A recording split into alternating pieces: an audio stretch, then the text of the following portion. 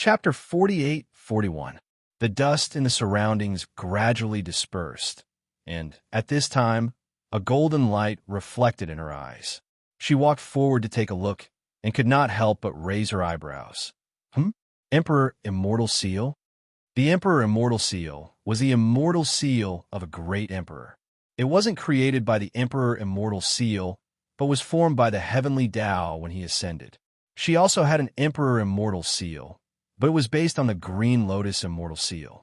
I didn't expect this thing to be so sturdy.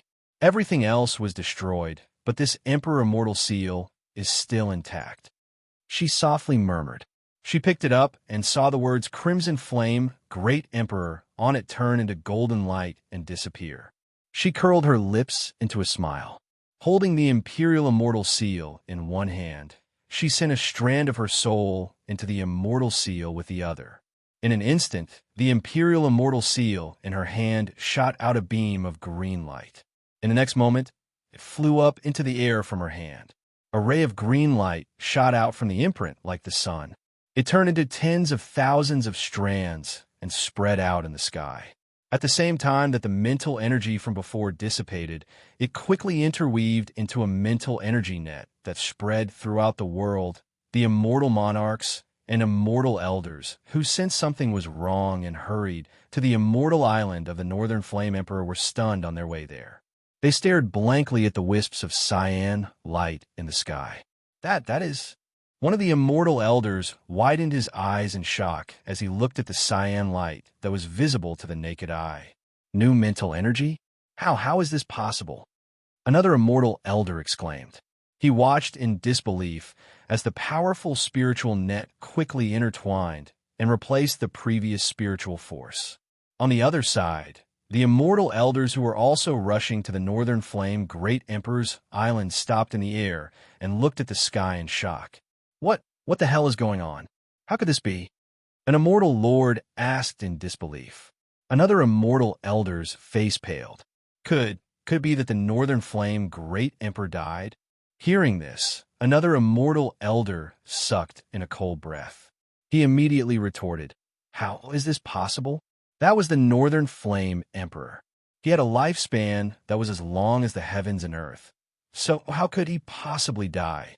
This is simply impossible." The face of the celestial old man who had spoken earlier was pale, and his body trembled. No one knew what he was thinking, but he muttered, "Even though he has the same lifespan as the world and has endless lifespan, what if he didn't die because of his lifespan, but was killed instead?" As soon as he finished speaking, the group fell silent. In an instant, even the sound of breathing could be heard. They couldn't imagine, nor did they dare to imagine, that the powerful Northern Flame Great Emperor would be killed by someone. If he was truly killed by someone, how powerful would the person who killed him be? Originally, they were all rushing towards the immortal island, but now they were hesitating and panicking. If they went there now, they would probably run into the person who had killed the Northern Flame Great Emperor. At this moment, even if they didn't want to admit it, they had to. Only the death of the Northern Flame Great Emperor would disperse the spiritual energy in this world. Chapter 48-42. Who do you think it is? An immortal elder asked bitterly. An immortal master beside him shook his head. I don't know. The Northern Flame Great Emperor is so powerful. How could he be killed? Who has the ability to kill him? Killing a great emperor. This is not a joke. Who dares to do it?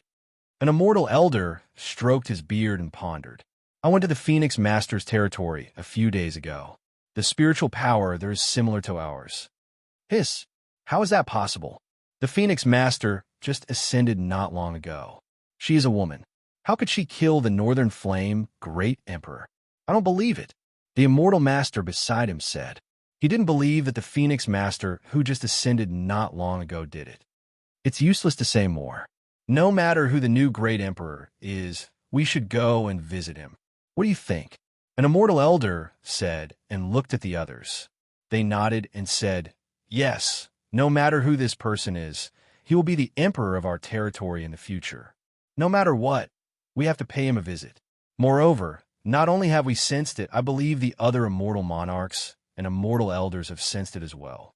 They will definitely pay him a visit." They looked at each other and said, "If we don't go now, when are we going? Let's go." With that, they turned into a few streaks of light and flew up into the sky. At this moment, Fengjiu looked at the square immortal seal. She rearranged her spiritual power, and it slowly fell back in her hand. She played with it for a while and put it into her space. Then, she looked at the immortal island. Everything on the immortal island had been destroyed. Even the mountains could be said to be flattened. With her current strength, it wasn't difficult for her to use an immortal technique to restore it. However, she was thinking about what to do with the immortal island. She had a large immortal island of her own. There was almost nothing on it. She naturally couldn't abandon her own immortal island and come here to live. It's too wasteful to leave it here. After all, this is a gift from the heavenly Tao. It's surrounded by immortal qi. It's not comparable to an ordinary place. She murmured softly.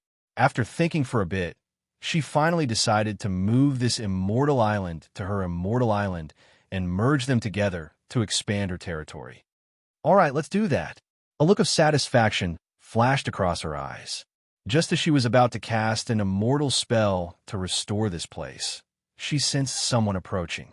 She closed her eyes and released her divine perception to scan the area. She saw that it wasn't just one or two people who had come. Instead, it was the immortal lords and immortal elders of this territory, as well as some experts from other places. Her eyes flashed slightly, and her red figure turned and soared into the air, standing with her hands behind her back. As soon as those immortal monarchs and immortal elders arrived outside the island, they noticed the red figure that stood in midair from afar. Practically all of them were stunned when they saw her, and their faces were covered in astonishment and shock. They couldn't even conceal it. When they came, they had already guessed who this person was. Even if someone said that it was the Phoenix Master who had just ascended not long ago, they did not really believe it in their hearts. However, at this moment, when they saw the red figure standing in the air and looking down at them from above, their hearts suddenly trembled. Shock and disbelief filled their hearts and minds. Chapter 48-43. Even though none of the immortal monarchs and immortal elders had seen the newly ascended Phoenix Master, they had heard that she was a woman, a peerlessly beautiful woman. Moreover, she liked to wear red. Anyone who saw her once would never forget her face for the rest of their lives. At this moment, even though they had never seen the Phoenix Master before, they knew that this person was undoubtedly the Phoenix Master when they saw the beautiful woman in red standing in the air. "Why are all of you here?" Fengjiu's voice was cold and powerful. It echoed in the air and clearly entered everyone's ears. It was also her cold voice that pulled them back from their shock and absent-mindedness. They quickly lowered their heads, not daring to look at her face. One of the immortal elders lifted his robe and knelt down in front of her. "We are here to pay our respects to the Phoenix Master. From today onwards, we will be the Phoenix Master subjects. We will serve the Phoenix Master for the rest of our lives and listen to your orders." Once the immortal elder's voice was heard, everyone came back to their senses. Those who were still a little hesitant immediately knelt down and paid their respects when they saw the immortal elder kneeling down. "We are here to pay our respects to the Phoenix Master. From today onwards, we will be the Phoenix Master subjects. We will serve the Phoenix Master for the rest of our lives and listen to your orders." No matter what they were thinking or how shocked they were, at this moment, the Northern Flame Emperor had fallen. The Phoenix Master was in charge of their world and was their leader. They had no choice but to submit to her. Even though she was just a woman, in front of her strength and status, they had to kneel down in front of her respectfully. They were not allowed to be impudent or disrespectful. Everyone's voices were filled with spiritual energy. They gathered together and resounded in the air forcefully. Fengjiu, who was standing in the air, looked down at the people who were kneeling down in front of her. Countless powerful people were kneeling down in front of her, treating her as their leader. At this moment, she was still as calm as usual. She was not excited or happy at all. It was as if all of this was a matter of course. All of this was something that they had already gotten used to.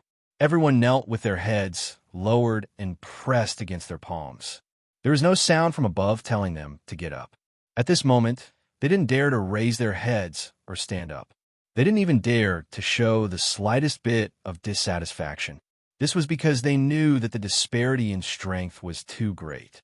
If the Phoenix Master wanted to kill them, even if they were celestial dukes with extraordinary statuses, she would still be able to take their lives with a flick of her finger. Another thing was that these people had just acted on the orders of the Northern Flame Emperor a few days ago to cut off the resources of the Phoenix Master's territory. If she were to blame them, they would probably... Thinking of this, cold sweat seeped out from the foreheads of those kneeling on the ground, dripping onto the sailors. They only felt a chill run through their bodies, their hearts beating up and down in fear.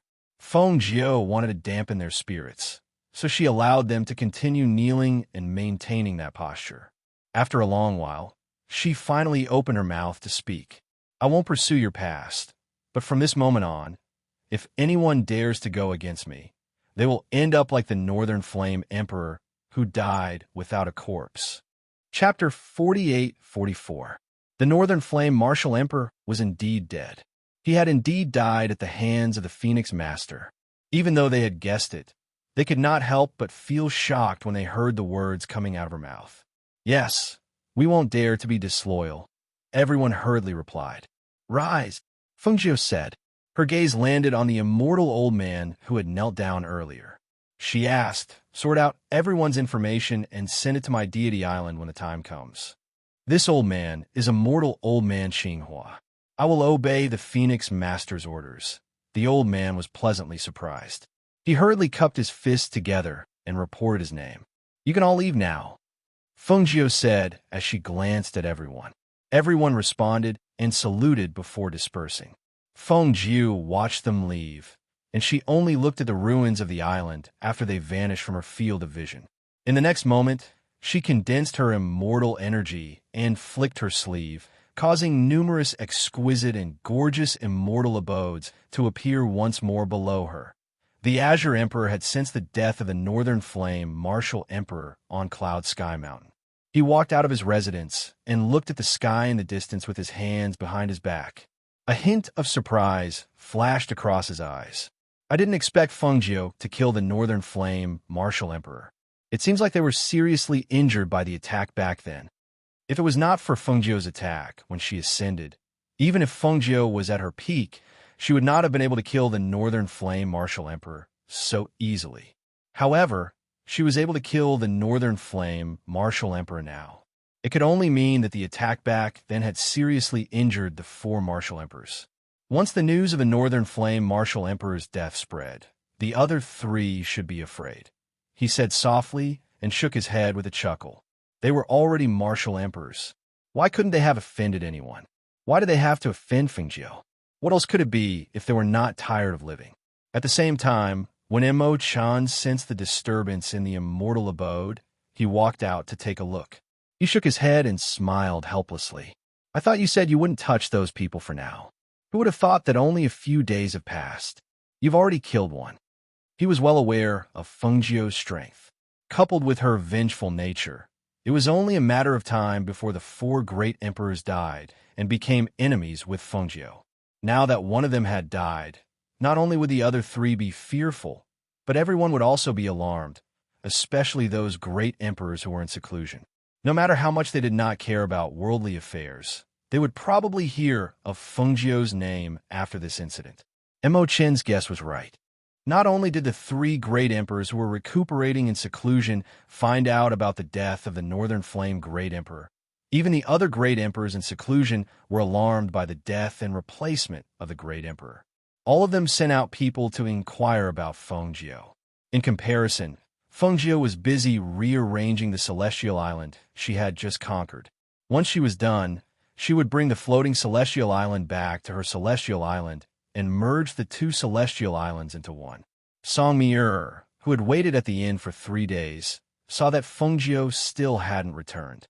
She couldn't help but glance at the little beast sleeping on the chair out of boredom. Because she'd said something wrong the other day, the little beast didn't pay much attention to her. Even when she tried to pet it, it brushed her hand away. Chapter 48-45. She stood up and looked at it with a smile. "It's been a few days since I've moved around. Let's go out and buy groceries. I'll make you a good meal when we get back. How about that? Tunyon glanced at her. It couldn't deny that this person was good at cooking. It had just tasted her cooking 2 days ago, and it was really good. So he straightened up, jumped down, and followed her. I didn't expect that. You're also a glutton. No wonder you're so fat. She smiled and couldn't help but want to touch Tunyon's soft body. Tunyon glanced at her with disdain and moved away. Songmi, who didn't care. She opened the door and let it out, heading straight for the market. Other girls like to shop in jewelry stores, like looking at beautiful clothes and small trinkets. However, she liked to shop in the market and buy all kinds of kitchen knives. Fresh spirit mushrooms, fresh spirit mushrooms. Madam, look at these spirit mushrooms. They're all picked not long ago, and they're still very fresh. A man was hawking in the alley, shouting to the passers-by. One person and one beast walked in the market.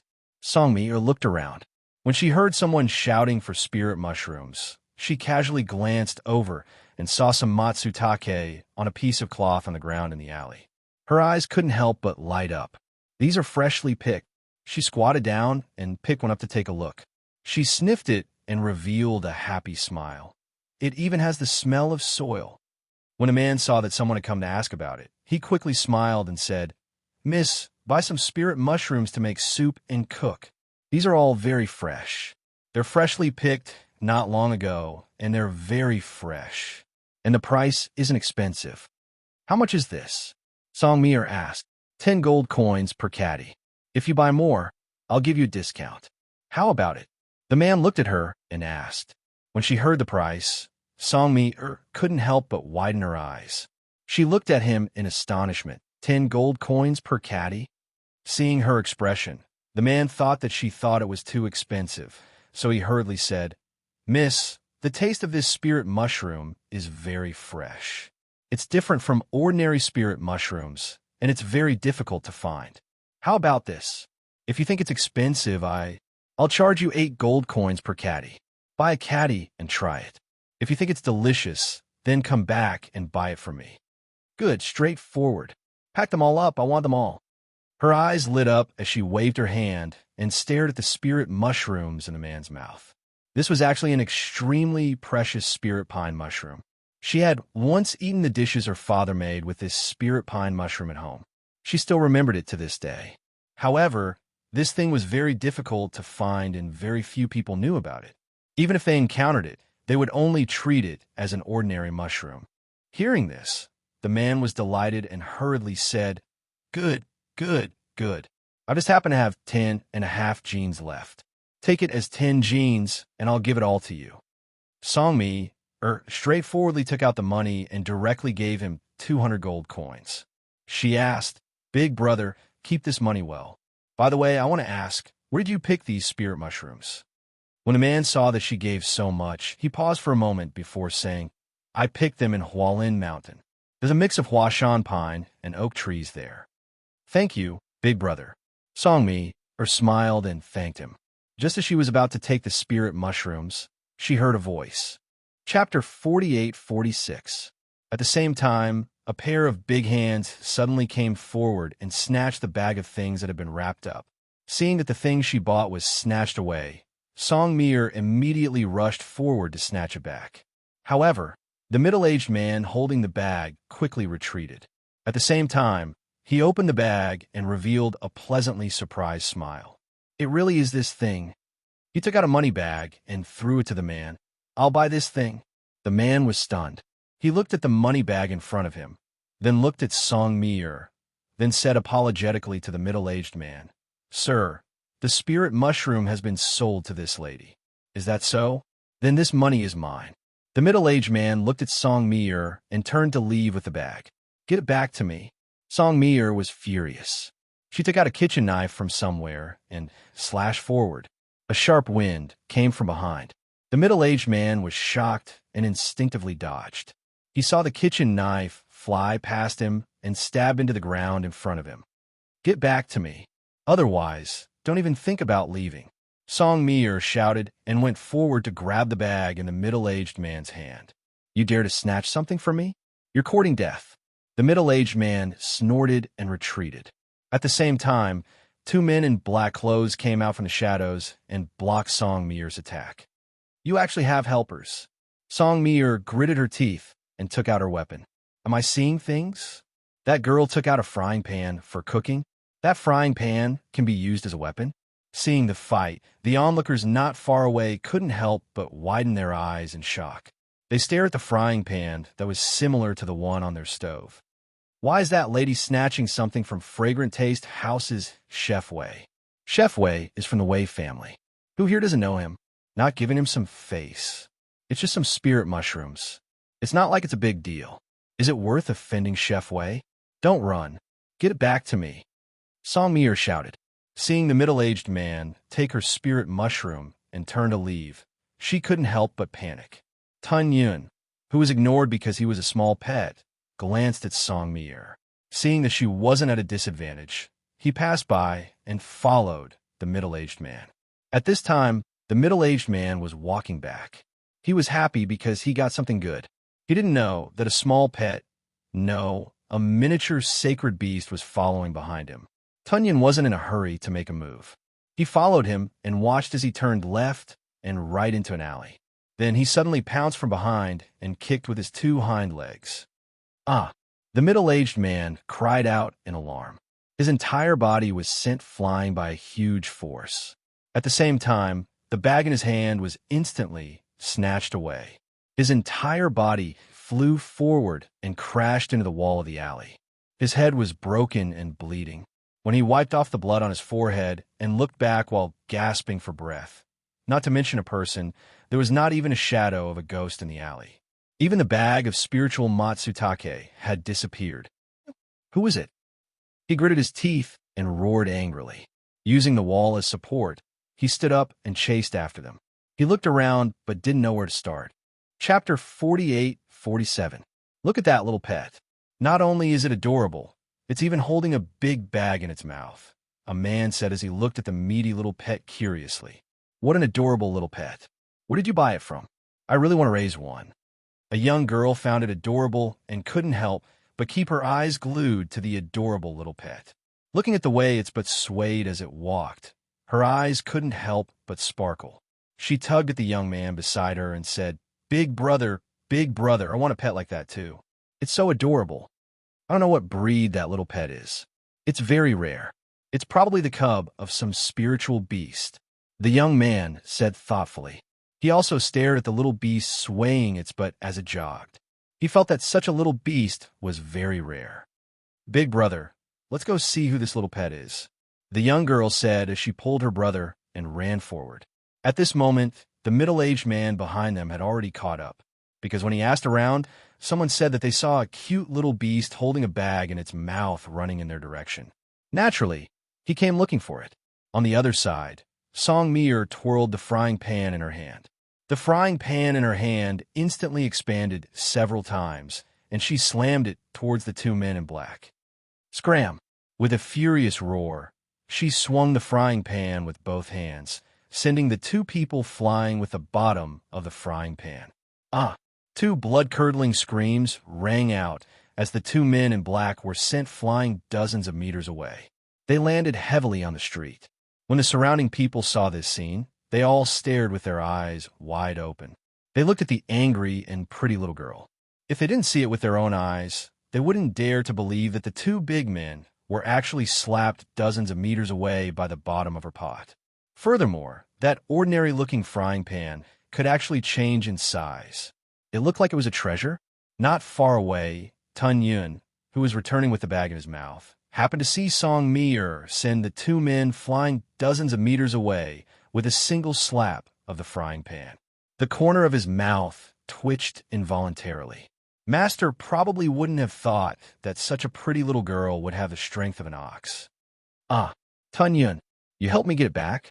Song Mir, who was still fuming a moment ago, saw the little snow-white pet standing not far away with the bag of spirit pine mushrooms in its mouth.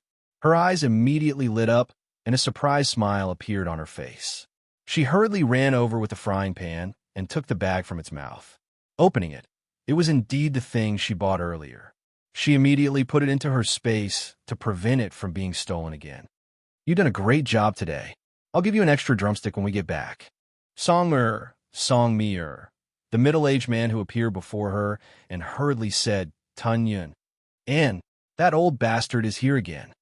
Before Tun-yun could react, she had already picked him up and started running. He could not help but roll his eyes like a human. Stop right there. Human. Chapter 48. This city was where the aristocratic families resided. News of what had happened here quickly reached the ears of some of the families. In particular, the Wei clan had sent men to capture Song-er. After all, this was the Wei clan's territory. If they were bullied by outsiders, how could they maintain their foothold in this city? On the other side, those men had gone to capture Songmi. At the city gates, Fengjiu, dressed in red, strode in. She hadn't expected the matter to be resolved so smoothly. After all, she'd only gone to the Northern Flame Emperor to try her luck. Even if he wasn't there, she'd still wanted to destroy his lair. She hadn't expected that the Northern Flame Emperor hadn't gone somewhere else to recuperate. Instead, he'd stayed on the Immortal Island. After dealing with a formidable opponent, she felt inexplicably relaxed and happy. As for the remaining three, there was no rush. She would take it one step at a time. It was only a matter of time before she dealt with them. Fengjiu walked down the street and arrived at the inn. Just as she was about to enter, the innkeeper of the inn came out to greet her anxiously. Aya, young miss, you're finally back. Fengjiu raised an eyebrow. What's wrong? Did something happen? The young lady who came with you is in big trouble. I heard from a guest in the inn that the young lady somehow offended the Wei clan. She's now being surrounded by the Wei clan at the Western Main Street. I heard that the Wei clan's people threatened to break that young lady's legs, and even said that they would stew that little pet to eat. Hearing this, Fengjiu's lips curled into a smile. I see. Thank you for telling me. She nodded at him. Which way is the closest to the Western Main Street? Go straight down this street, then turn left. Go straight for another 200 meters, and then turn right. The innkeeper said, then looked at her with some hesitation. Young miss, you're not thinking of going alone, are you? If you go alone, remember not to clash with the Wei clan again. I know. Innkeeper, tell the waiter to prepare some water for me to take a bath. We'll be back in a while. Fengjiu chuckled and walked towards the street the shopkeeper had pointed out. When the shopkeeper saw this, he paused for a moment before shouting, Waiter, quickly boil some water and bring it to the innermost guest room on the second floor. Judging from the aura of this red-clothed woman, she should have an extraordinary background. Perhaps nothing bad would happen to her. On West Street, Songmi hugged Tun-yun and looked at the people surrounding her. She frowned and said, How dare you? What are you trying to do in broad daylight? Oomph. Stupid girl. I think you won't shed tears until you see the coffin. The middle-aged man snorted coldly and stared at Song-mir, waving his hand. Capture her. Come and try it. Song-mir glared. She waved her hand, and the frying pan appeared in her hand again. When the middle-aged man saw the frying pan in her hand, he recalled the scene from before, and his eyes burned with passion. Capture her. Capture her for me. The frying pan that could change its size should be an immortal artifact. It could be used to cook food and also as a weapon for self-defense. Such a treasure was very suitable for a chef like him. Chapter 48-49. Although her strange attacks were quite lethal, it was difficult for two fists to fight against four hands. If she really couldn't handle it, it would help her. Those people rushed forward, and Song-mir also went forward with the frying pan. Although she was petite, her strength was not small, and her battle prowess was not to be underestimated. Especially with the frying pan in her hand, those guards had to back off. When Fengjiu arrived at West Street, she saw that there were many people around. Seeing that she couldn't squeeze in, she went to the second floor of a tea house facing the street and sat down. She also ordered a pot of tea to drink. When Fengjiu came near, Tun-yun sensed her presence. Looking around, it saw the owner sitting on the second floor of the tea house, leaning against the railing and looking down. Fengjiu looked at Tun-yun, smiled, and gave it a look. Seeing this, Tun-yun squatted by the side and watched as Song-mir dealt with a dozen or so guards by herself. He was surprised to see this. He thought that she wouldn't be able to deal with so many guards alone, but who would have thought that it would be more than enough? On the second floor, Feng Jiu was drinking tea as she watched the fight below. When she saw that Song Mir's attacks were all in the style of cooking, she could not help but laugh. She did not know that there was such a cultivation technique. And looking at her technique, it was not just a little bit of perfection. The way she saw it, Song Mi, it was not treating them as opponents at all, but as a dish to be stir-fried. She did not know how she trained, but her skills were not bad. 11 people were not a match for her. She took a sip of tea and saw the middle-aged man's hand move slightly. Something seemed to slip through his sleeve, and in the next moment, a hidden weapon flew towards Song Mir.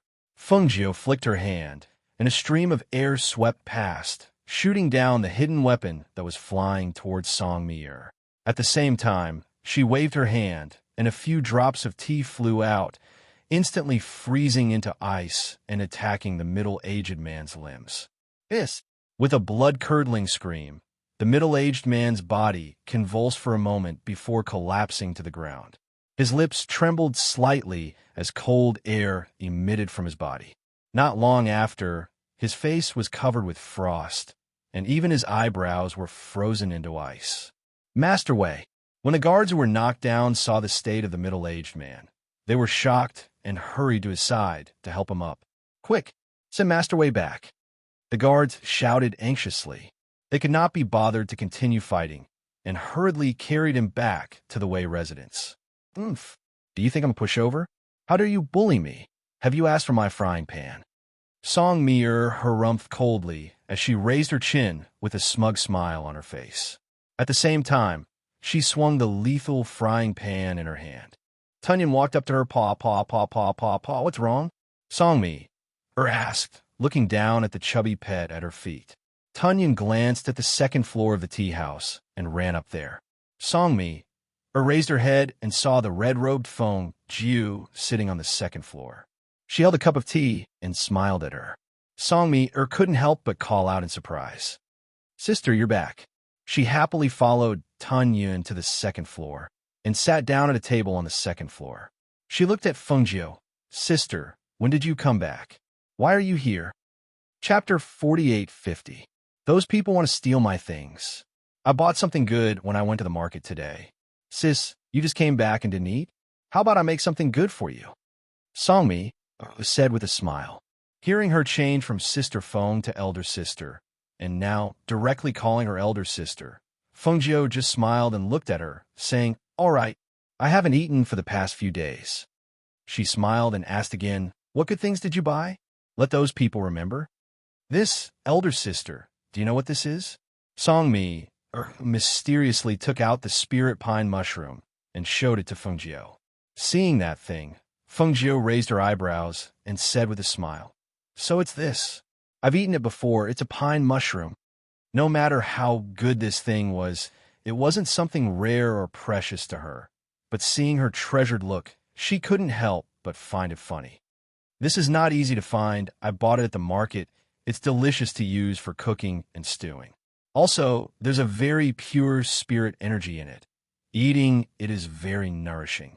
Song Mi said and kept the thing. Feng Jiu smiled. She took a sip of tea and asked, "Mir, why do I see that all your moves are for stir-frying? Could it be that this is a martial skill passed down in your family?" "Elder Sister, you're really smart."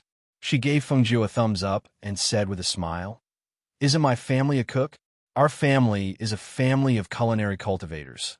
What we cultivate is naturally our family's unique martial skill. Don't think that it's all for cooking. It's actually not. It's been modified. It's not a problem to deal with 10 people. Where did you get that frying pan? I think it's an extraordinary treasure." Feng Jiu drank her tea and looked at her with a leisurely expression. "That was used by my father in the past. Then he passed it down to me. I heard that it was refined by a very powerful armament master a long time ago. There's only one of it. My brothers don't have it, so my father left it to me." Speaking of this, she couldn't help but smile happily. She felt that her father doted on her the most. Hearing this, Feng Jiu nodded and said, "If there's a chance, I really want to meet your family. They should be very powerful people." Hearing this, Songmi-er's eyes lit up and said, "Elder sister, when I go home, you come with me. Stay at my house for a period of time. I guarantee that you'll eat good food every day. If you come to my house, my family will be very happy." "All right, when I have the chance in the future, I will definitely go." She smiled and said, "Let's go. Let's go back to the inn." Thus, they headed to the inn first. "Okay," Fengjiu replied and nodded at him. "I'll cook for you in the kitchen." Songmi said and ran to the kitchen without waiting for her response. She couldn't wait to cook the new ingredients she had obtained. Fengjiu shook her head and smiled as she went upstairs to take a bath. Tunyin, on the other hand, had him stand guard outside the room. "Wei family. Who dares to oppose my Wei family? Have you found out?" On the main seat, a middle-aged man gloomily stared at the people kneeling below. Chapter 48:51. Hearing this, the middle-aged man's face sank even more. He stood up with his hands behind his back and walked a few steps in the hall. Then he ordered, "Go, ask the 2 consecrators to make a trip there and bring him back." "Yes," the guard hurriedly replied. If the consecrators of the residence went to capture the girl, they would definitely be able to capture the girl. After all, anyone who could become a consecrator of an aristocratic residence had to be extraordinary. To the aristocratic families in the city, this was just a trivial matter. They naturally wouldn't take it to heart. Furthermore, they weren't the ones who had lost face, but the Wei clan. Naturally, they would just treat it as a show and watch. The 2 consecrators of the Wei clan were displeased when they heard the order from the head of the household. In any case, they were consecrators and possessed extraordinary strength. If they were asked to deal with some stronger powerhouses or deal with some more difficult matters, it would still be acceptable. But now, they were asked to capture a little girl? Even though they were displeased, they didn't dare to say anything. After all, the person who gave the order was the head of the household. They were consecrators of the Wei clan, so it was only right for them to do something for them. Thus, the 2 consecrators followed the guard and walked on the road. One of them even muttered, "It's just a little girl. I didn't expect that we would have to deal with her personally. Since it's the head of the household's order, we'll just do as he says. The sooner we capture her, the sooner we can report back to the head of the household." The other person said as he walked at a steady pace. "Have you heard? The Northern Flame Emperor is dead. Now that the Phoenix Master has taken over our residence, the news has spread secretly. I believe that it won't be long before everyone knows about it." One of them said in a low voice, "I just heard about it this morning. Some of the people in charge of the family also know about it, but it hasn't spread outside yet. Speaking of which, the Phoenix Master has just ascended not long ago. The Northern Flame Emperor has been famous for a long time and is so powerful. I didn't expect." The person sighed and shook his head. "You're not the only one who didn't expect it. No one expected it at all. Not long ago, the Northern Flame Emperor gave the order to cut off all resources. How long has it been since then? Now, all the aristocratic families are worried that the Phoenix Master will make things difficult for them." The 2 of them chatted in a low voice until the person leading the way stopped in his tracks. "Consecrators, we found out that she's in this inn," the guard said and took a step back. At this time, Fengjiu, who had just finished bathing, was taking a nap in her room. After all, she had been dealing with matters for the past few days and did not have time to rest. Now that she had taken a bath, she was relaxed and sleepy. Tunyin was squatting outside the room. It was a small, chubby, and snow-white creature. As it squatted in front of the door, the people going up and down the stairs couldn't help but look at the snow-white pet squatting in front of the door. Songmi-er was still busy in the kitchen and had no idea that the Wei family had come looking for her again of the Chapter 48:52. They had originally wanted to watch the show, but her second uncle had sent people to bring them back. She had pestered her second uncle so much that he had agreed to bring her out. However, the middle-aged man who was being dragged by the girl saw the people in front of the inn. He frowned and stopped in his tracks. "Second uncle?" the girl called out. She followed his gaze and saw the people in front of the inn. She couldn't help but whisper disdainfully, "Second uncle, these are the people from the Wei family. I don't think they have much character. They specialize in bullying others." Don't get involved in this. Go over there and have some tea. The middle-aged man saw this and led them to a nearby tea house. Do you have a woman with a little white pet staying here? Call her out. One of the consecrators said to the shopkeeper who came up to greet them. The shopkeeper's smile froze when he heard that. Well, please wait a moment. With that, he hurriedly walked into the kitchen. Songmi was cooking in a good mood. Just as she was cooking, she heard a knock on the kitchen door. Young lady, the people from the Wei family are here.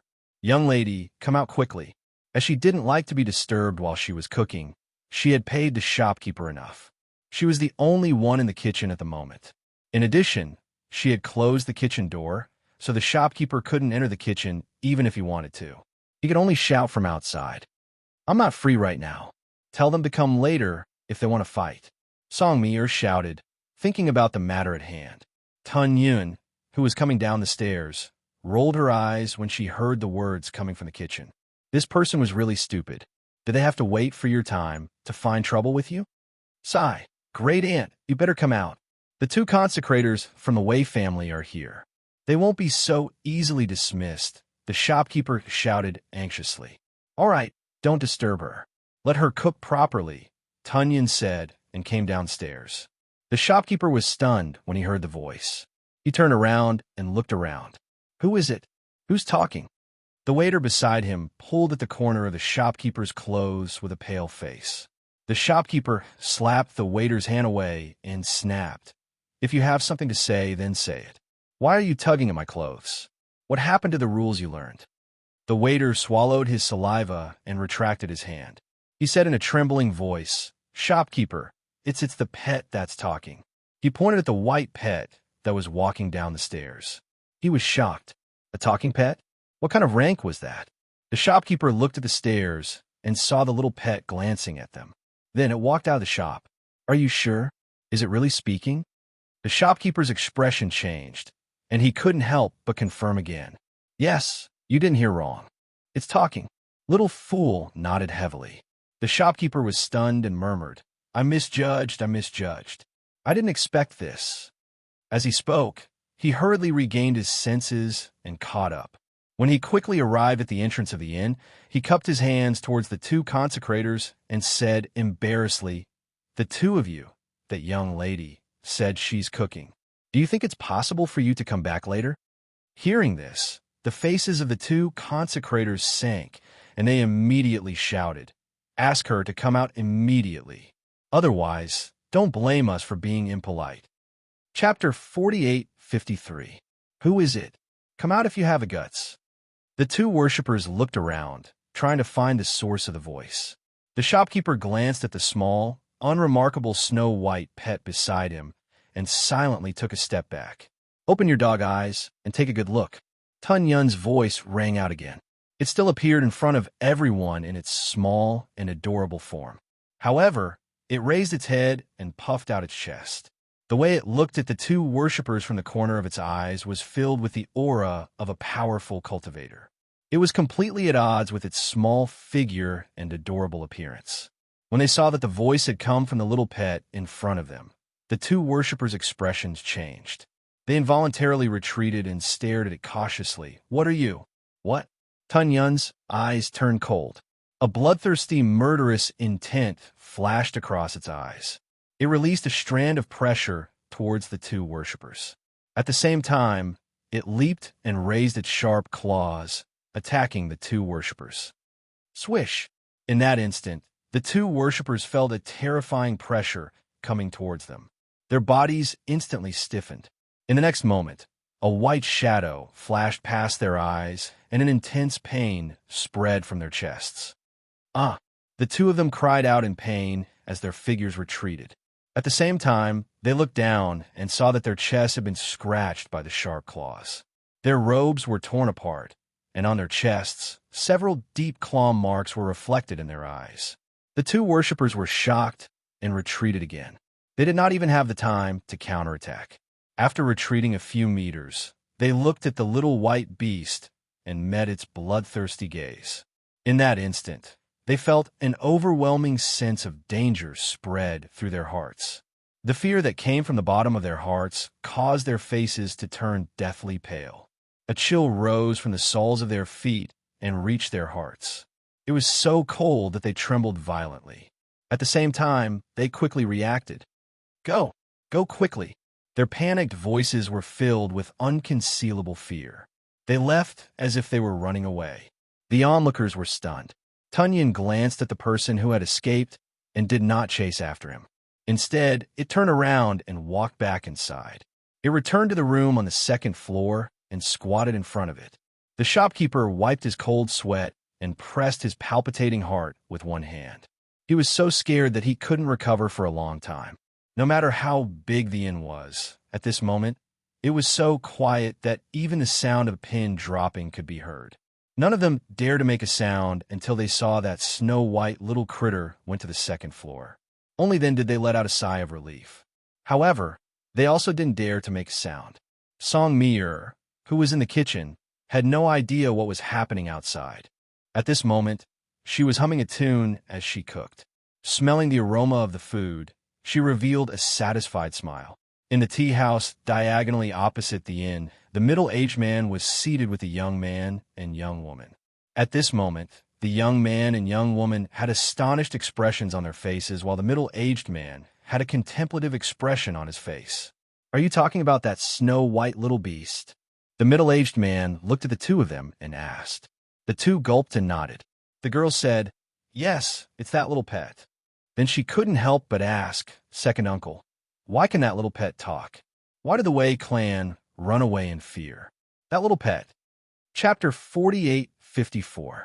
He looked at the inn diagonally opposite and said, I wonder what kind of person owns a divine beast. When they returned to the Wei residence, the two consecrated elders explained what had happened in the hall. Finally, one of them said, Master, that was definitely a divine beast. We really? Divine beast? Master Wei narrowed his eyes and said, Didn't you say that it was just a little girl? Why was there a divine beast following her? Are you sure you didn't see wrongly? We can't be wrong. The pressure at that moment was very frightening. We feel that the beast was at least a divine beast. This was a conservative guess. They even felt that it wasn't just a divine beast for a moment. However, they didn't dare to say it out loud. After all, divine beasts were too rare. Master Wei probably wouldn't believe them even if they said it out loud. He might even think that they were making excuses because they couldn't defeat the other party. Master Wei stood up and walked a few steps in the hall with his hands behind his back. He glanced at the two consecrated elders and saw that their wounds hadn't been bandaged. He said, Go back and bandage your wounds. You don't have to worry about this. Yes. The two consecrated elders didn't say anything else and left. Master Wei thought for a moment, then called for the steward and left after giving him some instructions. He was going to take a look personally to see if it was really a divine beast. Fengjiu felt much better after a nap. She tidied up, put on her outer clothes, and walked out. When she opened the door, she saw Tunyon squatting at the door. Where's me? Fengjiu asked. She walked to the railing and looked downstairs. She saw that there were many people sitting on the first floor, but they were all quiet and didn't dare to speak loudly. When she walked out, those people looked up at her and sized her up. She's cooking in the kitchen. Tunyon said, Did something happen? Why is the atmosphere so strange? She had only taken a short nap. Why was the atmosphere in the inn so strange when she woke up? Tunyon glanced down and said, Those fellows from the Wei clan came looking for trouble while Master was asleep. I dealt with them, and then this happened. Hearing this, Fengjiu was startled, then smiled and did not say anything. Instead, he walked to a table on the second floor near the window. As soon as he sat down, the waiter quickly served him tea. The kitchen door opened and a fragrant aroma drifted out, attracting the attention of the people on the first floor. Song Mi-er walked out and took off her apron while looking up at the second floor. Just as she was about to go upstairs to see if Fengjiu was awake, the manager walked over. Miss, that young lady has woken up. She's sitting at the table by the window on the second floor. Awake? Then I'll have to trouble you to ask the waiter to bring the dishes to the second floor. Song Mi-er said with a smile. Okay. As he spoke, he quickly called for the waiter to serve the dishes. Song Mir returned to the kitchen and brought the bowl upstairs.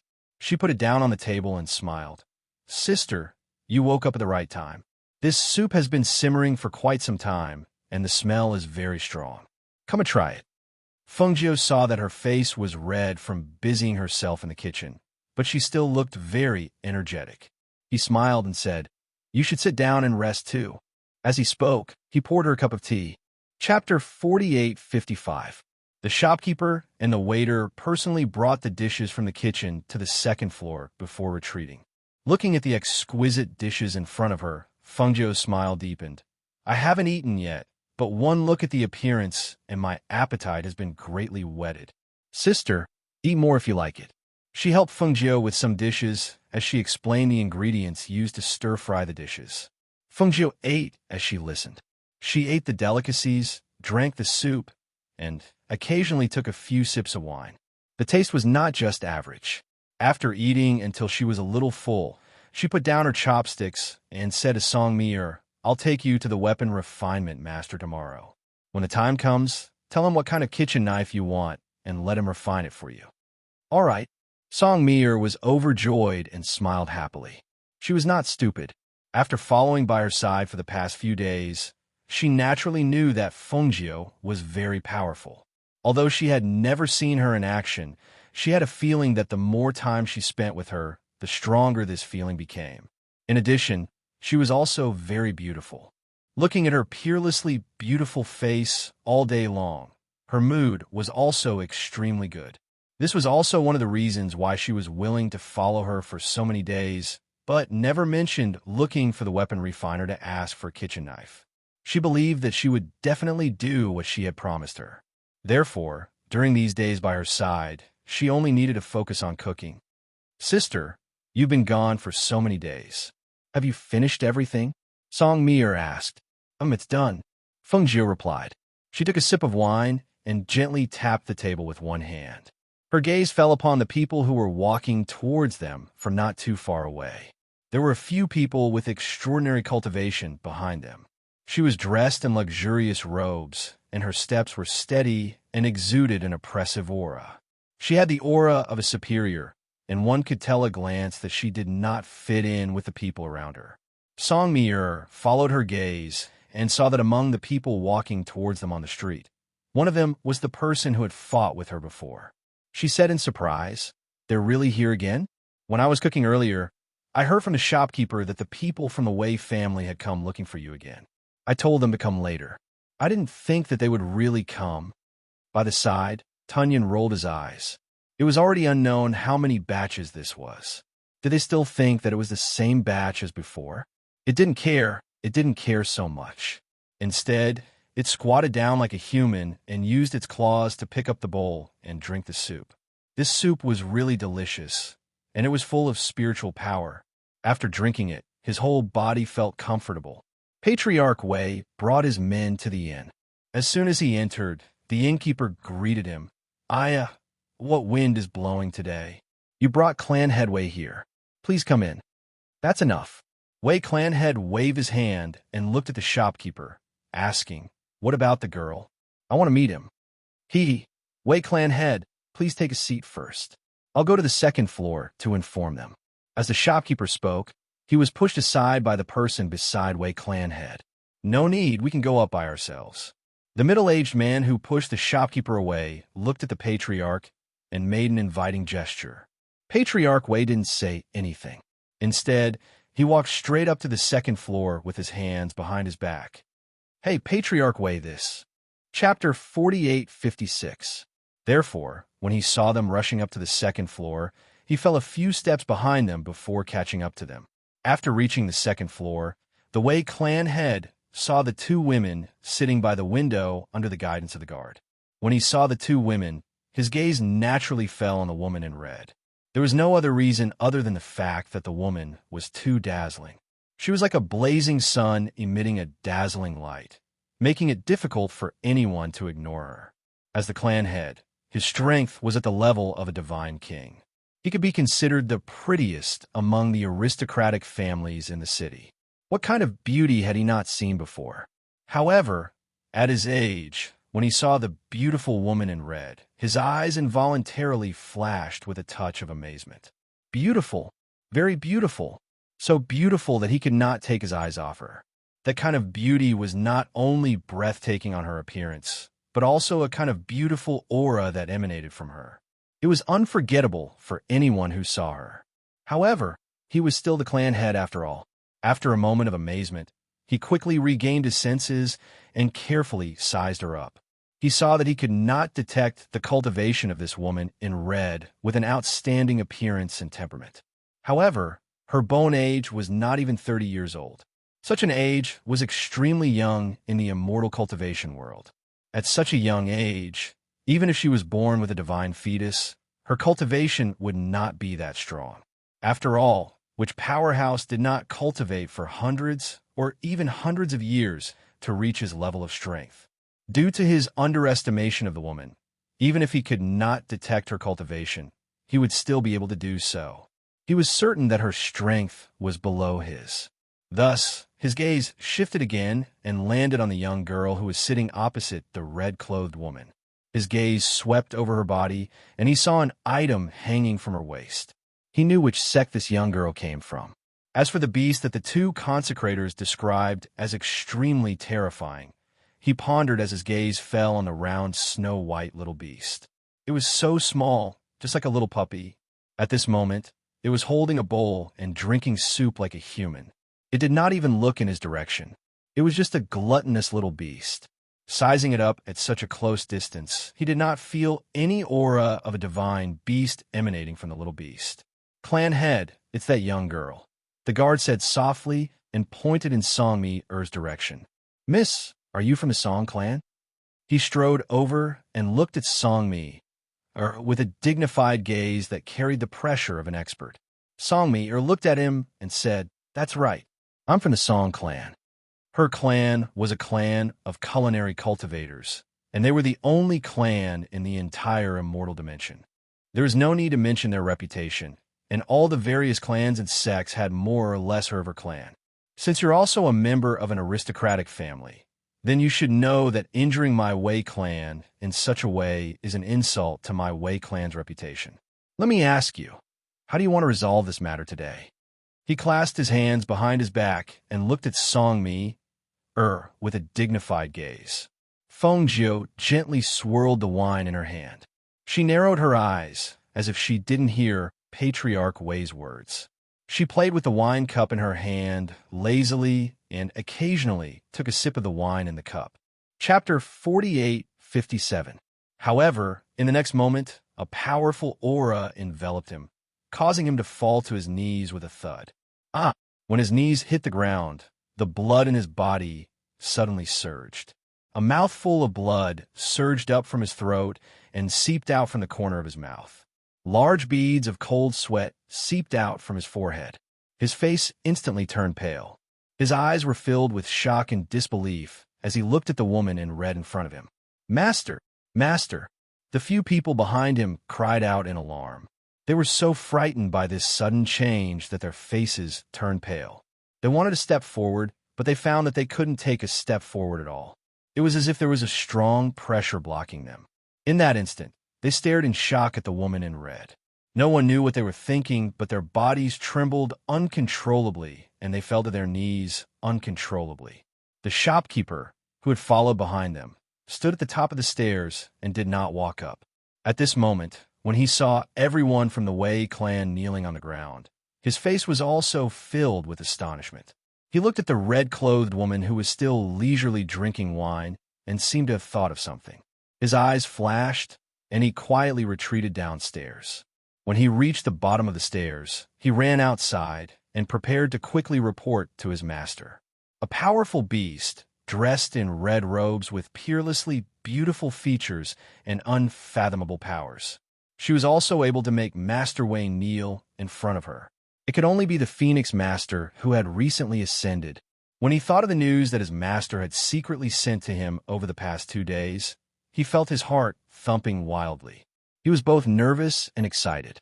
It must be the Phoenix Master. It must be. After all, the news of the Northern Flames Emperor's death had not yet spread. However, The aristocratic families and the various organizations all knew that the newly ascended Phoenix Master was the one who had killed the Northern Flames Emperor. At the same time, she had taken over this territory and was now the new Grand Lord. If he were to report this news to his master, he would have done a great service. On the second floor of the inn, by the window, Song Mir watched the scene unfold before her, and her eyes sparkled with admiration as she stared at Fengjiu. She knew that her sister was not a simple person. Look, even the master of the Wei family had fallen to his knees. However, who was this sister that I had met on the way here? How could the Wei clan be so frightened? Fengjiu took a sip of wine and gently swirled the wine cup in her hand. She didn't even glance at Patriarch Wei, who was kneeling on the ground, as if she didn't see them kneeling in front of her. With her current status and identity, who would dare to look at her with such an unbridled and invasive gaze? Wasn't this simply courting death? The Wei clan head knelt on the ground. The pressure on his body made him unable to straighten his body. Even his head was lowered. Blood continued to seep out of his mouth, and his face became more and more pale. He wanted to speak, but he couldn't even open his mouth to beg for mercy. In the end, he couldn't hold on any longer and spat out a mouthful of blood. His entire body seemed to have been sucked out of him, and he fainted as well. The members of the Wei clan who were kneeling at the back didn't even dare to say a word. They just kept their heads on the ground and their bodies trembled. At this moment, even if they were allowed to leave, they wouldn't be able to stand up with their weak legs. Chapter 48:58. The Wei clan member fainted from fright when he saw his clan head's cultivation being crippled and how old he looked in an instant. Tun Yun leaped down from his chair, opened his mouth, and tossed him out the window onto the street. The old man who had rushed over after hearing the innkeeper's report was about to enter the inn with another old man and two middle-aged men when he saw several objects flying down from the second floor. He hurriedly retreated to avoid them, only to see that it wasn't objects that were thrown down from the second floor, but several people. Among them, there was also a dying old man who had his cultivation crippled and became old. When they saw this scene, the expressions of the people who had come with him changed. The old man in the lead took a deep breath and looked up. When he saw the red figure on the second floor, he hurriedly said to the people behind him, "Follow me in. Remember, do not offend her in the slightest. Otherwise, even I won't be able to protect you." "Yes, we will follow Patriarch's orders." The few of them hurriedly responded respectfully.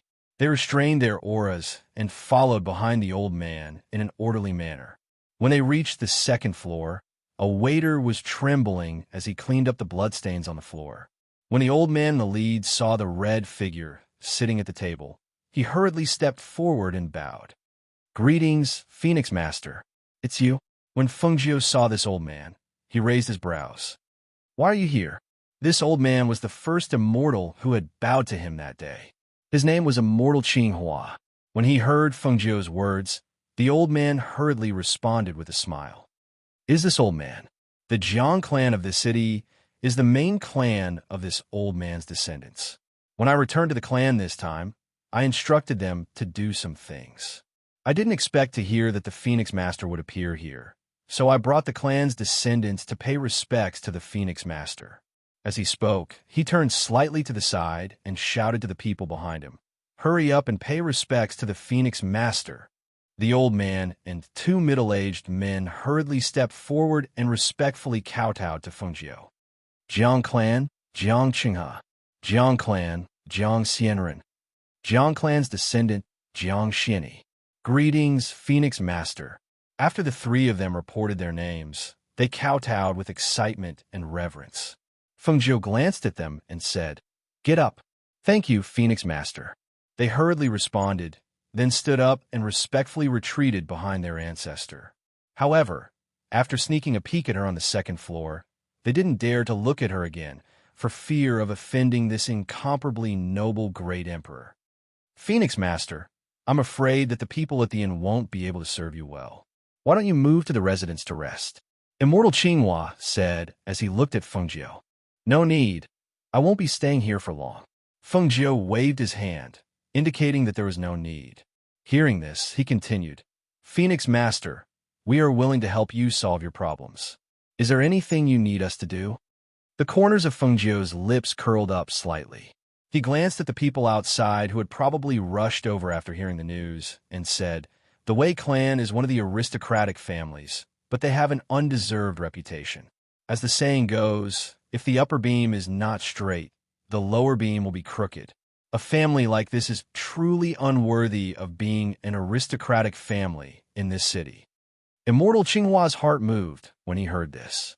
He immediately said, "Don't worry, Phoenix Master. Leave this matter to this old man. I will definitely give Phoenix Master a satisfactory result. All of you can leave. Tell them not to come up and disturb my peace and quiet," Fengjiu said as he raised his wine cup and took a sip. Chapter 48:59. After they left, the second floor became quiet again. Only Fengjiu, Songmi and a little beast remained. Seeing Songmi staring at her with wide eyes and a look of surprise, she couldn't help but chuckle. "What's wrong? Are you very surprised?" "Phoenix Master?" Songmi muttered. "Amen, that's what they call me." Fengjiu nodded with a smile on her face. "Heavens, I actually called you Big Sister the whole way. I actually got along with you the whole way. This isn't a dream, right?" Songmi covered her mouth with both hands, still finding it hard to believe. She guessed that her status should not be low. Perhaps she was someone from a hidden family or someone who was being groomed as the next successor. However, she did not expect that she was not from a family, but the mysterious Empress Phoenix Master who had just ascended not too long ago. Seeing her surprised and shocked expression, Fengjiu chuckled. Holding her chin with one hand, she sighed. "What's there to be surprised about? Although my identity is a little extraordinary, I can't even find a cook with good culinary skills." Hearing this, Songmi was stunned for a moment. Then she patted her chest and looked at her with a fawning expression. "Big sister, I'll go back with you. I'll make delicious food for you. In the future, I'll follow you wherever you go. I'll take care of all your meals." She would be stupid to refuse such a good thing. She didn't know her identity before, but now that she knew, she was naturally happy. Moreover, she knew that almighty people like them all had a floating immortal island. That place was filled with immortal qi and was extremely beneficial for cultivation. If she followed her, there would only be benefits and no harm. Moreover, she liked to cook and her big sister liked to eat. Fengjiu raised her eyebrows and glanced at her. "You've decided?" "Amen. I've decided I won't regret it," Songmi hurriedly said. Looking at her, she hesitated for a moment and asked, "Then should I call you Phoenix Master in the future? Or should I continue to call you Big Sister?" Hearing this, Fengjiu smiled and said, "You've been shouting all the way. Don't you think it's a little late to ask now?" Hearing this, Songmi smiled happily. "Sis, you're the best." If she didn't agree, she wouldn't have let her call her that all the way. Speaking of which, her luck was really good. She was able to cozy up to someone powerful when she was traveling. If her father and brothers knew about this, they would probably be dumbfounded. The two people downstairs were chatting casually. Downstairs, immortal elder Qing Hua had stopped the people from a clan that had rushed over from the city outside the inn. When he saw that the people from the Wei clan had also arrived, he walked up to stop them and at the same time brought them to the side to talk. Because of what happened today, and the news of the Phoenix Master being here spread, the news of the Northern Flame Emperor's death spread like a feather being blown away by the wind. The news of the Phoenix Master taking over the Northern Flame Emperor's territory and becoming the new ruler of the Northern Flame Emperor's territory also spread like wildfire. There was another piece of news. Before the sky darkened, the Wei clan that had hundreds of years of history was stripped of their status as a noble clan. Overnight, the Wei clan went into hiding and wouldn't come out for 100 years. Chapter 48:60. Halfway up a remote mountain, in front of a simple thatched hut, a large plot of land had been dug out to plant vegetables. At this time, a burly man in gray who looked to be about 40 years old was holding a hoe in his hand and digging up the soil. Sweat seeped from his tanned forehead, dripping down his cheeks and dripping onto the soil. The man worked in the field, and every time he swung his hoe, he would release some sweat. The sound of the hoe digging into the soil became a unique sound in this quiet place. Inside the thatched hut, a white-haired old woman walked out with a bamboo basket in one hand and a water bottle in the other. Her hair was white and her face was covered in wrinkles. Her back was slightly bent and her figure was small and thin. Every step she took was very slow. When the man swinging the hoe saw the old woman walking towards him, he quickly put down the hoe in his hand and quickly walked forward. He took the things in her hand and put them to the side. He held her hand and scolded. "Didn't you say you didn't need to give me water and food? It's so close. If I'm hungry or thirsty, I'll go home to drink." As he said this, he held her hand and took the cloth covering the basket and put on the ground, "Come, sit down." The old woman revealed a smile and warmly said, "I can still carry this. It's not heavy." As she said this, she poured a cup of water for him and pulled him to the side to sit down. She said, "Drink a cup of water. Look at how much sweat you're sweating." As she said this, she took out a handkerchief and helped him wipe the sweat off his face. The man sat beside her and looked at her with a gentle gaze. He allowed her to help him wipe off his sweat. Looking at her gentle gaze, she carefully helped him wipe off his sweat. He held her hand and said, "All right, there's no need to wipe. Sit for a while and the sweat will dry." As he said this, he drank the water in the cup and poured another cup for her. "You should also drink a cup. It's hot today. Drink more water." The old woman smiled and took the teacup in his hand. She held the teacup with both hands. Because she was old, her hands were slightly trembling and the water in the cup was also gently swaying. Seeing this, the man's heart ached and a trace of pain flashed through his eyes. However, the pain in his eyes disappeared in an instant. When he saw her look at him after drinking the water, a smile appeared on his face again, and he picked up the cornbread in the basket to eat. The old woman sat beside him with one hand held by him. She looked at the vegetable field in front of her, and her old voice was gentle as she said, "These vegetables are growing very well. They can be picked in a few days. When the time comes, I'll dry them and make dried vegetables for you to eat in the future. Dry them and make them into dried vegetables. We can eat them in the future." The man who was eating cornbread emphasized and looked at her. Hearing this, the old woman smiled helplessly. "All right, we'll eat them together after they're dried." Hearing this, the man smiled and pointed to the half-plowed open space in front of them. "By tonight, I'll be done plowing this new piece of land. When the time comes, I'll move 2 fruit trees to the left and right sides. Next year, we can eat the fruits we planted. What do you think we should plant in the middle?" The two sat in front of the vegetable field and chatted. The surroundings were quiet. Only the sound of the wind and their low voices could be heard. Chapter 48:61. The man was in the prime of his life, with a muscular body and a well-defined face. He could not be considered handsome, but he was definitely a tough man. As for the old woman, her hair was white and her face was full of wrinkles. Not only was she old, she did not seem to have much longer to live. However, the two of them interacted like husband and wife, their actions filled with affection and gentleness. Separated by a distance, Songmi could not hear clearly what they were saying, but Fengjiu heard everything clearly. It was an ordinary interaction in the quiet years, filled with warmth and affection, looking forward to life and the future. Her gaze could not help but size up the two people who were in the man's embrace, their heads leaning on the man's chest.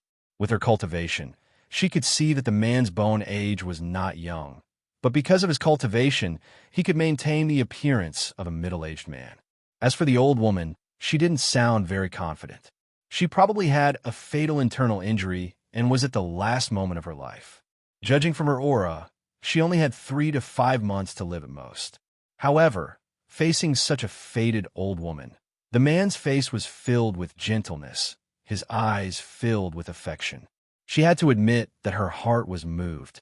This was definitely a pair of true love. "Sister, isn't that old woman the middle-aged man's mother? Why are they hugging?"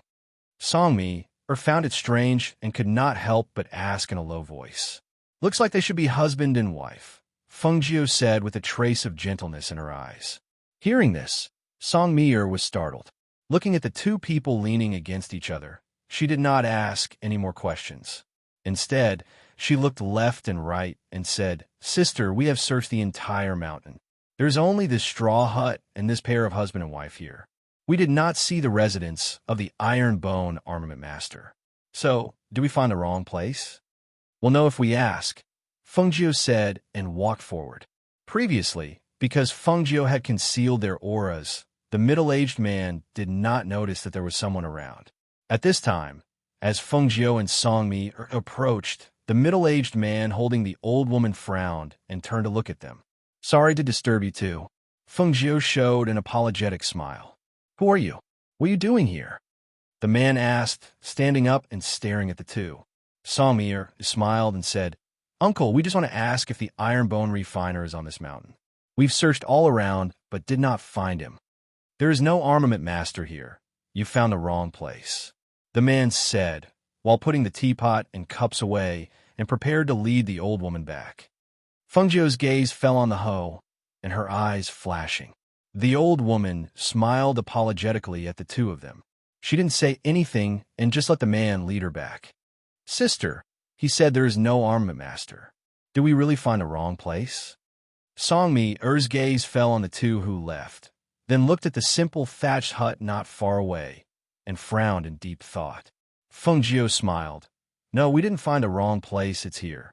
As she spoke, she walked unhurriedly behind the two of them, while looking at the vegetables planted in their fields. Chapter 48-62. After the two entered the thatched hut, the door closed behind them, completely ignoring Fengjiu and Songmi. Fengjiu didn't mind, sitting down at the table outside. She propped her chin on one hand and looked around. "It's a little crude, but the air is good and it's very quiet." Songmi looked around. "This place is too quiet. Only the two of them live here, and it's halfway up the mountain. There's a lot of trees around here, and there might even be beasts at night. It's also too far from the city. It's not convenient to go to the market." Hearing this, Fengjiu chuckled and said, "Everyone yearns for a different life. Although this place is a little simple, how can you be sure that they won't be happy when they have someone they love to accompany them?" Songmi thought for a moment. "Sis, that man must love his wife very much. My mother said that men in this world value appearances. They all like young, beautiful women with good figures. It's rare to find a man who doesn't value appearances but values inner beauty." Fengjiu smiled and looked around, gently tapping the table. "I just came here not long ago. I only know that this Iron Bone Refiner is very good at refining weapons, but I didn't expect him to be such a sentimental person." Songmi looked at her in surprise, then at the closed door. She pointed inside. "Sis, you're saying that the man we're looking for is that uncle? Other than him, who else would be able to refine a hoe into a weapon?" Fengjiu said casually, her gaze landing on the vegetable field not far away. Songmi heard her and immediately walked over to where the hoe was. After a closer look, she couldn't help but exclaim, "It's true. Such a weapon was left here, just like that, and a hoe could be refined like that. It's amazing." The two of them didn't lower their voices. With the distance between the inside and outside of the thatched hut, the two of them could hear the conversation outside. The man frowned, while the old woman patted his hand. "That lady in red is amazing. She could tell at a glance and guess your identity," the old woman said gently, with a trace of surprise and admiration in her voice. "All these years, they've been living in seclusion here. It wasn't that no one came to look for them, but only one lady in red could recognize them at a glance. You rest here. I'll chase them away," the man said, then stood up and walked out. The old woman quickly said, "Don't scare the lady. Just let them go." "I know," the man replied, then opened the door and walked out. He saw the lady in red leisurely sitting by the table, resting with one hand holding her chin, her eyes looking forward. "We don't welcome outsiders here. The two of you should leave quickly." The man walked up to Fengjiu and said in a deep voice, "Uncle, we're here to ask you to help us refine a kitchen knife." She ran over and looked at him excitedly. "Uncle Iron, tell me, as long as you're willing to refine a kitchen knife for me, what do you want in return? I'll definitely find a way to get it for you." Seeing that the hoe could be refined into such a sharp weapon, Songmi looked forward to it even more.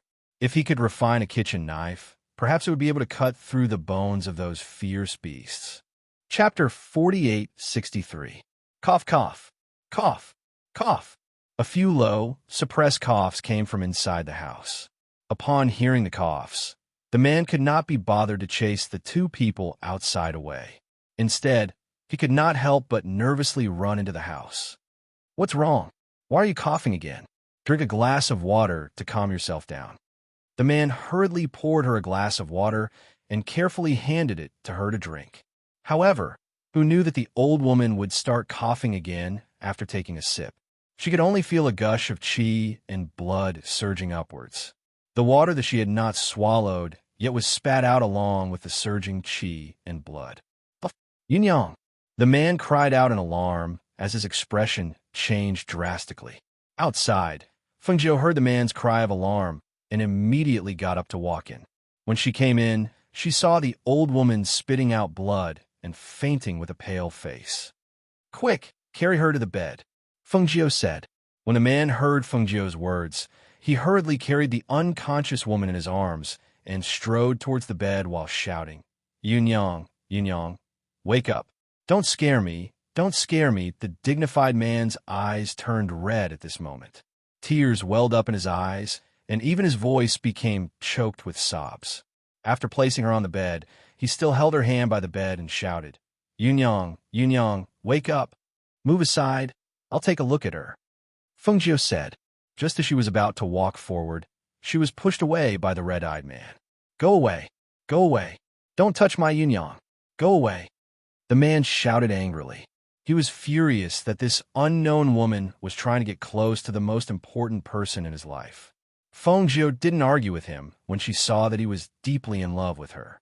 However, when she looked at the old woman who was lying on the bed with a weak aura, she couldn't bear to see this pair of lovers be separated forever. I'm proficient in medicine. She has an old illness that has dragged on for many years. It's already not easy for her to hold on until now. Now that she's vomiting blood, her condition has worsened. If you don't let me treat her, she won't live past a day. Fengjiu said faintly. He did not step forward. He only stood 3 steps away from the bed and looked at the crazy man. When a man heard this, there was a struggle in his eyes. He didn't know where these two people came from, but he knew the condition of his beloved's body. But if he were to let these strangers treat his beloved, his heart was struggling. In the end, she was frightened by the words that if she didn't receive treatment, she wouldn't be able to live past a day. He stood up and silently retreated, but his gaze was fixed on the red-clothed woman's movements, afraid that she would do something bad to him. Songmi saw that he was staring at Fengjiu like a crazed wolf and said, Uncle Tai, don't worry. We're not bad people. We won't do anything to hurt you. However, the man did not say a word. It was as if he did not hear anything. He only stared at Fengjiu. After taking her pulse, she took out her silver needles to treat her. Seeing how skillful she was with the needles, he pursed his lips and resisted the urge to snatch the needles away. Feng Nine didn't pay attention to him. Instead, she focused on giving emergency treatment to the old woman on the bed. As time went by, the old woman who had fainted gradually woke up. At this time, Feng Nine was also withdrawing the silver needles that were inserted into her acupuncture points one by one. Chapter 4864. Yunyang, how are you feeling? Do you feel any discomfort? He asked anxiously as he held her hand. The old woman on the bed gently shook her head and tried to sit up. At this moment, Fengjiu said, You should just lie down. The spiritual energy in your body has almost dried up. For the rest of the time, it's best for you to lie down on the bed to avoid something like what happened just now. If it wasn't for my big sister's acupuncture, you probably wouldn't have woken up. So you'd better listen to her, Songmi said from the side. Thank you, young miss. The old woman's voice was weak as she thanked her. She did not try to sit up and instead lay down on the bed. She looked at the man holding her hand with a trace of sadness and reluctance. Thank you. I've offended you just now. Please don't take offense. The man stood up and bowed to Fengjiu as he spoke apologetically. It's fine, Fengjiu said casually. Her gaze swept past the man and landed on the old woman on the bed. I just took her pulse and found out that not only does she have an old illness, her inner core is also broken, causing her spiritual energy to leak out. She's unable to cultivate to recover it, right? Seeing her skillful treatment and the fact that Yunyang woke up not long after the needle was inserted, the man knew that she was an expert in medicine. He did not hide it from her and nodded. Yes, since the inner core is broken and caused spiritual energy to leak out, why didn't you repair it? Feng Jiu asked with a trace of confusion. She asked this naturally, but the people who heard her were all stunned. Their faces were filled with astonishment and disbelief. Young miss, why you said a broken inner core can be repaired? I didn't hear wrong, did I? The man asked with a trembling voice. His expression carried a trace of excitement and caution. Which cultivator didn't know that a broken inner core meant death when spiritual energy leaked out? Who had the ability to repair a broken inner core? No one had ever heard of such a thing. Seeing this, Feng Jiu raised her brows and looked at Song Mir. Are there no pill refiners or doctors here who can repair a broken inner core? Song Mir shook her head. Big sister, once the inner core is broken, spiritual energy will leak out. No one can repair it. You can only wait for death. As she spoke, her gaze turned and landed on her astonished face. She asked curiously, Big sister, you can repair a broken inner core? At this moment, the man felt his knees and begged, Young miss, please save my Yunyang. As long as you're willing to help me save Yunyang, I'll do anything. Feng Jiu smiled when she heard that. She glanced at the old woman on the bed and said to the man, If I want you and your wife to come with me, will you agree? Hearing this, the man paused for a moment and didn't immediately answer. This was because he didn't know where this lady in red came from. Why did she want them to go with her? Feng Jiu wasn't in a hurry. She walked to the table and sat down. She said slowly, Don't worry. I won't ask you to do anything hurtful. I just like your craftsmanship, so I want you to work for me. Then she paused. If you don't agree, it's fine. I can extend her life for 3 years, but you have to refine a knife in exchange. Chapter 48:65. After a while, his eyes were filled with determination. He raised his head to look at Feng Jiu and said in a low voice, As long as my lady can save Yunyang's life, my life is yours. Hearing this, Feng Jiu smiled and looked at him meaningfully. You won't regret your decision today. Yunyang, who was lying on the bed, looked at the man and tears streamed down her cheeks. It was all because of her. If it wasn't for her, he wouldn't have to do this. They didn't know the background of this red-robed lady. Who was she? If in the future, it's impossible for her to recover in a short period of time, I will stay behind to treat her. As for you, Mir needs a knife. As for what kind of knife it is, you can discuss it yourselves. Feng Jiu said to the man, but her gaze was fixed on Song Mir. But Yunyang. The man was worried. I'm here with her. You won't be of much help here. I don't like people around when I'm treating her. Feng Jiu said slowly. Hearing this, the man thought for a moment before replying, All right, I understand. Thus, the man and Mir left the room. Mir told him about the saber she wanted. She told him what it was mainly used for and how big it should be. After the two men left the room, Yunyang looked at Feng Jiu from the bed and asked in a weak voice, My lady, why do you want us to follow you? Aren't you worried, my lady? Hearing this, Feng Jiu smiled. She stood up and walked to the bed. Worried about what? Worried that you'll go back on your word after I treat you? Or worried about your character? She didn't give her a chance to speak. She sat down on the bed and smiled. I believe that I have a good eye for people. Besides, I've just obtained a new place. It's big, but I don't have many people to order around. If I find a few pleasing to the eye, there's no harm in bringing back a few of them. Yunyang didn't expect to hear such words. She stared blankly at her and didn't know what to say for a moment. Open your mouth. Feng Jiu took out a pill. Yunyang instinctively opened her mouth and felt that something was thrown into her mouth and slid down her throat. A faint medicinal taste spread in her mouth, accompanied by a rich and pure spiritual aura. She was stunned for a moment. Immediately after, she felt a warm flow of spiritual energy begin to flow through her body. She only felt a burst of comfort all over her body, and she didn't know how she fell asleep. At this moment, Feng Jiu placed his hand on her chest and sent a strand of green lotus chi into her body, slowly repairing her shattered Niden. However, because her Niden had been broken for 1 or 2 years, she was afraid that her body wouldn't be able to bear it if she wanted to repair it in a short period of time. Therefore, she could only take it slowly. Outside, the man took out a crafting furnace and tools about 100 meters away from the house. He selected a piece of black iron and started to burn it in the furnace. When Feng Jiu came out of the house, she saw that the man had already started to refine weapons. She smiled with satisfaction and took out a soft couch from her space and placed it in a cool place in front of the house. She took out some spiritual wine and drank it. She half closed her eyes and enjoyed the tranquility of the mountainside. Chapter 48:66. Feng Jiu tilted her head slightly and poured some wine into her mouth. After taking a sip, she smiled and said, "No need." Aside from the power of the green lotus, she also had all kinds of pills in the space. Naturally, she didn't need to brew any medicine. "Big sis, how do you know medicine as well? Also, I've never heard of anyone who knows how to repair inner cores." Songmi looked at her with admiration and asked with a smile, "Big sis, is there anything you don't know?" Feng Jiu smiled and leisurely drank her wine.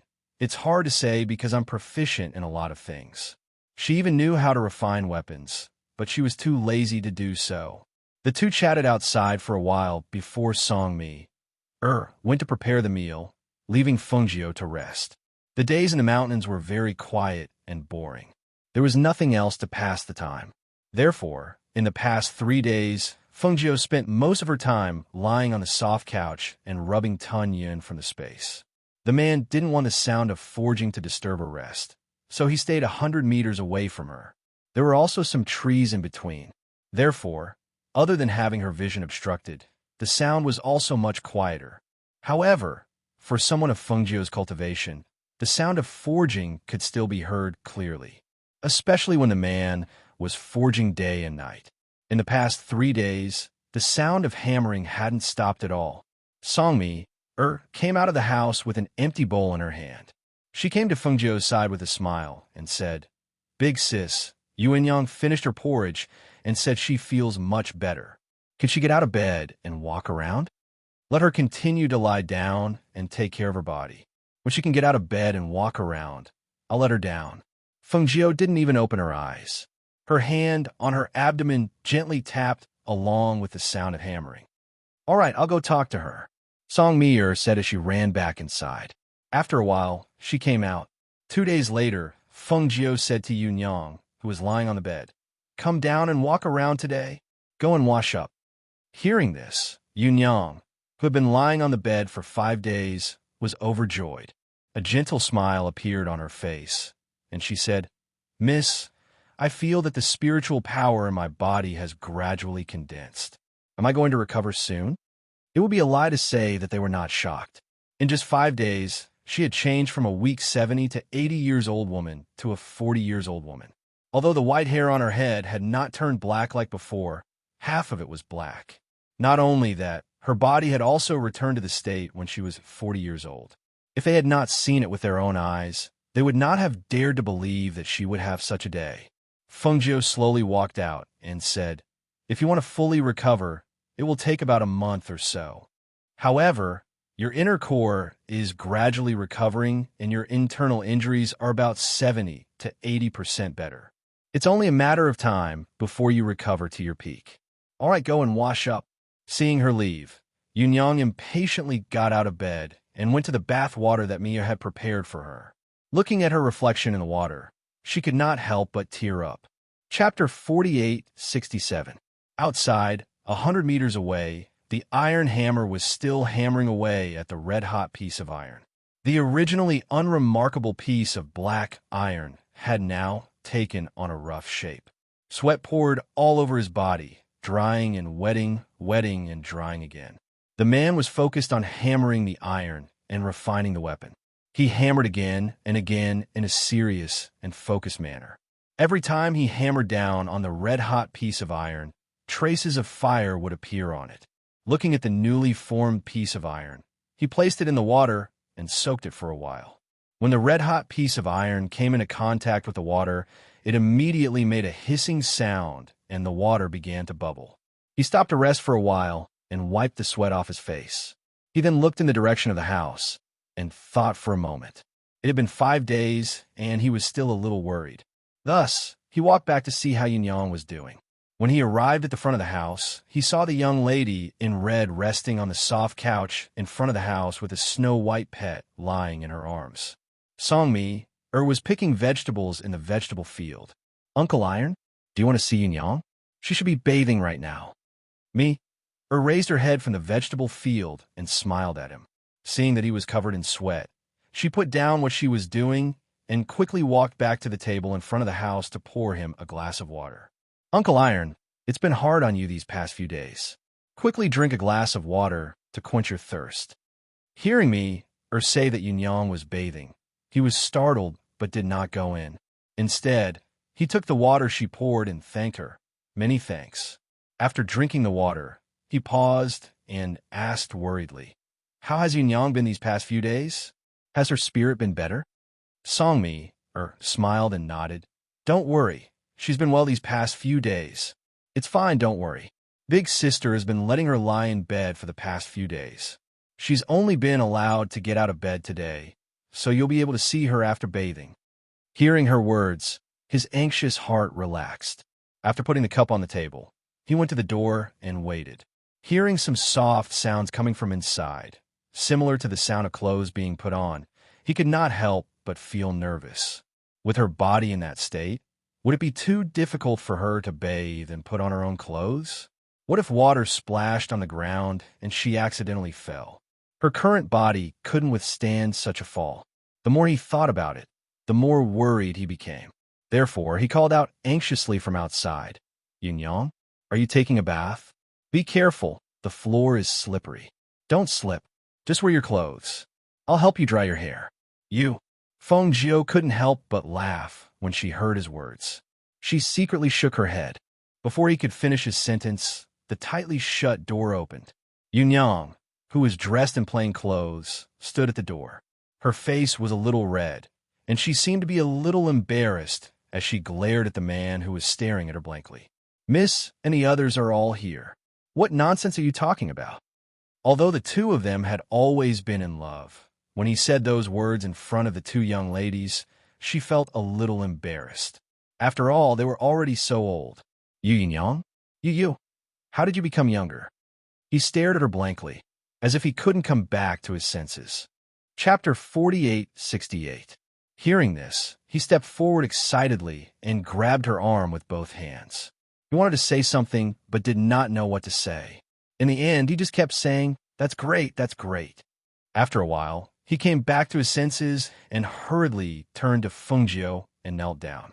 "Thank you, Mississippi. Thank you, miss. All right, it's not a big deal. Besides, she hasn't fully recovered yet," Feng Jiu said gently.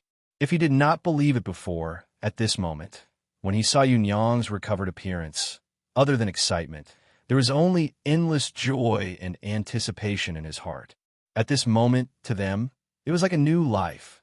In order to treat Yunyang, he had sought many famous doctors and alchemists, but none of them had the ability to restore the inner core. He did not expect that he would encounter their chance of survival here. "I'll continue to refine the saber now," he said with a big smile on his face.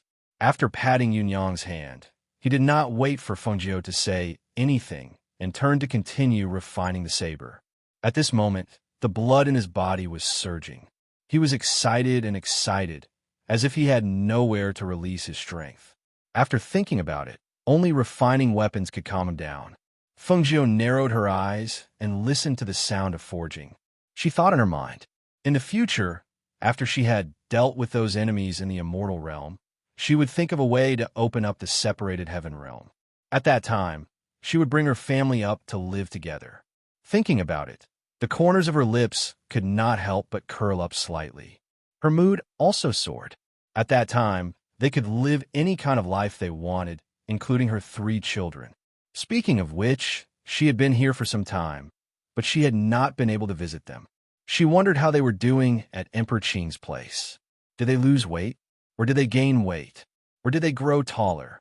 Accompanied by these distracting thoughts, she gradually fell asleep in the gentle breeze. Seeing that she had fallen asleep, Mir took out a blanket from the space and covered her. Then, she went to the vegetable field with Yunyang. A few days later, in the morning, Mir was cooking porridge and making breakfast. The man who had been refining the saber walked over with a smile on his face. Mir, why don't you try the saber? He handed her a sharp kitchen knife and said, "This was refined according to your instructions. Since you are a woman, this kitchen knife is mainly light and sharp. I slightly modified it according to your instructions. Come, give it a try." Mir's eyes lit up when she saw the kitchen knife that was thinner and thinner than an ordinary kitchen knife. She quickly took it and examined it. "Uncle Iron, this looks thin and smaller than an ordinary kitchen knife. Can it cut cow bones?" She asked curiously as she touched the blade lovingly. "Ha ha ha, of course it's possible. Furthermore, this is made of black iron. I've even refined a defensive array on it. If necessary, it can be used as a weapon. Just use it for now. In the future, I'll refine a better one for you." He laughed heartily as he spoke. "Okay, thank you, Uncle Iron." Song Mir thanked him happily and couldn't wait to go to the kitchen with the knife. Chapter 48:69. There's no need to go to the trouble of boiling water. "I'll just take a cold bath at the stream," he said with a grin. She knew that he usually took cold baths, so she didn't say anything else. Instead, she smiled gently and said, "Then I'll prepare some food for you. You can eat it when you come back." "All right." He nodded and turned to leave. As Yunyang's health was getting better, and the knife that Mi wanted had been refined, Fengjiu brought them down the mountain after lunch. "Sister, where are we going now?" asked as she looked at Fengjiu beside her. Fengjiu walked at a steady pace and said, "Let's go back first. We've been out for some time, so we should go back and take a look in case anything happens." The two people behind her couldn't help but look at each other when they heard this. Up until now, they still didn't know who she was. Where was she taking them? However, since they had already agreed, they naturally wouldn't go back on their word. Therefore, they didn't ask any further. It wasn't until Fengjiu took them to the floating immortal island in the flying ship that Yunyang couldn't help but ask, "Miss, we still don't know your name." "May I know?" "My name is Fengjiu." She sat at the front of the ship and smiled as she drank some spiritual wine. However, it would have been better if they hadn't asked. Now that they asked, they were stunned when they heard this name. The surname Feng? I don't think I've heard of any family with the surname Feng. May I know where Miss family is located? Song Mi-er, who was eating a fruit at the side, smiled and said, "There wasn't in the past, but there was recently. The Phoenix Master who had just ascended is you, sister." "Ah." The two of them couldn't help but exclaim. They used to live on the mountain and didn't know much about the outside world. Naturally, they didn't know that there was a Phoenix Master who had just ascended. Thus, Mirror told them about everything that had happened during this period of time. The two of them were pleasantly surprised as they listened. They didn't expect that the person they had met so carelessly would be a supreme great emperor. Moreover, she was the only female emperor among all the great emperors. "Young miss, we really have eyes but fail to recognize Mount Tai. Please don't take offense." The two of them hurriedly knelt down and bowed. "There aren't so many rules around me. Get up." As Fengjiu spoke, he took a sip of wine. Looking at them, he said, "From now on, all of you will stay in my spiritual island, immortal residence. There aren't many people here now, but it will be very lively in the future." "Yes, thank you, young miss," the two of them replied. They looked at each other and smiled. They had never imagined that they would encounter such an opportunity. They would naturally cherish it. As the spaceship flew, Fengjiu suddenly raised her eyebrows and looked outside the spaceship. The man seemed to have sensed something as well. He quickly looked out of the spaceship and saw a group of people chasing after them. Some of them were riding on birds, while others were riding on flying swords. They looked menacing. "Miss, there's a group of about 30 to 40 people chasing after us. They're gradually forming a formation to outflank us." He turned around and said to Fengjiu. Chapter 48:70. When the flying ship landed, it happened to land beside a stream. The few of them alighted from the flying ship. Fengjiu waved his sleeves and kept the flying ship. At the same time, the people who chased after them came to surround them. "Big brother, There are only these few people. Looks like we've struck gold today, a cultivator said as he glanced at the few of them. Then, his gaze landed on Fengjiu, who was dressed in red. His eyes were filled with amazement. Big brother, there's an extremely beautiful woman here. At this moment, a man in his 30s came down from a flying beast. He held a triangular blade in his hand and walked forward. He was dressed in a black robe, and there was a black cross mark on the left side of his face. His gaze was cold, and his body was filled with a bloodthirsty aura. When his gaze, which was as cold as a venomous snake's, swept past a few of them and landed on Fengjiu, there was a flash of amazement in his eyes. His cold gaze stared at him as if he was staring at his prey. Tai Song, who was holding Yunyang's hand, saw this and frowned. He took a step forward and stood in front of Fengjiu, blocking the man's gaze from Fengjiu. At the same time, his deep voice was heard. Bone-devouring Azura, you should know that there are some people you can't provoke. If you don't want to die, you'd better leave quickly. The man laughed softly. His voice was so cold that it made people shiver. He stared at Tai Song and sized him up. Those who have seen me are all dead. How did you recognize me? Tai Song stared at the triangular blade in his hand and said, Isn't the triangular blade the weapon that you always carry with you? I've never seen you before, but I know the weapon in your hand. I see. He nodded and stared at him. His smile was as cold as a venomous snake's. So what if you recognize me? Those who have seen me must die. You're no exception. As soon as he finished speaking, he turned the triangular blade in his hand and immediately attacked him. It was so fast that it brought about a sharp and cold wind blade. When the surrounding people saw this, they just surrounded him and jeered.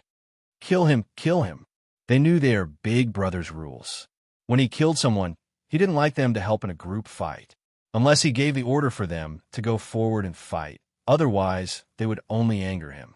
In his own words, there was no one that he, the bone-devouring Azura, couldn't kill if he wanted to. He didn't even need the help of others.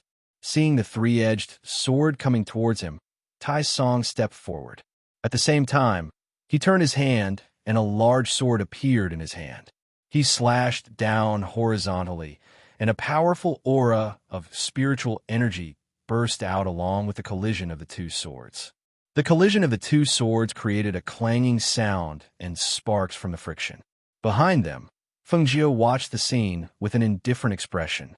She did not make a move, nor did she make a sound. She just watched quietly. No one knew what she was thinking. Song Mir knew that she was no match for the man and naturally did not dare to make a move. Instead, she stood beside Fengjiu. She knew that there was nowhere safer than being by her side. Yunyang was a little worried and nervous. Because Tai Song had not fought for a long time, she didn't know if he was a match for the bone-devouring Azura. Chapter 48-71. Thinking of this, she could not help but look ahead nervously. She thought that if he was in danger, she would definitely rush forward to save him. Whoosh! All right, big brother, kill him.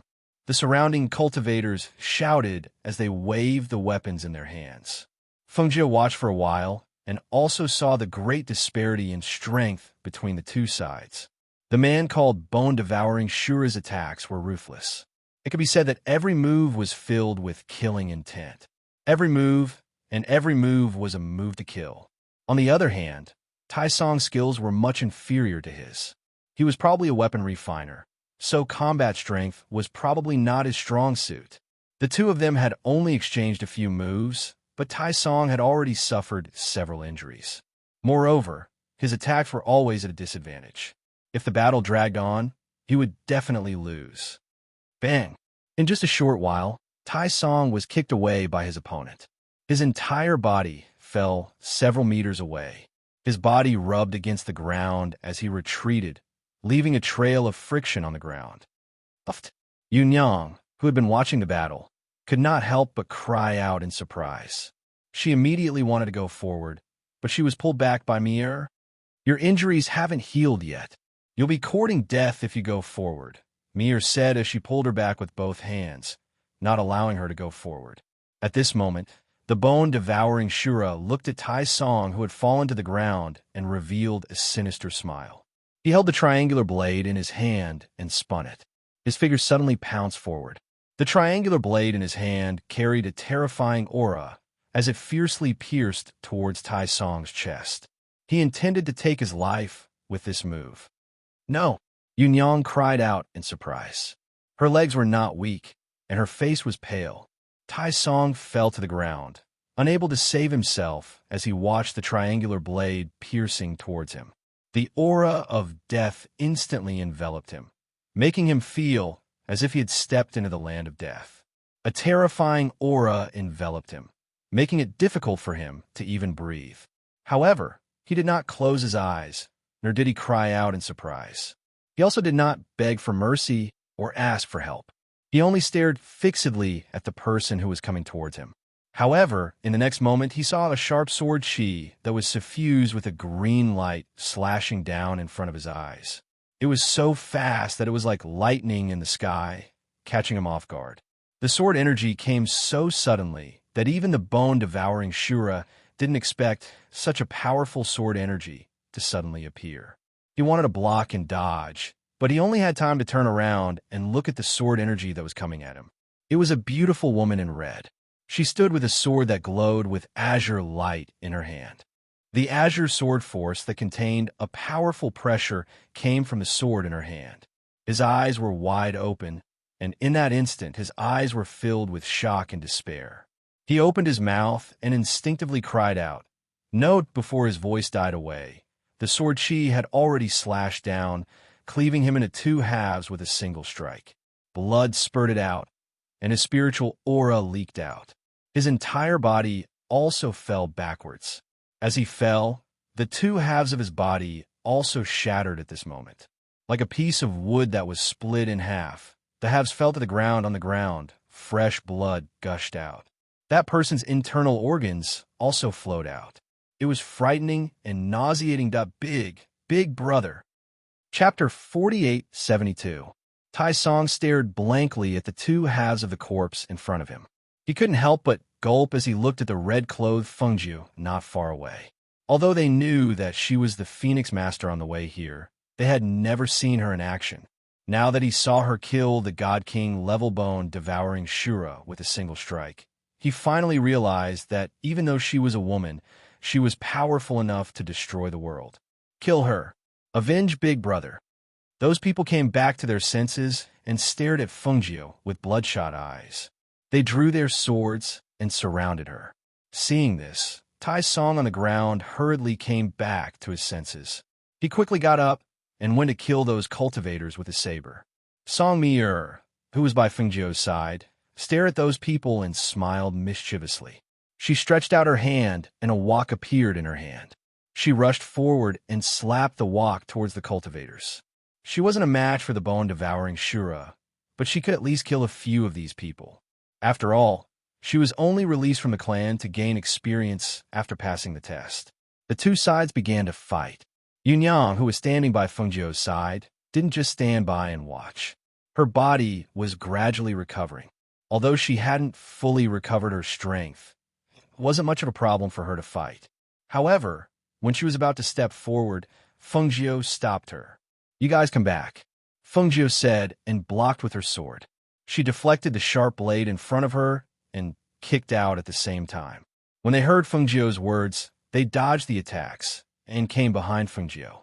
In that instant, they saw a pressure emanating from Fengjiu. Almost at the same time, they froze on the spot as if they were in great pain. They couldn't take a step forward for a long time. They spat out a mouthful of blood and fell to their knees. At that moment, a cold light flashed in front of them. Sharp sword chi crisscrossed and slashed across their throats, taking their lives in an instant. The people behind her paused for a moment and realized that they didn't need to do anything as long as they were by her side. Go and search them for anything valuable, Fengjiu said as he sheathed his sword. Yes. When the three of them heard this, they hurriedly went forward to take all the valuables and handed them over to her. Fengjiu took the items and said, Since we're already here, let's see if there's a place to rest. Let's find a place to rest before we continue. Miss, there should be a town some distance ahead. We can rest there, Tai Song said as he pointed in the direction of the main road. Then let's go. She removed the flying feather from her waist and sat on it before heading in that direction. The three people behind him quickly followed on their flying swords or aircraft. In Cloud Sky Mountain, Ur was sitting cross-legged under a tree. Both of her hands were supporting her chin, and she was blinking her big eyes while looking at the clouds and mist in front of her. She missed her mother. She really missed her mother. She really wanted to see her mother. In the past, his mother wasn't here. Now, his mother had ascended, but they still couldn't see her. Chapter 48:73. You, or turned to look at him. Big brother, don't you miss mother? How? Stood beside her and looked at the clouds in front of them. Yes. How could he not miss her? He also wanted to see his mother and see if she was okay. However, their master didn't allow them to go down the mountain. There was also a boundary array in the mountain.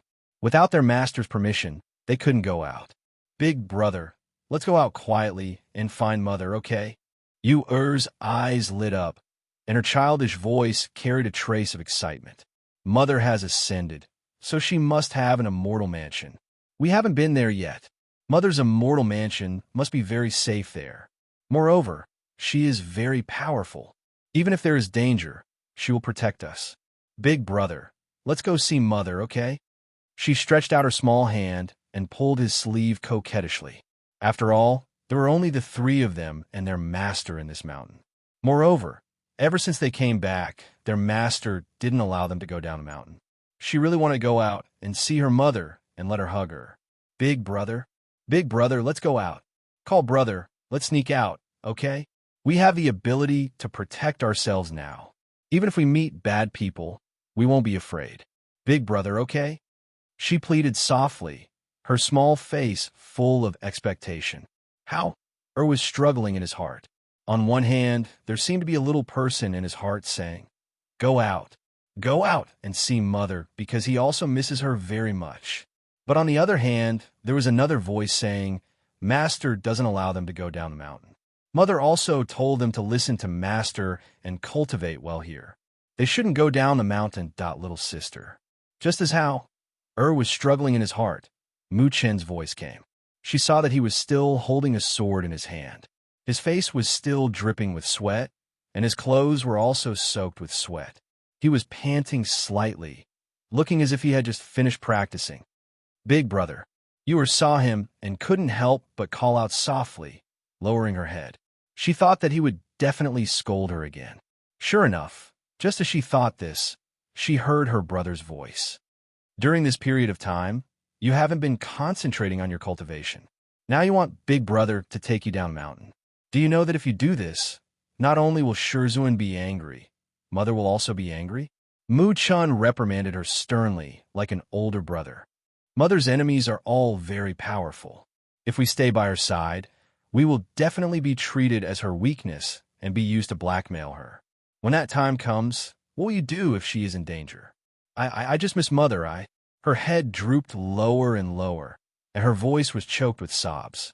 She was a little sad and also a little wronged. We all miss Mother, but we can't help Mother much.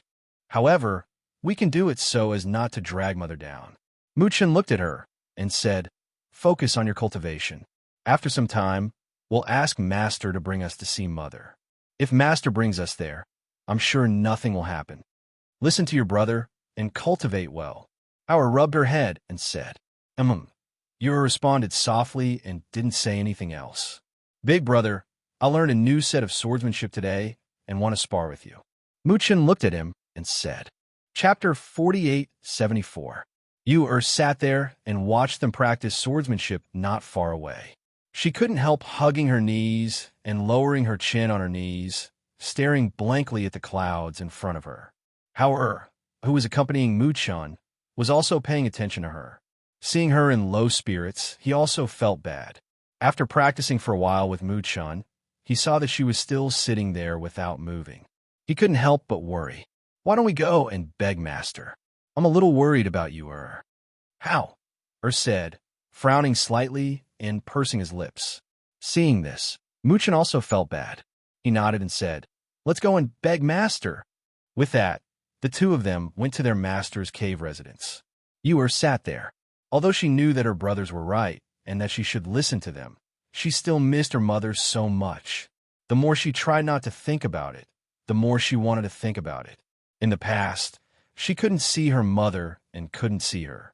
Now that they were both in the immortal realm, even if she couldn't see her openly, she could at least secretly see her mother, right? She could just watch from afar and come back after a glance.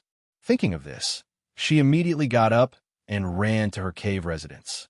She went to the place where she usually practiced calligraphy and left a message for her brothers. Immediately, she called out her contract beast, the nine-tailed fox. I want to go to my mother's place. Can't you travel through space? Send me there. Master, it's not good to go secretly, is it? The nine-tailed fox asked worriedly. Although it became smaller and weaker because of its master strength, it still had the ability to travel through space. But if it left like this, wouldn't Emperor Qing be angry? Master won't let me go down the mountain. If I don't sneak, how can I go? And big brother and brother won't let me go down the mountain, so I can only sneak down the mountain. Ewer said, looking at it, and said, hurry up, otherwise they will come back later. The nine-tailed fox was a little hesitant and said, but my strength is so weak now, even though I still have the ability to travel through space, but I'm not sure if there won't be a mistake, so I'm worried. It was worried that its master would be sent to other places. That would be troublesome. What can it be sent to?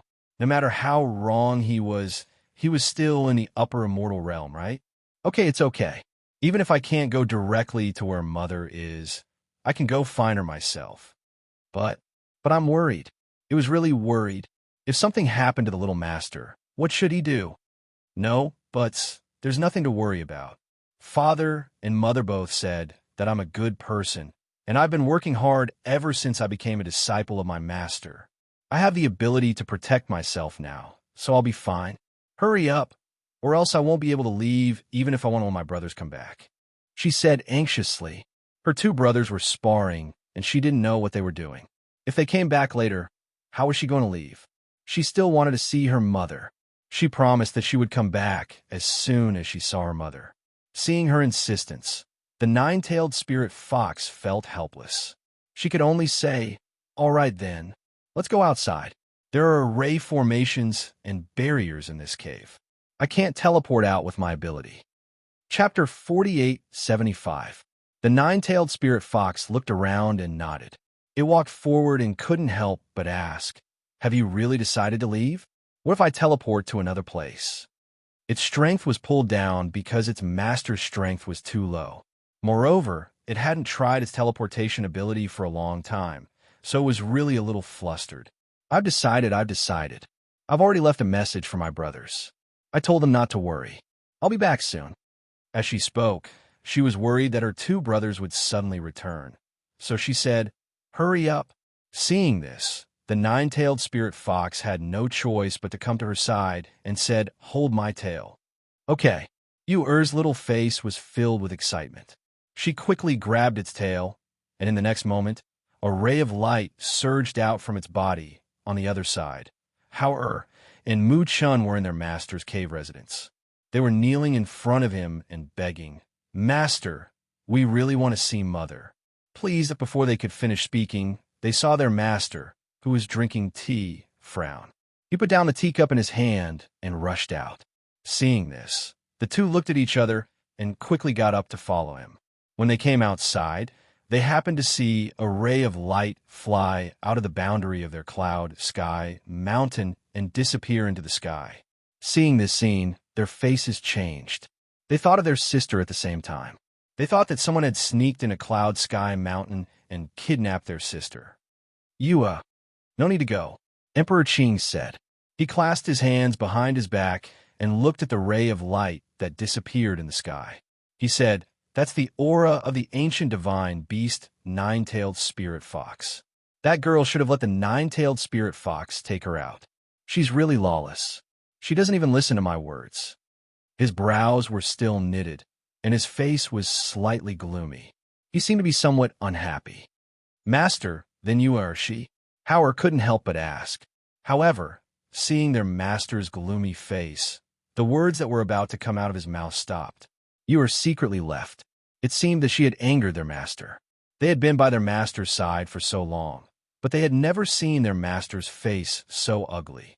After thinking for a while, Her still opened his mouth and said, "Master, let's go and find you a—" "Find her?" Emperor Qing looked at him and asked, "Do you know where she went? How do you know that the nine-tailed spirit fox will definitely send her to Fengjiu?" Howard was taken aback. Just as he was about to ask what he meant, Mu Chun had already asked, "Master, are you saying that the nine-tailed you are?" His eyes, Emperor Qing, and Emperor Qing, Emperor's fathers' and Yu's fathers. The Cyan Supreme Emperor stared at the sky for a long time before he exhaled softly. His furrowed brows relaxed as he walked over to the soft couch under the tree and lay down. He said, "The ancient nine-tailed fox god does have the ability to teleport people, but how old is that lass? Was her little bit of strength good enough? Huh, since that girl is not obedient, let her go outside and suffer some hardships so that she won't be obedient and won't listen to discipline in the future." He closed his eyes and didn't pay attention to you or who had left Cloud Sky Mountain. Master, Chapter 4876. Qing Emperor lay quietly with his eyes closed. The two did not get up and just quietly knelt beside him. After a while, he opened his eyes helplessly and looked at them. "Both of you have been calm since you were young. That girl is different from you. She is playful and naughty by nature. Now that she has sneaked away, it's good to let her suffer outside. You two go back and cultivate well. Don't worry about her. I have a strand of spirit on her. If she really encounters danger, I will appear to save her." That girl was his disciple. Even if she was naughty and disobedient, she was still his disciple. Naturally, he would not really be angry with her. But it was necessary to take this opportunity to let her suffer. Hearing this, the two of them finally relaxed. As long as Master said it, they could be at ease. Especially Hao who saw with his own eyes the scene of Master appearing to save him at the critical moment. Therefore, he respectfully kowtowed to him. "Thank you, Master. Thank you, Master." Mu Chun also kowtowed, then got up and left with his elder brother. After the two left, Qing Emperor stretched out his hand and pinched his fingers. He frowned and then relaxed. His gaze looked at the clouds in the distance. No one knew what he was thinking. The two who left returned to the cave residence. After seeing the note left by Yu, they felt helpless. "Elder brother, do you think sister will encounter any danger? From what I see, Shirzun wants her to suffer a bit outside. She went to find mother. Will she not be able to find her?" Mu Chun asked worriedly. Master's ability is very powerful. Since he said it will be fine, then it will be fine. Don't worry. Let's cultivate well and wait here for sister to come back. How patted him on the shoulder and said. At the same time, Ur, who was sent out by the nine-tailed Arctic fox, was somewhat miserable. The nine-tailed Arctic fox's strength had indeed weakened a lot. She wanted to send Ur to the territory of Fengjiu, but who knew that she was powerless? "Where's this place? Why is there no one here?" Ur asked the little white fox beside her. She frowned and was somewhat unhappy. The nine-tailed white fox lowered her head and said softly, "I don't know where this is either. I wanted to send Master to the Phoenix Master's territory, but my strength, it was too embarrassed to continue. What was afraid of really happened. It had been worried that this would happen, and sure enough, it really made a mistake." "Then can you send me to another place?" You were asked with expectation. The nine-tailed white fox shook her head. "Emperor Qing's spirit formation is too powerful. This time, I have used up quite a bit of my spiritual power. I can no longer send you away. I have to wait for my spiritual power to recover before I can send Master away." It was also very helpless. In the beginning, it didn't want to form a contract with the little doll, but it had no choice but to be caught by its master's mother. It had no choice but to form a contract with the little doll. Even a dignified, ancient mythological beast teleportation ability was so weak. Hearing this, Yuri thought for a bit, then said, "Okay then, go into the space and meditate. Once you've recovered, you must tell me." "All right, Master. You have to be careful here alone," it reminded her worriedly. Chapter 4877. However, when she stepped on the flying sword and flew up, she saw a boundless forest and a mountain peak that reached into the clouds. She was stunned and could not help but open her small mouth. What kind of forest are you sending me to? Where's this place? She muttered. When she wanted to go up a little more, she felt as if there was a force in the sky. Boundary. She was stunned. She looked at the sky, and her heart was in a daze. There was a boundary here. She could feel it. She wasn't afraid of the barrier's pressure because she possessed the aura of an ancient divine beast. However, it was too conspicuous to stand on a flying sword above the trees, and she didn't know where she was. So, she went down.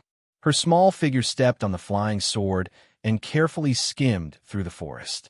She flew about 10 meters above the ground. Hence, when she saw the ferocious beasts moving about in the forest below, her eyes widened. Did she fall into a deep forest where ferocious beasts ran rampant? How was she going to leave this forest like this? When she looked from above, she was surrounded by forests and mountains. She did not see any way out. Would she get lost in here and not be able to get out? Thinking of this, she could not help but worry. At this moment, she was vaguely regretting it. If she had not sneaked out, perhaps she would not have ended up in such a place. She kept walking in one direction, until the sky gradually darkened. She did not meet a single person or see a way out. However, she saw many different types of ferocious beasts. Moreover, because she possessed the aura of an ancient divine beast, she would release the aura of an ancient divine beast from within her body to scare off those ferocious beasts when she saw some flying-type ferocious beasts flying towards her. So, she didn't encounter any major problems along the way. As the sky darkened, the atmosphere in the forest became more and more eerie. She found a small cave to rest in and lit a small fire to warm herself. What is this? When she sat down in a corner, she felt a handful of fur on the ground. It looked like the fur of a ferocious beast. Just as she was thinking, she heard a roar from outside. Roar! Hearing the beast roar, she hurriedly walked out. Her hands were clenched tightly as she arrived at the entrance of the cave. She saw a red-blazed lion with an injured hind leg baring its teeth and roaring at her.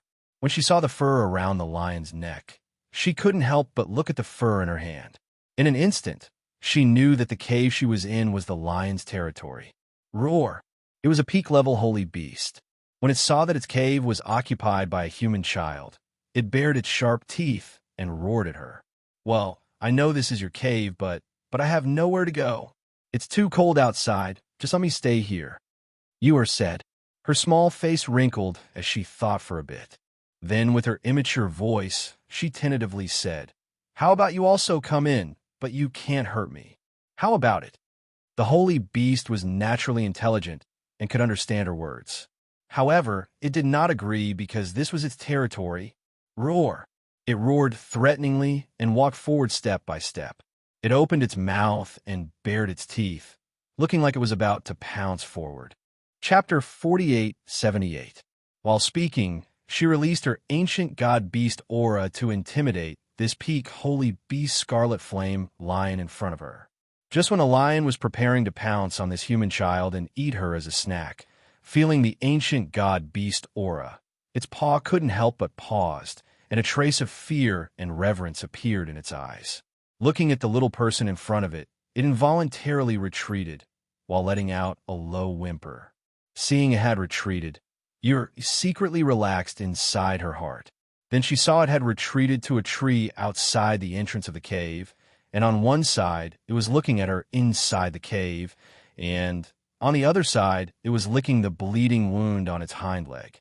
Seeing the bleeding wound on its leg, even if it licked clean the bleeding wound, not long after, the blood still continued to seep out. Perhaps because it had lost too much blood, that lion also appeared somewhat listless. Ur was roasting the fire inside the cave and eating the dry food inside her space. While looking at that lion lying listlessly under the tree, she somewhat struggled in her heart. She wanted to let it in, but she also worried that it would attack her, so she didn't let it in, and it was also her who had seized its nest. At this time, a lightning flashed in the pitch-black sky, followed by the sound of thunder, and wind blew, causing the leaves to rustle, and the small bonfire inside the cave also swayed along with the wind. Not long after, fine rain started to fall. At first it was fine rain, but gradually the rain became heavier and heavier, and was also accompanied by rumbling sound of thunder. Because the wind was blowing, she felt somewhat cold, so she took out a small cloak from her space and draped it on her body. Then, seeing that lion under the tree was drenched in the rain, she thought for a bit. Then, gritting her teeth, she stepped forward and shouted, "Hey, come in!" After that scarlet flame lion heard her voice, it looked towards her, thought for a bit, then got up. Step by step it walked towards the cave entrance. Its hind leg was slightly bent, and its pace was also slow. When it arrived at the cave entrance, its eyes had vigilance, and also had hesitation. "You can rest over there." You retreated to the side of the cave entrance, then pointed towards the inside corner. Seeing this, the lion limped in and lay down in a corner. However, the wound on its leg was still bleeding. After a while, perhaps because it could not hold on any longer, it lay there motionless, as if it was dead. You had been paying attention all along, and saw that lion had already fainted, and the injury on its hind leg was still bleeding. And from a place where it was lying down, a large pool of blood was oozing out. Thinking for a bit, she took out the medicine and placed it in the bonfire. Along with the wind blowing inside the cave, the smoke was blown inside the cave and was inhaled by that unconscious lion. After a good while, Ur stepped forward and took out medicine to help stop the bleeding and bandage it. Perhaps because the wound had been bandaged, the lion woke up and opened its eyes. However, it still lay there motionless, only looking at the little human girl who was bandaging its wound. "I took up your space, so I'll help you bandage it as compensation," Ur said. Then returning back to the side of the bonfire, she said, "You can't move because I used medicine. I was worried that you would attack me, so I can only use medicine on you. But you can rest assured I will not kill you. I will leave after daybreak." Chapter 48:79. Roar. However, what answered her was not that lion lying inside the cave, rather the roar of a beast that came through the night wind and rain. Beast roar. Ur vigilantly looked towards the outside of the cave. Hearing that sound, she felt that it was not too far from here. And at this time, when that lion lying in the corner heard the roar coming from outside, it immediately struggled to stand up. Merely, it had smelled the medicine of Ur, and the effect of the medicine was still there. So how could it stand up? Seeing its appearance, and again hearing the roar coming from outside, Ur immediately asked, "Are they looking for you? Don't tell me that the ferocious beasts outside injured you like this. Why do I feel that there is more than one ferocious beast?" Roar, roar. It softly roared towards Ur, and its voice had a trace of anxiousness. "Want me to cure you of the medicine?" Ur asked. Roar. It promptly roared. Seeing this, Ur thought for a bit, then said, "Cure is also fine. Merely, you can't attack me." Roar, roar. Thereupon, Ur took out a bottle, then placed it near its nose to let it smell. After a while, she saw it standing up, then quickly rushed out of the cave. "Hey, lion, where you going?" Ur shouted. She arrived at the entrance of the cave, but didn't follow it out. So at this time, she saw that there were already several lions that looked exactly the same as that injured lion outside the cave. And among them, there was one whose strength was equally matched with that injured lion. And although other few were holy beasts, but had not reached the peak. Practically without stopping, those 6 or 7 lions fiercely pounced forward to attack that injured lion. Seeing they were fighting, Ur also vigilantly held her dagger and stared at that group of lions that were fighting in the rain. One of the lions was thrown in front of the entrance of the cave, and when it saw Ur standing at the entrance of the cave, its eyes burst with bloodthirsty ferocity. Then it opened its mouth and pounced towards her. Roar, roar. However, just when that lion pounced towards Ur, and when Ur was preparing to fight, that lion which Ur had helped to bandage suddenly pounced towards Ur from behind, then bit that lion which was pouncing towards Ur, and forcibly dragged it back. But because it turned around to bite that lion, it gave the other lions an opportunity. Almost at that moment, several lions pounced on it at the same time, using their sharp claws and teeth at the same time, viciously trying to kill it. Yu blankly watched. She didn't expect that lion would turn around to save her, although she had the ability to save herself and wouldn't let that lion injure her. Seeing the injured lion being attacked and bitten by the lions, with its flesh being torn off and blood flowing out, she was furious. She immediately rushed forward with the dagger in her hand. Scram! The ancient divine beast's aura was unleashed along with the dagger in her hand, and it almost instantly enveloped the few lions. That was the imposing manner of the king among beasts. The ancient god-beast coercion basically wasn't something that they could resist. Almost at that instant, those lions loosened their mouth and let out a low howl.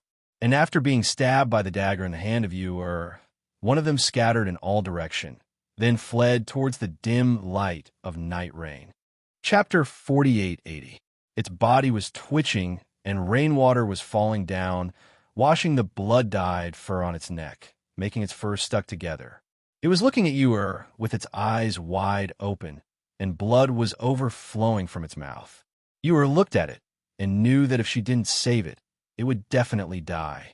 She thought for a bit, then took out a pill from her space, stepped forward and stuffed it into its mouth, while saying, "This is a pill refined by my mother. I will give it to you. See whether it can save your life or not." She took out a medicine to stop bleeding and sprinkled it on its neck, helping it to stop the bleeding. Just when she was about to help it bandage, she saw a powerful aura gushing out from the body of that lion. After eating the pill, shortly afterwards, a ray of light burst out, and at the same time, lightning suddenly streaked across the sky.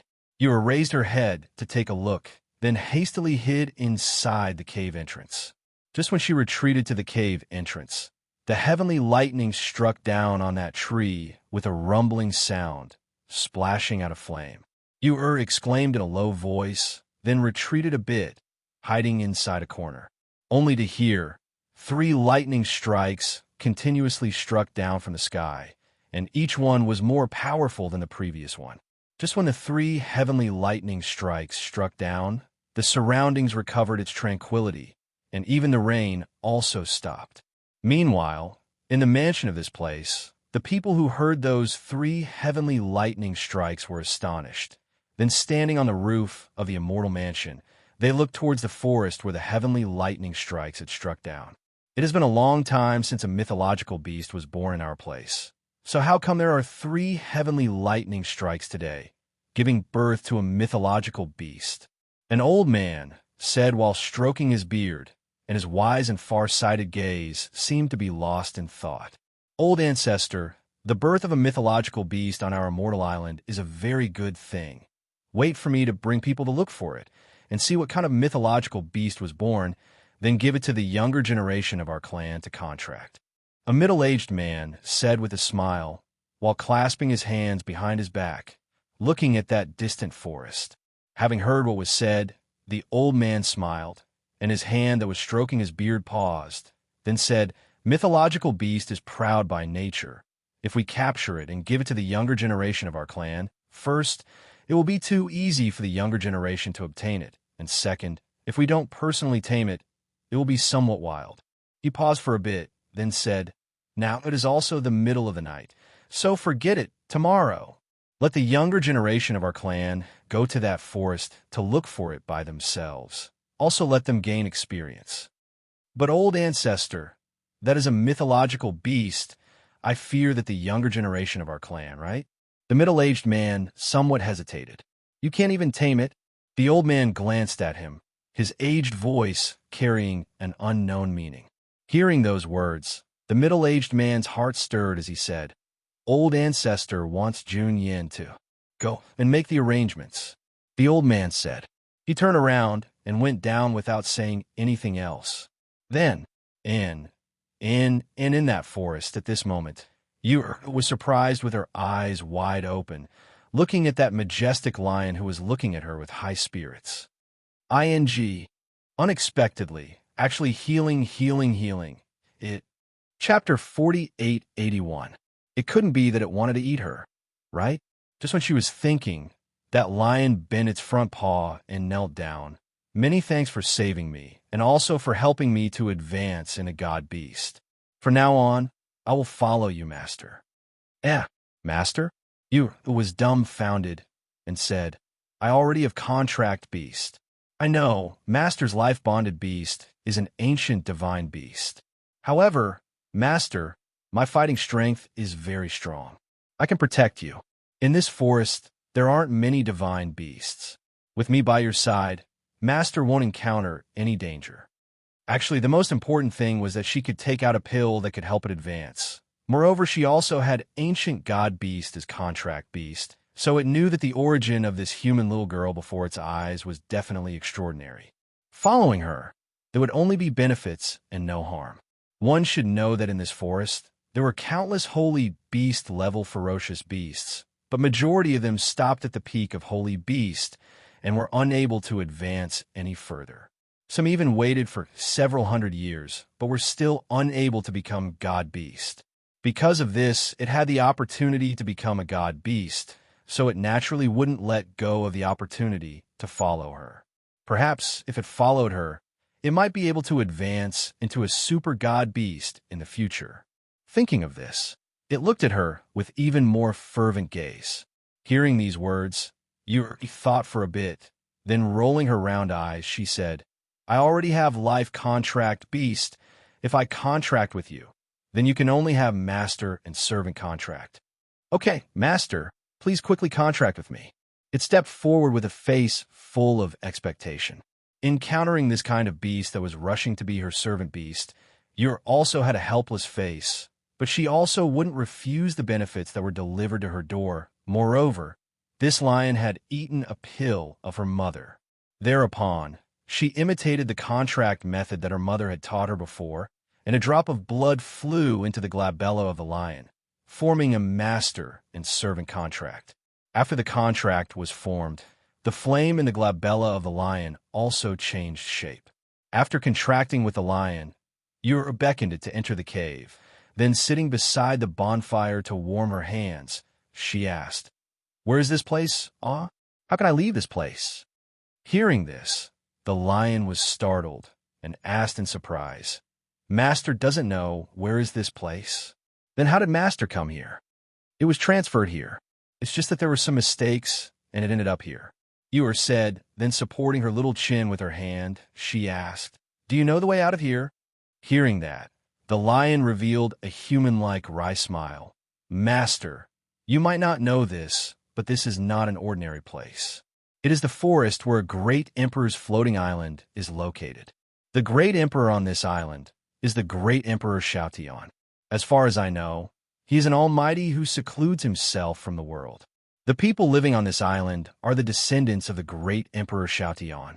Furthermore, there is a spirit formation here, so ordinary people cannot leave or enter this place. It looked at its master in front of it. It really didn't know how she got here. He was able to enter Roaring Sky Emperor's island without making a sound. It seemed that Roaring Sky Emperor and the others didn't know that a human kid had entered their island.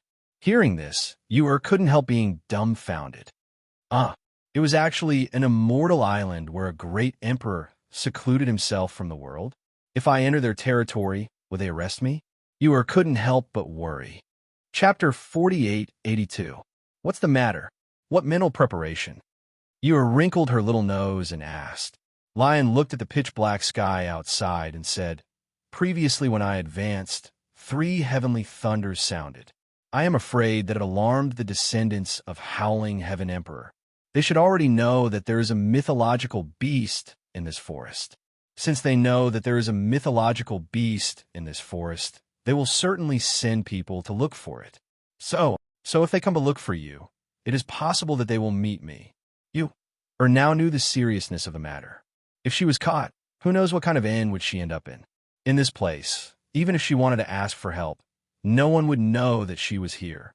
She stood up and walked back and forth in the cave while muttering, Let me think, there will be a way. The night gradually deepened. After the rain, the forest was emitting the smell of soil and leaves. The wind blew into the cave, cool and refreshing. Lion was worried that its little master would catch a cold, so it let her sleep beside it and use its body temperature and fur to warm her. Because of the master and servant contract, Yuri was relieved. She didn't need to worry that the lion would hurt her. After all, the master and servant contract had a fixed rule that if the master died, the contract beast would not be able to live. After thinking for a long time, Yu was helpless and had no choice but to curl up beside the lion and sleep. The next morning, at the immortal mansion, at this time, large and small children were standing in front of the open space, listening to the instructions of the patriarch. This time you are allowed to enter the forest to gain experience. It is also to enhance your ability to adapt and combat effectiveness. Remember, Shao family's children, no matter what, you must support each other. You must remember the first rule of the family: never attack your own family. Shao family's patriarch stood in front of them with his hands clasped behind his back. After listening to everyone's respectful response, he said, "After entering the forest, everything depends on you to support each other. You must ensure your own safety. You're going in to gain experience and enhance your combat effectiveness, not to throw away your life. If you encounter danger that you're unable to cope with, remember to break the jade tablet and teleport back." "Yes," everyone responded again. "Great Elder, take them to the teleportation array." Shao family's patriarch instructed the old man beside him. "All right." The great elder responded and led everyone to the teleportation array. After they left, Patriarch Shao looked around and asked with a frown, "Why didn't Junyin come? Did you tell him?" A middle-aged man stepped forward and said, "Yes, Patriarch. The young master left early in the morning." Hearing this, Patriarch Shao was silent for a while, then sighed. "That child is cold by nature. It's not like there aren't any outstanding disciples in the family, but none of them can catch his eye and become his companion. I originally wanted to let Junhung go with him, but I didn't expect that he would leave first. Clan head, you don't have to worry about the young master. The young master is the most talented disciple of the Shao clan in the past few hundred years. Even the old ancestor has high praises for him. There won't be any problems if he acts alone." The middle-aged man said, "Go and inform Junhung to look for Junyin in the forest. It's best to move together with him. After all, that is a divine beast." Patriarch Shao said worriedly. "Yes," the middle-aged man replied. Then, he quickly left and headed towards the teleportation array. Chapter 4883. Ha ha ha. Slow down, don't run too fast. A bell-like laughter came out from Yu-Er's mouth, and along with the breeze, it scattered in the forest. Yu-Er's small figure was lying on the back of the lion, and both of her hands were tightly grabbing the fur on the lion's neck. Her small body was slightly jolted along with the running of the lion, but her small face had a happy and joyful smile. At such a young age, she had already forgotten the uneasiness and worry of last night. At this moment, riding on the back of the lion, she felt the speed of running in the forest as well as the cool breeze brushing against her face, and her whole heart was flying along with it. She had thought about it, and since there was no other way, she could only hide as much as possible and wait for the little fox to recover its exhausted spiritual power. Then it could take her away from here. And during this period of time, as long as she hid in this forest and didn't let the descendants of that great Emperor Shao Tian find her, then there would be no problem. The running lion sent her to the edge of the forest near the waterfall and said, "Master, this waterfall is the spring water of the mountain, and there is also a spiritual spring inside. Cultivating and taking a bath in the water is also very beneficial to cultivation. If Master wants to take a bath, don't go below that waterfall because the water flow there is too rapid, and the force of the water flow is also too strong. Master is too small to bear it, so it's better to go below and take a bath." "Wow, it's really beautiful here." You looked at that waterfall. The waterfall rushing down from high above was like a Milky Way flowing down from the sky. When the water flow rushed down from high above, it hit the stones below, splashing a large amount of water. And because the morning sun was shining on the waterfall, there was a 7-colored rainbow, which looked extremely beautiful. Yu-Er promptly jumped down from the back of the lion. She also didn't dare to go directly below that waterfall, because the water flow there was really very strong. The water flow rushing down from high above splashed water everywhere. She knew that if she went forward, She reckoned that she would be washed downstream by that water. Moreover, with her small body, she couldn't stay there. The lion was somewhat worried about her. After all, its master was too small. Especially when it saw that she took off her boots and was about to go into the water, it was so scared that it hastily stepped forward, bit her collar, and dragged her back. "Ah, why are you biting my clothes?" Just when you wanted to go into the water, the lion bit her collar and dragged her back. She couldn't help but turn her head and ask. After dragging her away from the water, the lion released its mouth and said, "Master, the water here is deep. You won't be able to stand if you go down. Go there." As it spoke, it bit the corner of her clothes and dragged her to the other side where the water was shallower. Hee-da-you smiled, her beautiful eyes curved into crescent moons, and said, "I can swim. I can even hold my breath." Her mother taught them. She and her two brothers knew how to swim. Her mother said that if they didn't know how to swim, they would drown if they fell into the water, so she taught them how to swim. "The water here is too shallow. It's not fun." Or looked at the place where the lion had dragged her. That was a small place with stones all around, and the water in the middle was only up to her knees. Chapter 4884.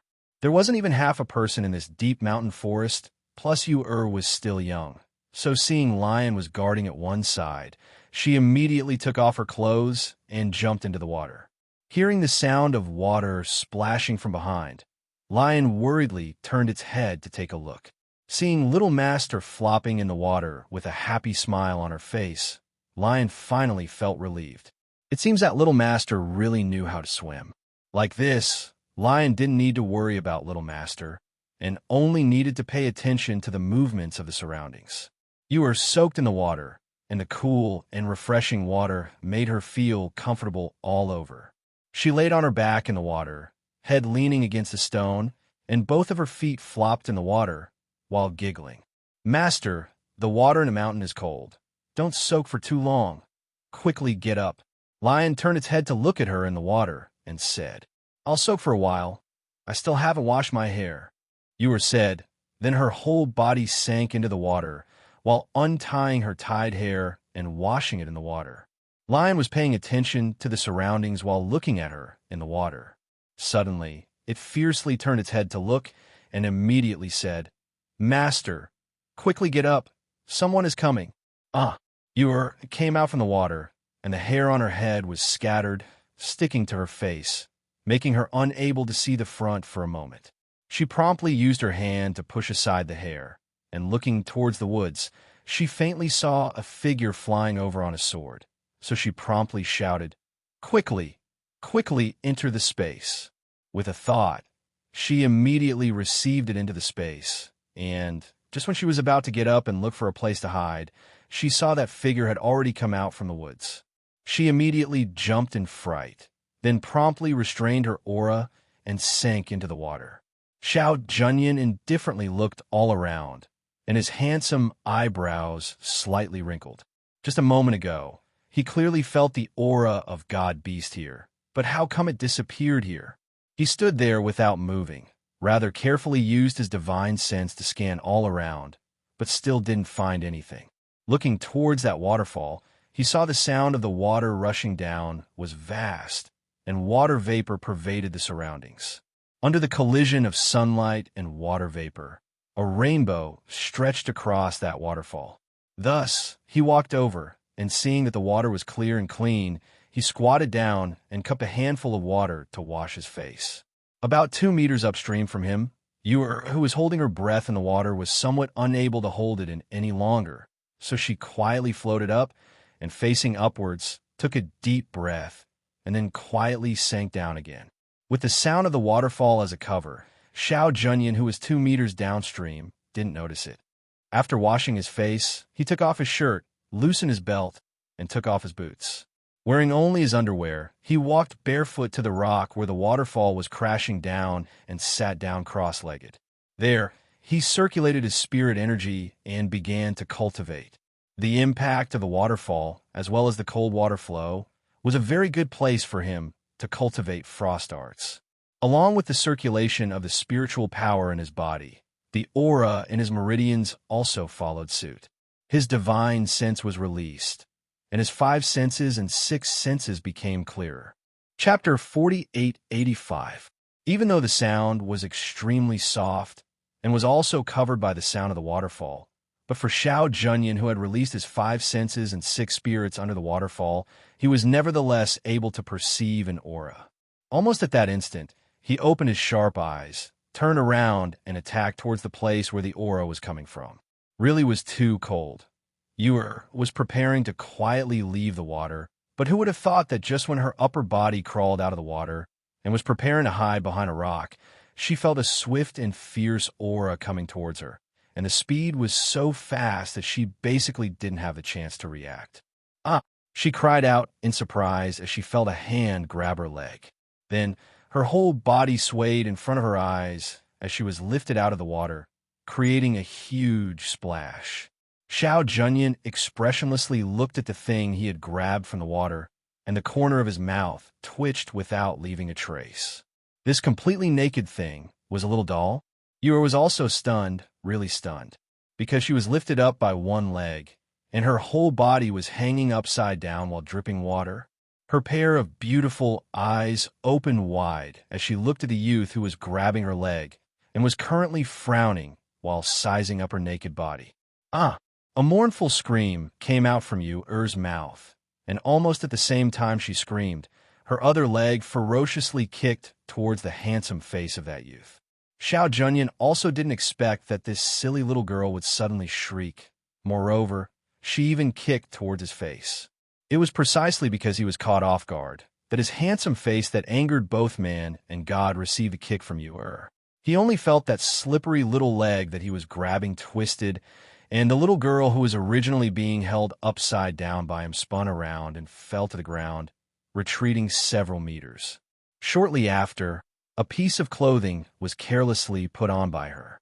Yu's beautiful eyes were filled with grievances, and after putting on the clothing, she sat down with tears in her eyes, and with a pitiful and angry appearance, she glared at that youth. She was miserable, she suffered a loss. Mother said that a girl's body shouldn't be seen by a boy, but she was lifted up from the water by that person, and even carefully sizing her up, and she was seen completely naked. Xiao Junyan touched his face, only to feel that this kick was somewhat painful, and his tongue also tasted a trace of blood. It could be seen that his mouth was bleeding. He looked at the little doll who was angrily glaring at him, and frowning, he walked forward and asked, "Which family's child are you from? Why did you come here?" In his view, their place was covered with enchantments and arrays, so outsiders couldn't enter their celestial island, and the child who appeared on this island was naturally the child of their Xiao family.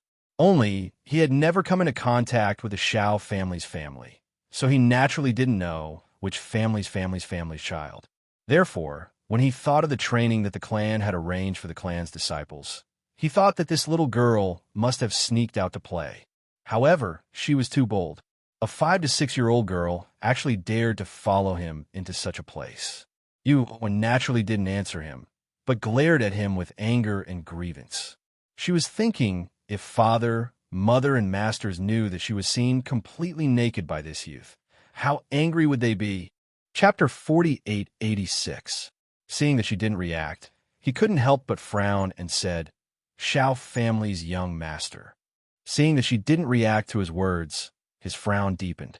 Sizing up the little girl, he asked, "Which family's child are you? Who brought you in?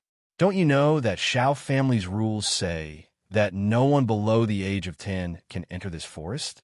When Yu saw that he didn't say anything to the point for a long time, and instead said something about him being the young master of Xiao clan and so on, she immediately stood up and angrily roared at him. "You have seen my naked body. You have to apologize to me." Hearing her words, Xiao Junyan glanced at her and said indifferently, "Little doll, if you've seen it naked, then you've seen it naked. What's the matter?" Saying that, he took out clothes from his space and put them on while drying the traces of water on his body with his inner breath. Walking forward, seeing that the little doll behind him didn't follow, he stopped and turned around to look at her and said, "Still not following?" In this kind of place, she wouldn't be able to survive a night here. Not following. Ewer snorted and turned her face away. After putting on her clothes, she walked in the opposite direction. Who would have thought that before she could take a few steps, she was grabbed by the collar and lifted up. Let go of me. Let me down. She used all her strength to kick, and seeing that he was not letting go of her collar, she immediately grabbed his hand and bit it. This! Xiao Junyan hissed in pain and loosened his hand, putting the little doll on the ground. Looking at his wrist, he saw that there was a bite mark on it, and blood was seeping out.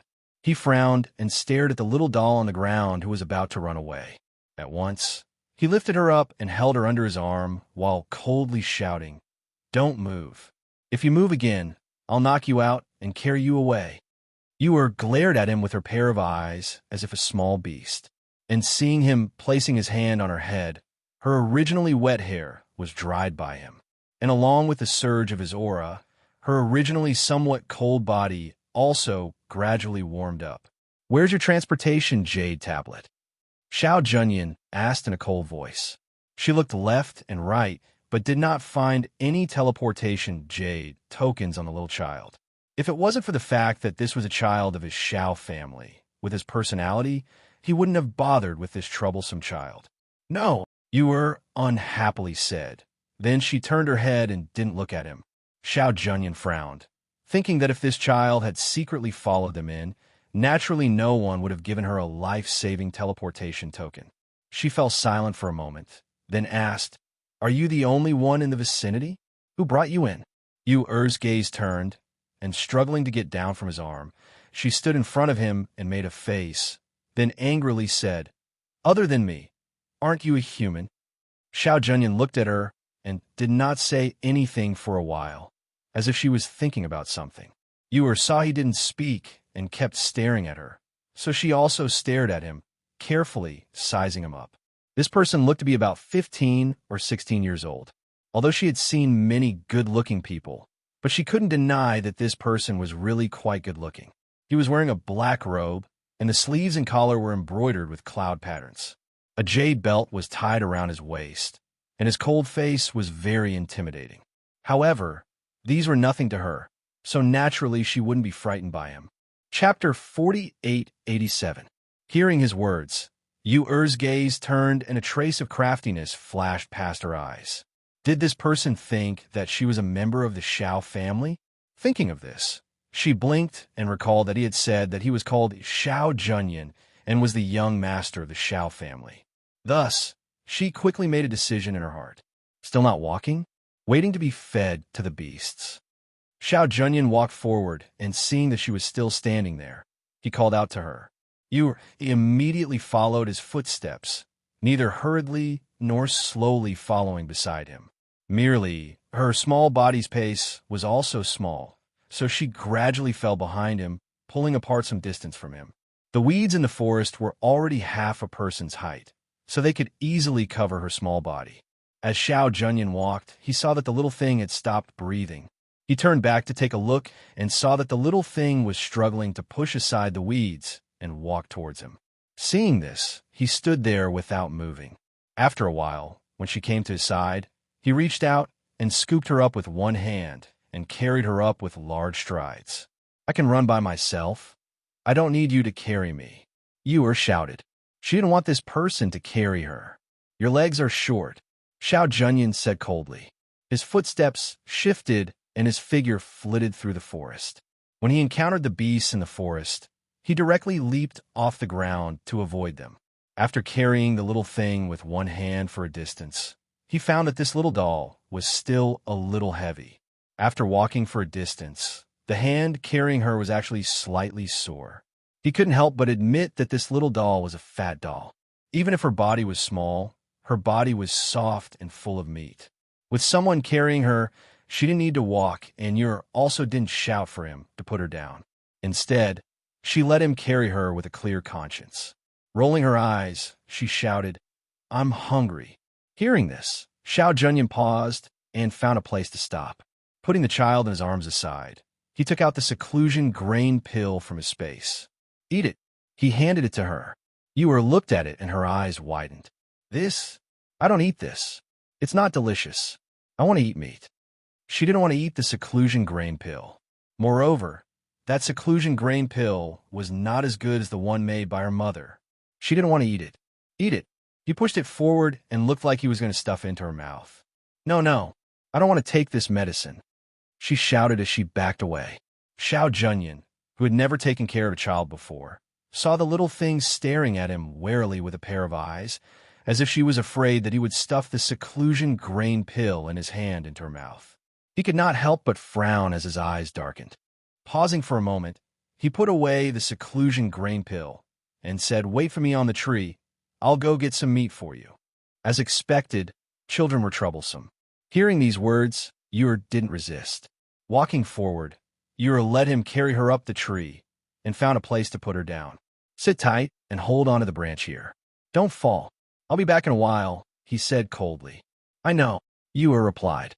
After watching him fly away, she took out a spirit fruit from her space and ate it. Her eyes darted around, and no one knew what she was thinking. On the other side, Xiao Junyan was worried about the little thing that had been left on the tree. Hence, after catching a gray-feathered spirit chicken, she came back. Seeing the little thing sitting obediently on the tree, she went forward to bring the little thing down. Then, she picked up some branches from the surroundings and roasted the spirit chicken. Chapter 4888. Hearing this, Yuer's little hand that was holding the chicken drumstick paused. Let someone take her back? Go back to where? Xiao family? If she went to Xiao family, wouldn't she be exposed? As she chewed on the chicken drumstick, her eyes rolled around. Xiao Junyan looked at the little girl who was eating the chicken drumstick with both hands. In a short while, only the chicken bone was left of the drumstick in her hands. She looked at him with a fat face and stretched out her hand again. Seeing this, he tore off another chicken drumstick for her and tore off a wing for himself to eat. After the two of them finished eating the roasted chicken, Xiao Junyan carried her to a spring to wash her face and hands. At this time, rustling sounds came from the forest. Xiao Junyan raised his head and looked over. A thick and strong, ferocious beast was walking out from the forest. Wherever it passed, the weeds were trampled flat. Roar! That ferocious beast discovered the two people at the spring and immediately roared and pounced towards the two people. "Be careful!" Xiao Junyan shouted and carried Yu up with one hand. Tiptoeing, he leaped off the ground with her and avoided the attack of that ferocious beast. Kacha! The big tree that was big enough for a person to hug broke and fell down with a kacha sound. That ferocious beast pounced on empty air and suddenly turned around and pounced towards the two people.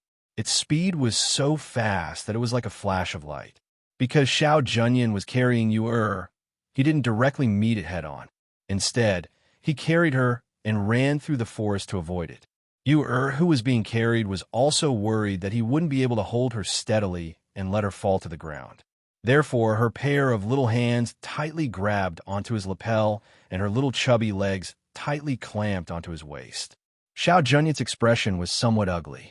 It wasn't because he was being chased by that ferocious beast that was at the peak of the Saint Beast level. Rather, it was because this chubby baby in his arms was tightly clinging onto him like an octopus, causing his running speed to become somewhat slow. Roar! The roar of the beast resounded in the forest, accompanied by the vibration of that ferocious beast running. In the air, because of the roar of that ferocious beast, an oppressive airflow also spread out. She did not know if it was an illusion, but Xiao Junyan felt that after the ferocious beast's roar fell, there were sounds of ferocious beasts galloping in the distance. Yu, who was lying on his bosom, looked all around, and with her beautiful big eyes flashing, she said, "There are many ferocious beasts coming from all around. They are called by the ferocious beast behind." Yu said. Then, patting his shoulder with her little hand, she curiously asked, "Why didn't you kill that ferocious beast? Why did they run away when they saw that ferocious beast? Don't tell me you can't beat it. That's because you were there," Xiao Junyan said coldly. If it weren't for the fact that he was concerned about this little thing, why would he need to turn around and run away? If they were to fight, they naturally wouldn't be able to take care of this little fellow. No matter how much he thought it was troublesome, he couldn't just leave such a young child of the Xiao family behind, right? Yu was startled, Then, blinking her eyes, she crisply said, "Just put me down. I will take care of myself." As soon as her voice fell, the person who was galloping stopped abruptly. Because of the sudden stop, she was almost thrown out. Fortunately, she was tightly holding on to his lapel, so she was not thrown out. "Now, even if you don't want to come down, you have no choice," Xiao Junyan said, as his gaze swept over the surroundings. Raising his chi, he brought her to the tallest and largest tree nearby. Chapter 4889. Yuer looked down from the tree. He had placed her high up, and when she looked down, she could only vaguely see Xiao Junyan below, holding a sword in his hand as he attacked the ferocious beasts that were pouncing forward. She had originally thought that this person's strength was very weak. However, after seeing him unleash his full strength, she knew that this person was not weak, but very strong. She reckoned that his skills and cultivation were above her elder brother's. Well, this person was a few years older than her elder brother, so it was normal for him to be more powerful than her elder brother. But who knew that her two elder brothers would not be as powerful as him in the future? The screams and roars of the ferocious beasts spread throughout the forest, and the smell of blood also spread throughout the forest along with the wind. Yuer, who was sitting on the tree, saw that Xiao Junyan below was more than enough to deal with those ferocious beasts, and she immediately retracted her aura and quietly left this place. She was not really a child of the Xiao family. If she were to let the people he called to bring her back to the Xiao family, who knew if she would be killed? At least in this forest, there were no ferocious beasts that could hurt her. When the little fox's spiritual power had recovered, perhaps it could bring her out of this place. She still wanted to see her mother. After Xiao Junyan had dealt with those ferocious beasts, he once again gathered his energy and came up to the tree to carry that little fellow down, only to discover that the little fellow that he had placed on the tree had disappeared. Slipped away. He furrowed his brows and scanned his surroundings. How did that little thing slip away without making a sound? Thinking that the little fellow had secretly followed them out, and he had told her that he had already asked the people of the family to come and bring her back, he was afraid that she did not want to be brought back and had slipped away first. Thinking that the little fellow was so small, and that this place was filled with unknown dangers, if they had encountered a ferocious beast, he was afraid that the little fellow would be swallowed whole in one bite. At that moment, he flew up on his sword, looking for the figure of that little fellow. After Yuer slipped away from the tree, she walked around the forest. She had stayed here for a few days, and when she encountered ferocious beasts, she did not need to fight at all. As long as she released the might of the ancient divine beast, those ferocious beasts would have to avoid her. While humming an unknown tune, he swung a tree branch that he had picked up from somewhere and walked briskly. Ever since she had left that large tree, she had used a sweeping pace. In just a short while, the distance she had opened up was already not short. Hence, she did not have to worry about being caught back by Xiao Junyan. She came to a tree and stopped to rest. She looked left and right, then jumped onto the tree and sat down. She took out fruits from her space and ate them while swinging her dangling legs. The branches and leaves on the tree were lush, and her figure was small. If she sat on the tree and didn't speak and held her breath, it would be difficult to find her. After eating a fruit, Yuer yawned, seeing the sun was burning fiercely above her head, and this place was covered by tree leaves, and the cool breeze was very comfortable. Immediately, she found a comfortable position on the tree and slept. She didn't know how much time had passed, but the sounds of fighting in the forest woke her up. She opened her eyes and saw a 14 or 15-year-old boy being attacked by two sacred beast-level lions. His body was covered in wounds, but he was still fighting with his teeth bared. Chapter 4890. She recognized that those few lions were precisely those lions that had attacked that lion in her space a few days ago. She had heard from that Xiao Junyan that the people who came in should have that transferred jade tablet on their waist. Her gaze sized up that injured youngster who was gasping for breath, but she didn't see anything like a jade tablet. Roar! The lion was very patient with this prey that had reached its mouth. While playing with him, it didn't pounce on him and bite him to death, rather looked at him struggling. Xiao Juanheng pursed her lips and retreated. After a long battle, her physical strength was gradually declining, and adding on the injuries on her body, her steps were somewhat unstable. And as it happened, that transferred jade tablet that could save his life was torn off by the lion in the previous battle, and she didn't know where it was thrown away. Yura was currently looking at the battle in front of her. She saw that youngster was wearing a crescent moon robe, and his appearance was also very outstanding. Merely his strength seemed a bit weak. And at least compared to that Xiao Junyan she had met before, he was a lot weaker. But looking at the two, there should only be a difference of 1 or 2 years. So how could there be such a big difference in strength? Just when she was thinking whether she should go down to help save him or not, she heard an extremely subtle hissing sound, and suddenly felt a slight chill on her neck. She instinctively stretched out her hand to grab it. A finger-sized cyan-colored poisonous snake was tightly pinched by her hand, and the snake's tail was tightly coiled around her arm, and it was spitting out its tongue towards her while issuing hissing sound. "Want to bite me?" Yura looked at that cyan-colored poisonous snake with a smile, and said in a soft and cute voice, "I, however, hold grudges very well." While speaking, her hand took out a dagger, and directly stabbed towards the 7 inches of the snake. Hiss! That snake hissed, and because of that dagger stabbing and twisting, its entire body was cut into 2 parts. One part fell on the ground, and the other part of the snake's head was still in Yu-Er's hand. My snake's gallbladder." Seeing the snake's body fell down, Yu-Er promptly jumped down and prepared to gather the gallbladder of that poisonous snake. Who would have thought that when she jumped down, her whole body just happened to sit on the back of a lion that was staring at that human prey? With such a small person suddenly falling from the tree, not to mention the lion that was suddenly ridden on top of its head by a human, even the young man who was panting while leaning against the tree was stunned for a moment. Especially when he saw that the thing that had fallen was none other than a little girl of 5 or 6 years old. His expression changed. "Come down quickly. Get behind me." He hurriedly shouted and wanted to go forward to pull the little girl who was riding on the lion's back. However, a lion suddenly rushed out and collided with him, blocking his movements and forcing him to turn to attack the lion. Roar! At this time, the other lion roared and pounced at the human child sitting on the lion's back. "Be careful!" Xiao Juanheng gritted her teeth. She wanted to go up and save him, but she couldn't free herself. Yu-Er looked at that lion pouncing towards her, and suddenly a malicious smile appeared on her face. Then she threw the snake head she was tightly pinching towards that lion's mouth.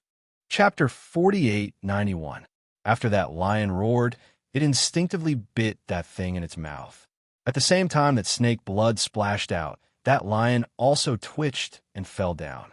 Bang! Its body heavily fell to the ground, startling that youngster and also startling those lions. Roar! The other lions roared towards Yu-Er, staring at that little human who was riding on the lion's back. Suddenly, they discovered that this little human seemed somewhat familiar. Yu-Er was thrown down from the lion's back. When she fell to the ground, she somersaulted in the air and stably landed on the ground. And when that lion that had thrown her down was preparing to pounce forward and bite this human child to death, that pair of lions' eyes fiercely shrunk, and a trace of alarm appeared in its eyes. With a low howl, it rapidly retreated, and within a few breaths of time, it disappeared without a trace. It, however, recognized that this human child had the aura of an ancient divine beast. Even if they wanted to provoke someone, they would not dare to provoke this kind of human. The youngster was gasping for breath, somewhat startled and puzzled as he looked at those lions that had suddenly all run away. He also could not figure out what was going on. However, seeing that little girl actually ran under a tree and picked up a cyan-colored snake's body. Using a dagger, she cut open the snake's body and took out a cyan-colored snake's gallbladder from inside. He was even more startled. "Are you all right?" He walked forward and arrived at the little girl's side. Seeing that her face was unfamiliar, she also did not seem like a child of the clan that he had seen before. But thinking about it, the clan had a large population. Moreover, she was such a small child, so it was normal that he had not seen her before. Moreover, in this place, other than the children of their clan, how could a child from other places appear here? Therefore, naturally, he also classified this little girl as a child of their Shao clan. After you, put away the snake's gallbladder, she looked at the youngster in front of her. Pointing at the injuries on his body, she said, "The one who is in trouble is you. You are bleeding." So bad. She was so small, but she was also not injured and bleeding. That's right. I am injured. Shao Juanheng lightly exhaled and sat down with her back leaning against a large tree. Taking out medicine, she sprinkled it on the wound and used a simple gauze to bandage it. Bandaging it herself, she could only use her mouth to bite it. Thus, she directly tied it into a tight knot. "Do you want me to help you?" Yor blinked her pure eyes and asked. She watched as he poured the medicine on his back. More than half of the medicine had spilled onto the ground. "All right." He handed the bottle to her and looked at her, asking, "Who brought you in? Don't you know that a child as young as you can't come in here?" "Why? I'm not injured," Yor said. After she sprinkled the medicine, she dressed him up in a decent manner. Finally, she tied a beautiful bow. "There are too many ferocious beasts in this forest, and many of them are very strong. Even I was injured, let alone a young child like you." He leaned against the tree and rested. While looking around vigilantly, he said doubtfully, "I don't know why those lions ran away just now." Yor looked at him with a beaming smile and said, "Although I am small, but ferocious beasts don't eat me. Wait a moment. I'll send a message back and ask my father to send someone to pick you up."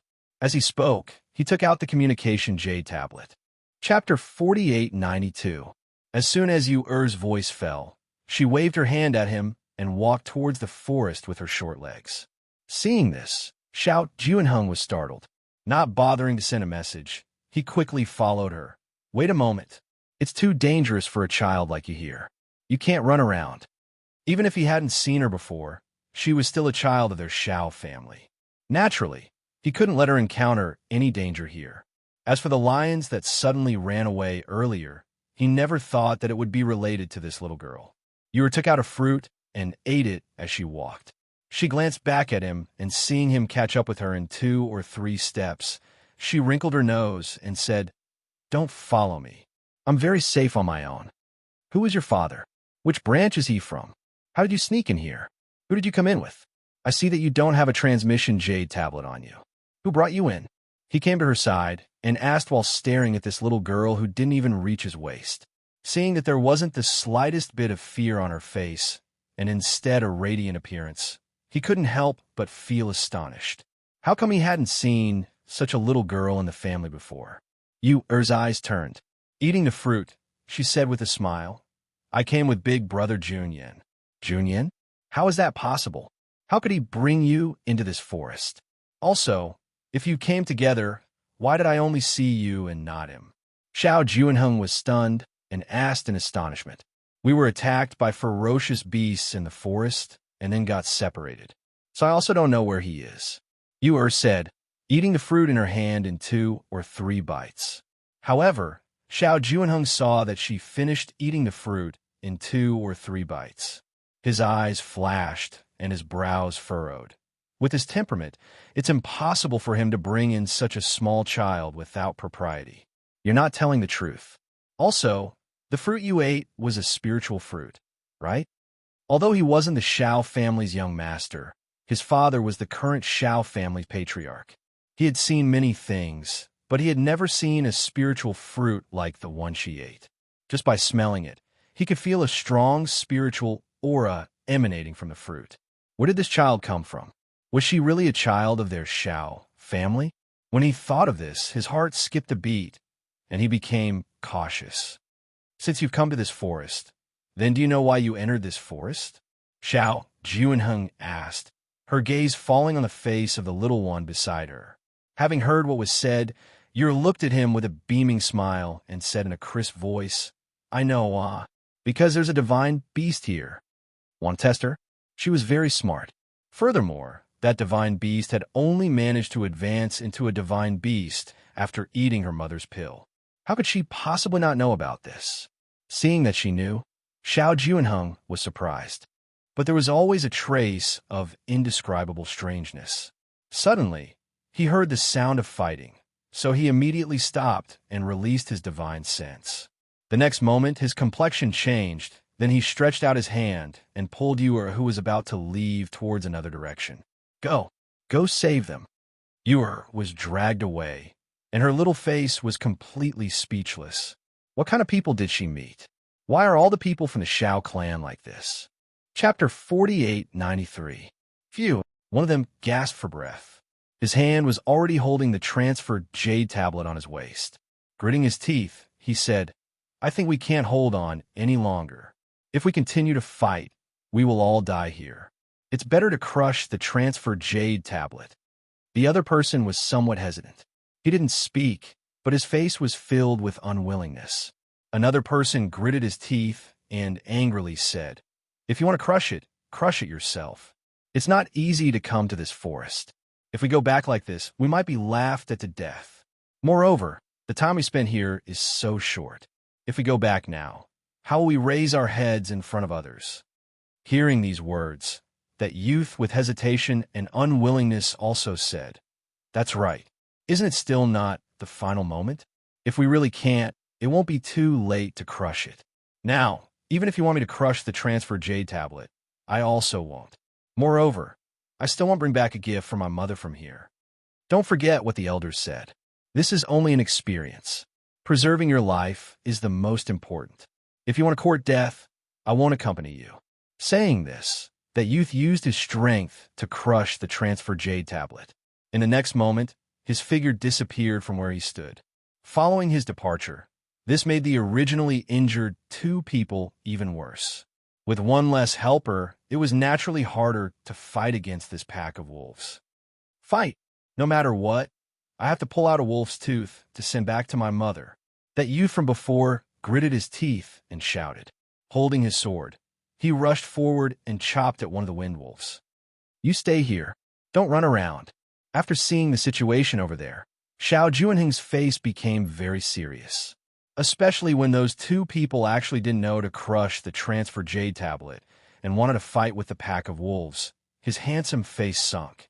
After placing the little girl he had dragged over on a tree, he broke off a branch and stuffed it to her, saying, Cover it. The wolves won't be able to see you. The corner of Er's mouth twitched. Looking at this youth who stuffed a branch into her hand and ran forward, she directly rolled her eyes without giving him any face, expressing her speechlessness at this moment. Holding this branch with leaves in front of her, the pack of wolves won't be able to see her. This youth was quite tall, but why wasn't his brain working well? Moreover, there was a pack of wolves in front of him. There were at least 10 to 20 wind wolves. Among them, that wolf was at the pinnacle of the holy beast level. If he were to run forward like this, wouldn't he be courting death? With just the 3 of them, would they be able to defeat a peak holy beast alpha wolf and a dozen holy beast wind wolves? She sat on the tree and played with the branch in her hand. The 2 of them had teleportation jade tokens hanging on their waists. If they really reached a dead end, the 2 of them would still have a chance to save themselves. However, it was hard to say for the young man who looked okay but was not very smart. So, was she going to leave? Or should I help them? His little face was full of conflict. She had never encountered this pack of wolves before, and they would not run away like those lions.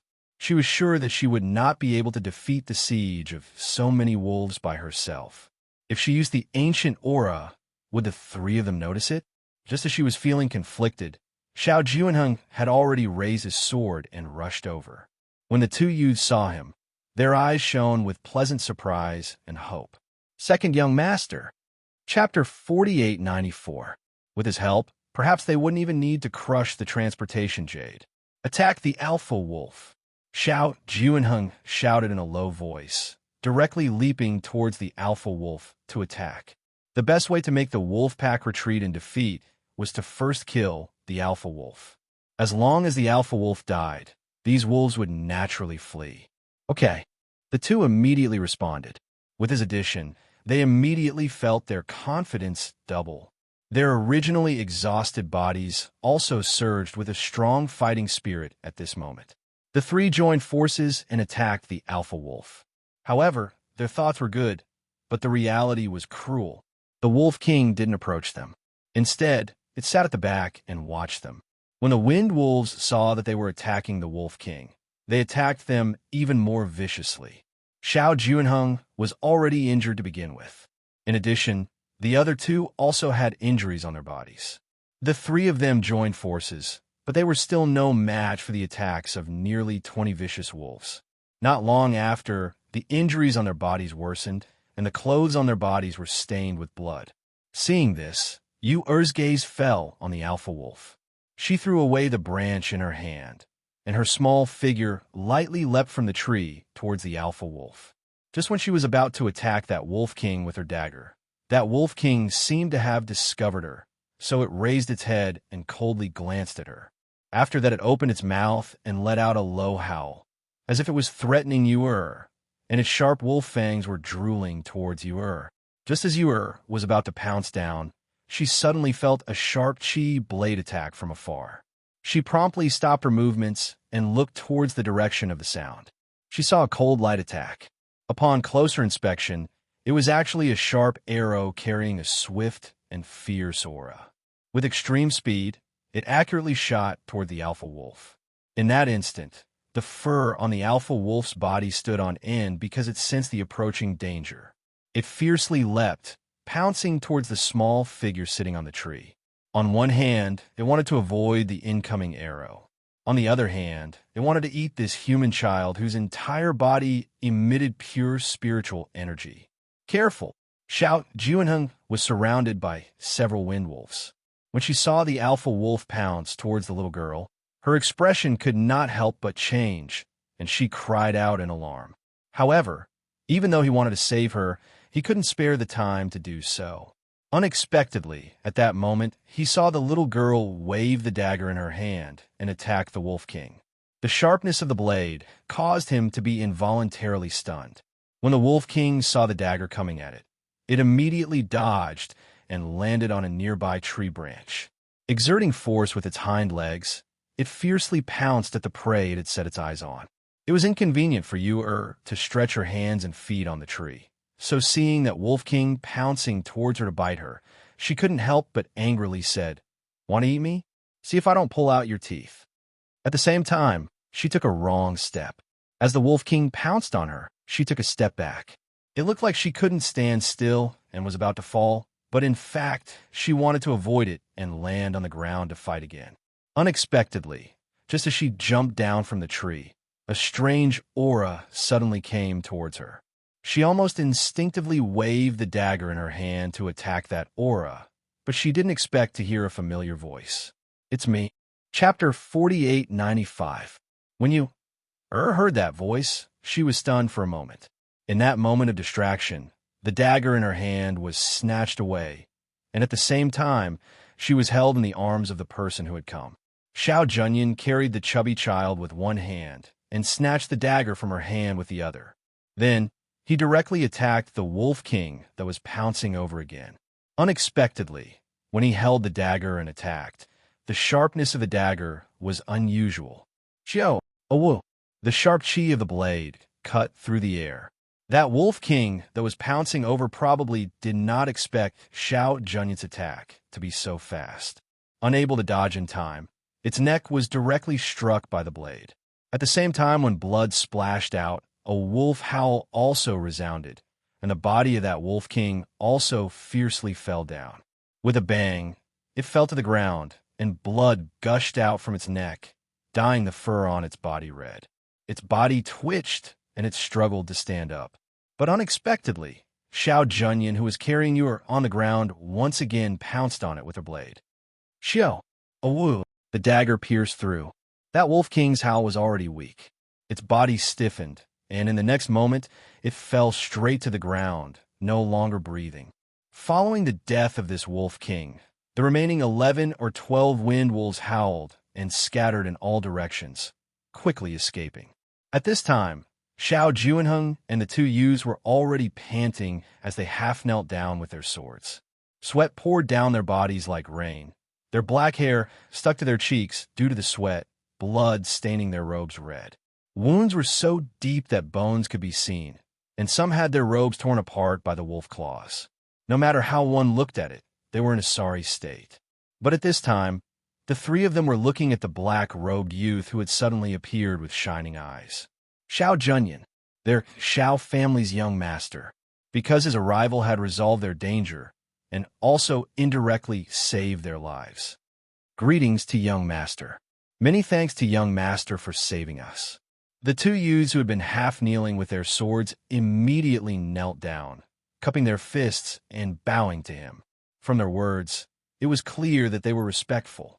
Xiao Juanheng, on the other hand, paused for a moment before standing up straight. She nodded towards him and said, "Fortunately, you came."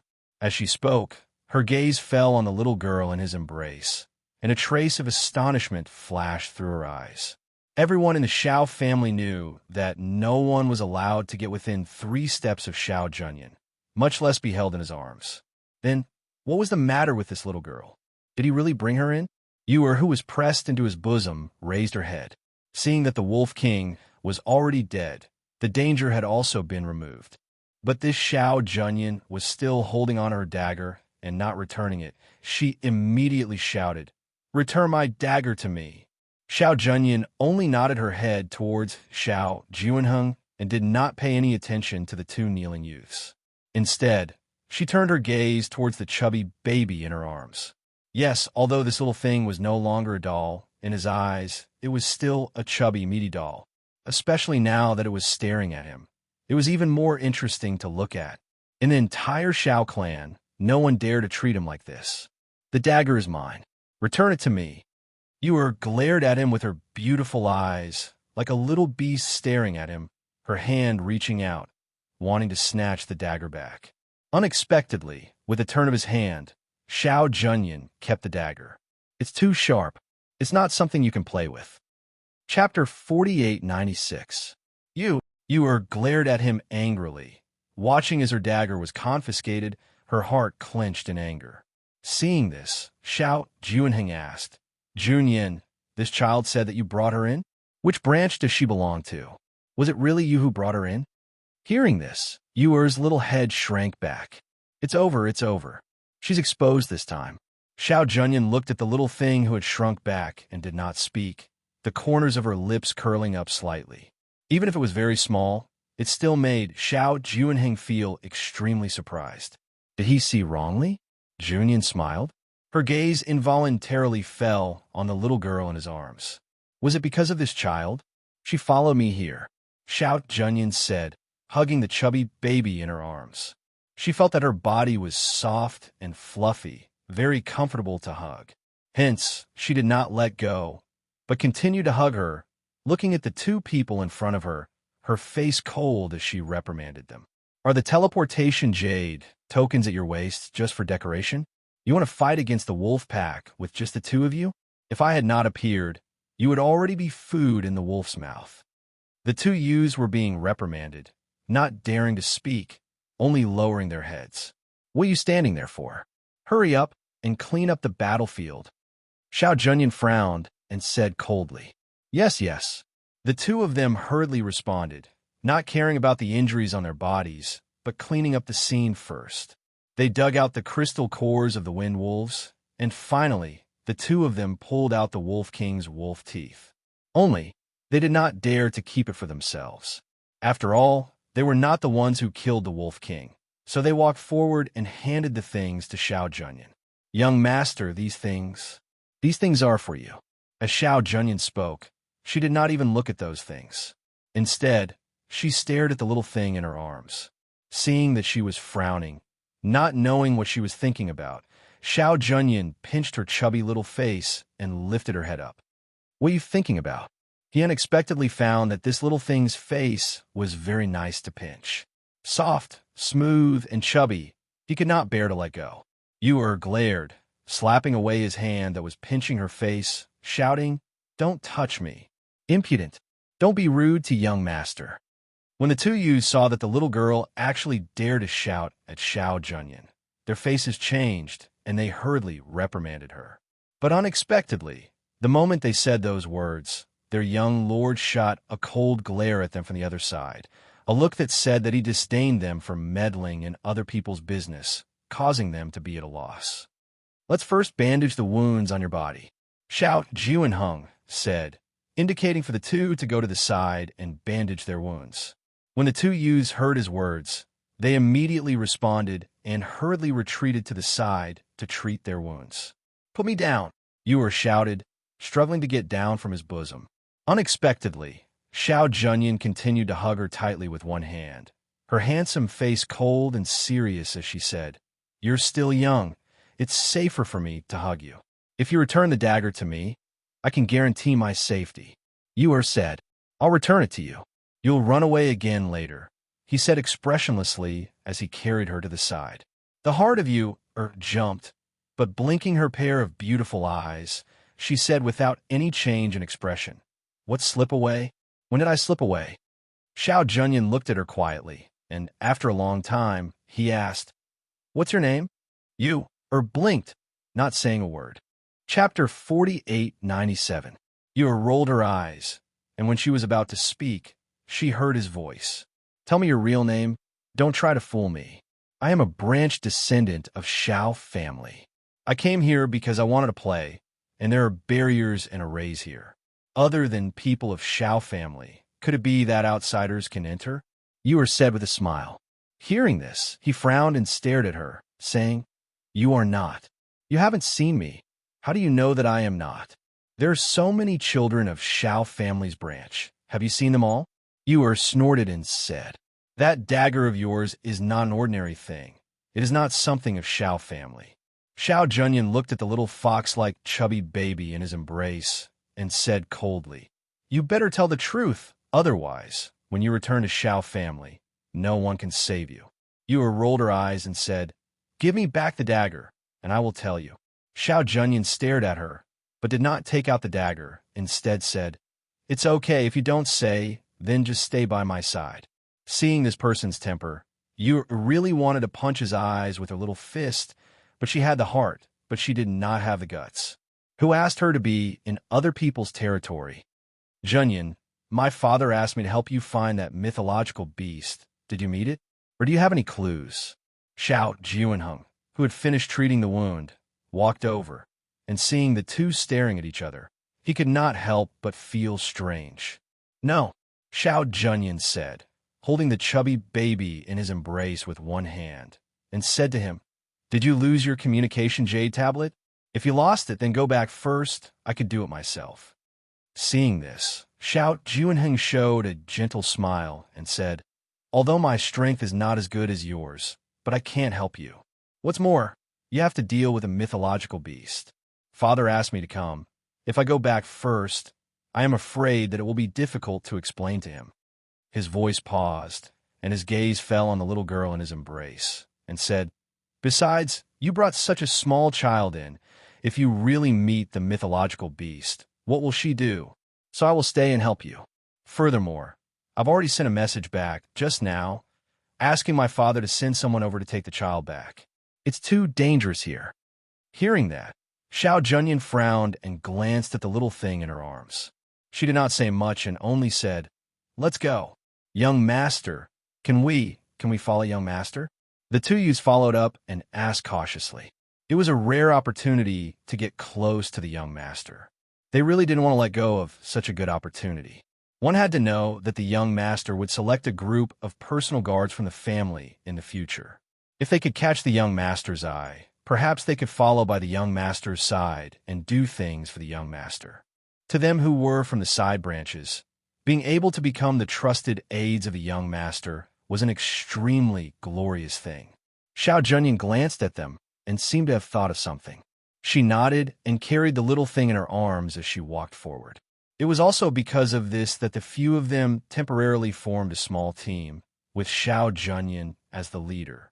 In the evening, Ewer shouted, "I am hungry." "Hungry? There are seclusion pills."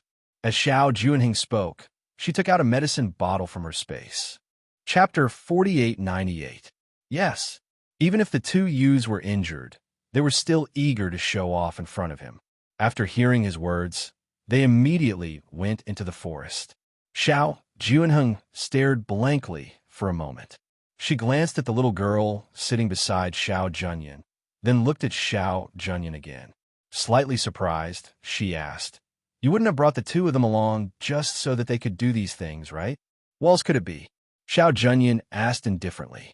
He said it so matter-of-factly that Xiao Juanheng didn't know what to say. She just looked deeply at him and the little girl. In her heart, she knew that this little girl was very important to him. Only in so many years, she had never seen him value anyone so much. But now, he was so concerned about a little girl. It was really surprising. Thirsty? Do you want to drink water? Xiao Junyan's attention was on the little chubby girl who was pouting beside her. Looking at her fuming appearance, he couldn't help but reach out and poke her little face. Yue was still sulking. The dagger had been confiscated, but this person was still staring at her and hugging her, not giving her a chance to escape. At this time, seeing him reach out and poke her face for fun, she immediately turned her face to the side and opened her mouth to bite his finger. Little rascal. Xiao Junyan chuckled. He retracted his hand and gently flicked her forehead. I'm not a little rascal. Yue snorted. She didn't bite her finger and was flicked on the forehead instead.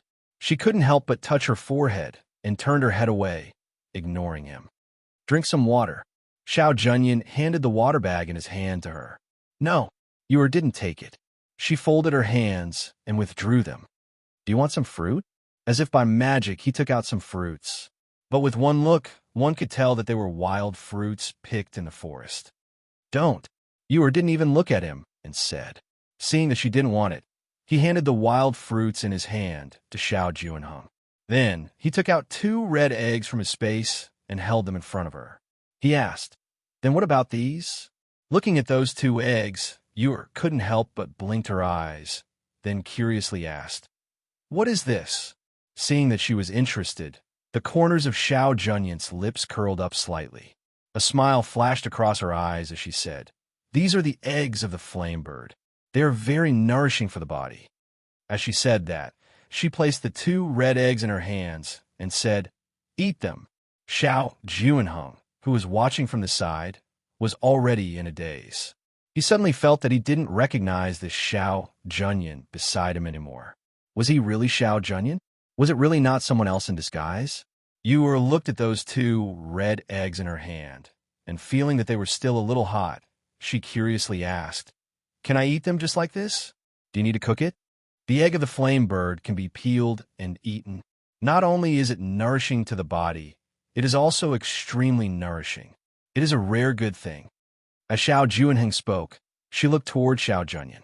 She really could not figure out why he would treat this little girl from the side family so well. However, what made her even more dumbfounded was that he actually took an egg from the little girl's hand and said, I'll help you peel it. Then, he peeled the egg and handed it to her to eat. Xiao Junyan looked at the chubby little girl who was puffing up her cheeks like a little squirrel eating the flame egg. A wonderful sense of satisfaction rose in his heart. Seeing her eating happily, he also felt happy. Chapter 4899. The two of them looked at each other and asked, Second young master, what happened to you? Xiao Juanheng regained his senses and waved his hand. Walking over to the place where they were roasting the meat, he sat down and said, Don't worry about me. Just let me be alone. Seeing this, the two of them did not ask any more questions. While roasting the meat, they paid attention to their surroundings. As the sky gradually darkened, the temperature in the forest also dropped. The few of them sat around the fire and ate meat. After eating her fill, Yue helped to fiddle with the branches or add more branches to the fire. Because Yue was worried that she would not be able to withstand the night wind in the forest, Xiao Junyan hugged her in his arms and covered her with a cloak before falling asleep. The next day, early morning, when a morning sun shone through the lush leaves and fell on Xiao Junyan's face, he instinctively tightened one hand, while his other hand wanted to pull the cloak higher to cover the chubby baby in his arms. Who knew that when he tightened his grip, he felt empty.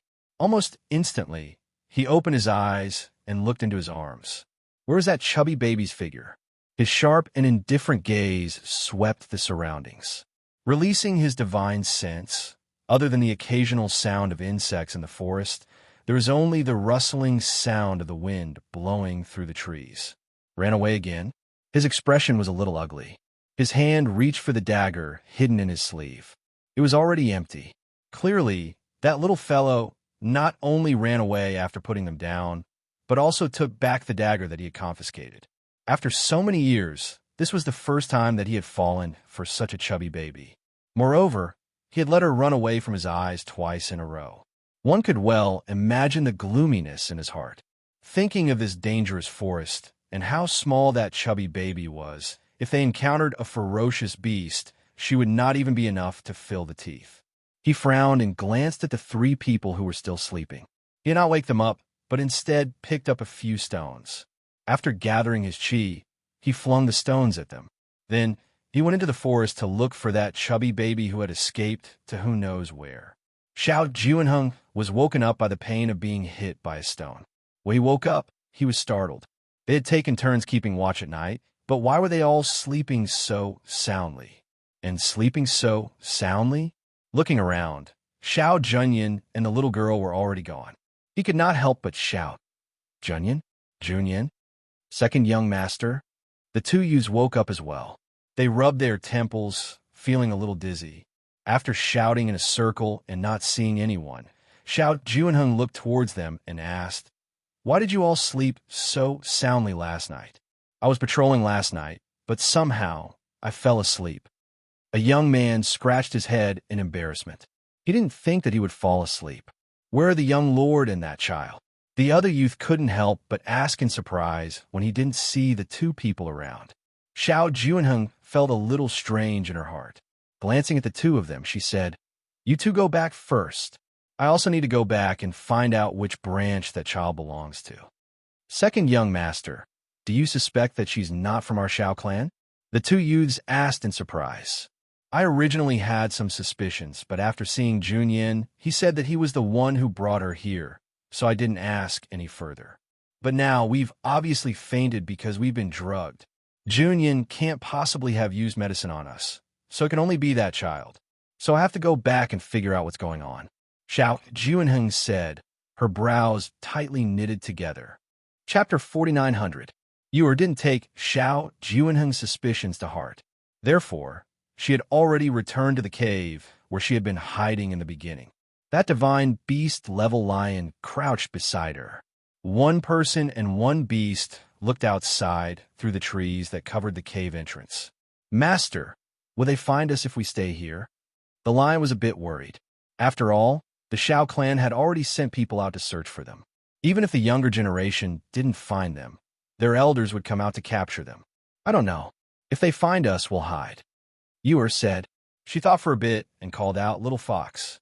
As her voice fell, a white little fox appeared in front of her. It glanced at the lion before looking at Yuer and calling out, "Master, how's your spiritual energy recovering? How long will it take for you to recover?" Yuer was a bit anxious. After all, she was also worried that she would be captured by the Xiao clan. "Master, I'm afraid I won't be able to recover without 10 days to half a month." The little fox said, "Is it useless even if I give you pills? How about I give you one of the pills that mother gave me?" she asked. The little fox shook its head and said helplessly, "Those pills are powerful, but they're not suitable for my current situation. If this place didn't have a barrier or a ray, perhaps drinking some spiritual liquid would be able to help me recover.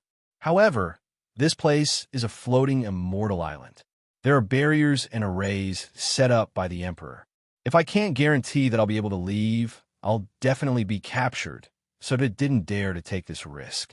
Heavens knew that it already regretted bringing its little master out of Cloud Sky Mountain. If something really happened to its little master, it wouldn't be able to absolve itself of the blame, even if it died 10,000 times. 10 days to half a month? Yuer clenched her teeth and said, "All right, I'll hold on for 10 days to half a month. Remember to tell me as soon as you recover." After instructing the little fox, she put it back in her space and took out a fruit to gnaw on. On the other side, at the floating immortal island of the Phoenix Master, many immortal monarchs and immortal elders had gathered. Ever since they learned that the Northern Flame Great Emperor had been killed by the Great Empress, and that she had taken over his territory, they had braced themselves and wanted to pay her a visit. However, they had been denied entry several times and hadn't even seen the Great Empress's face. After being rejected again, the immortals returned in groups of 3 to 5, sighing softly. One of them said, "Back then, no one came to visit and congratulate him. Now, even if we want to visit him, we won't be able to meet him. Yeah, I really regret it." Another person sighed with a helpless look on his face. At the same time, Fengjiu wasn't on the island either. After settling down Songmi, Tai Song, and Yunyang, she left alone to check out the situation on the other Emperor's islands. Although he felt that the other 3 wouldn't dare to stay on the Immortal Island after the incident with the Northern Flame Great Emperor, he still wanted to go there. Even if he didn't meet anyone, he still wanted to give their Immortal Island a thunderous blow to shock them. At the same time, she wanted to let them know that she was always thinking about taking their lives. Chapter 4901. They're really willing to go all out.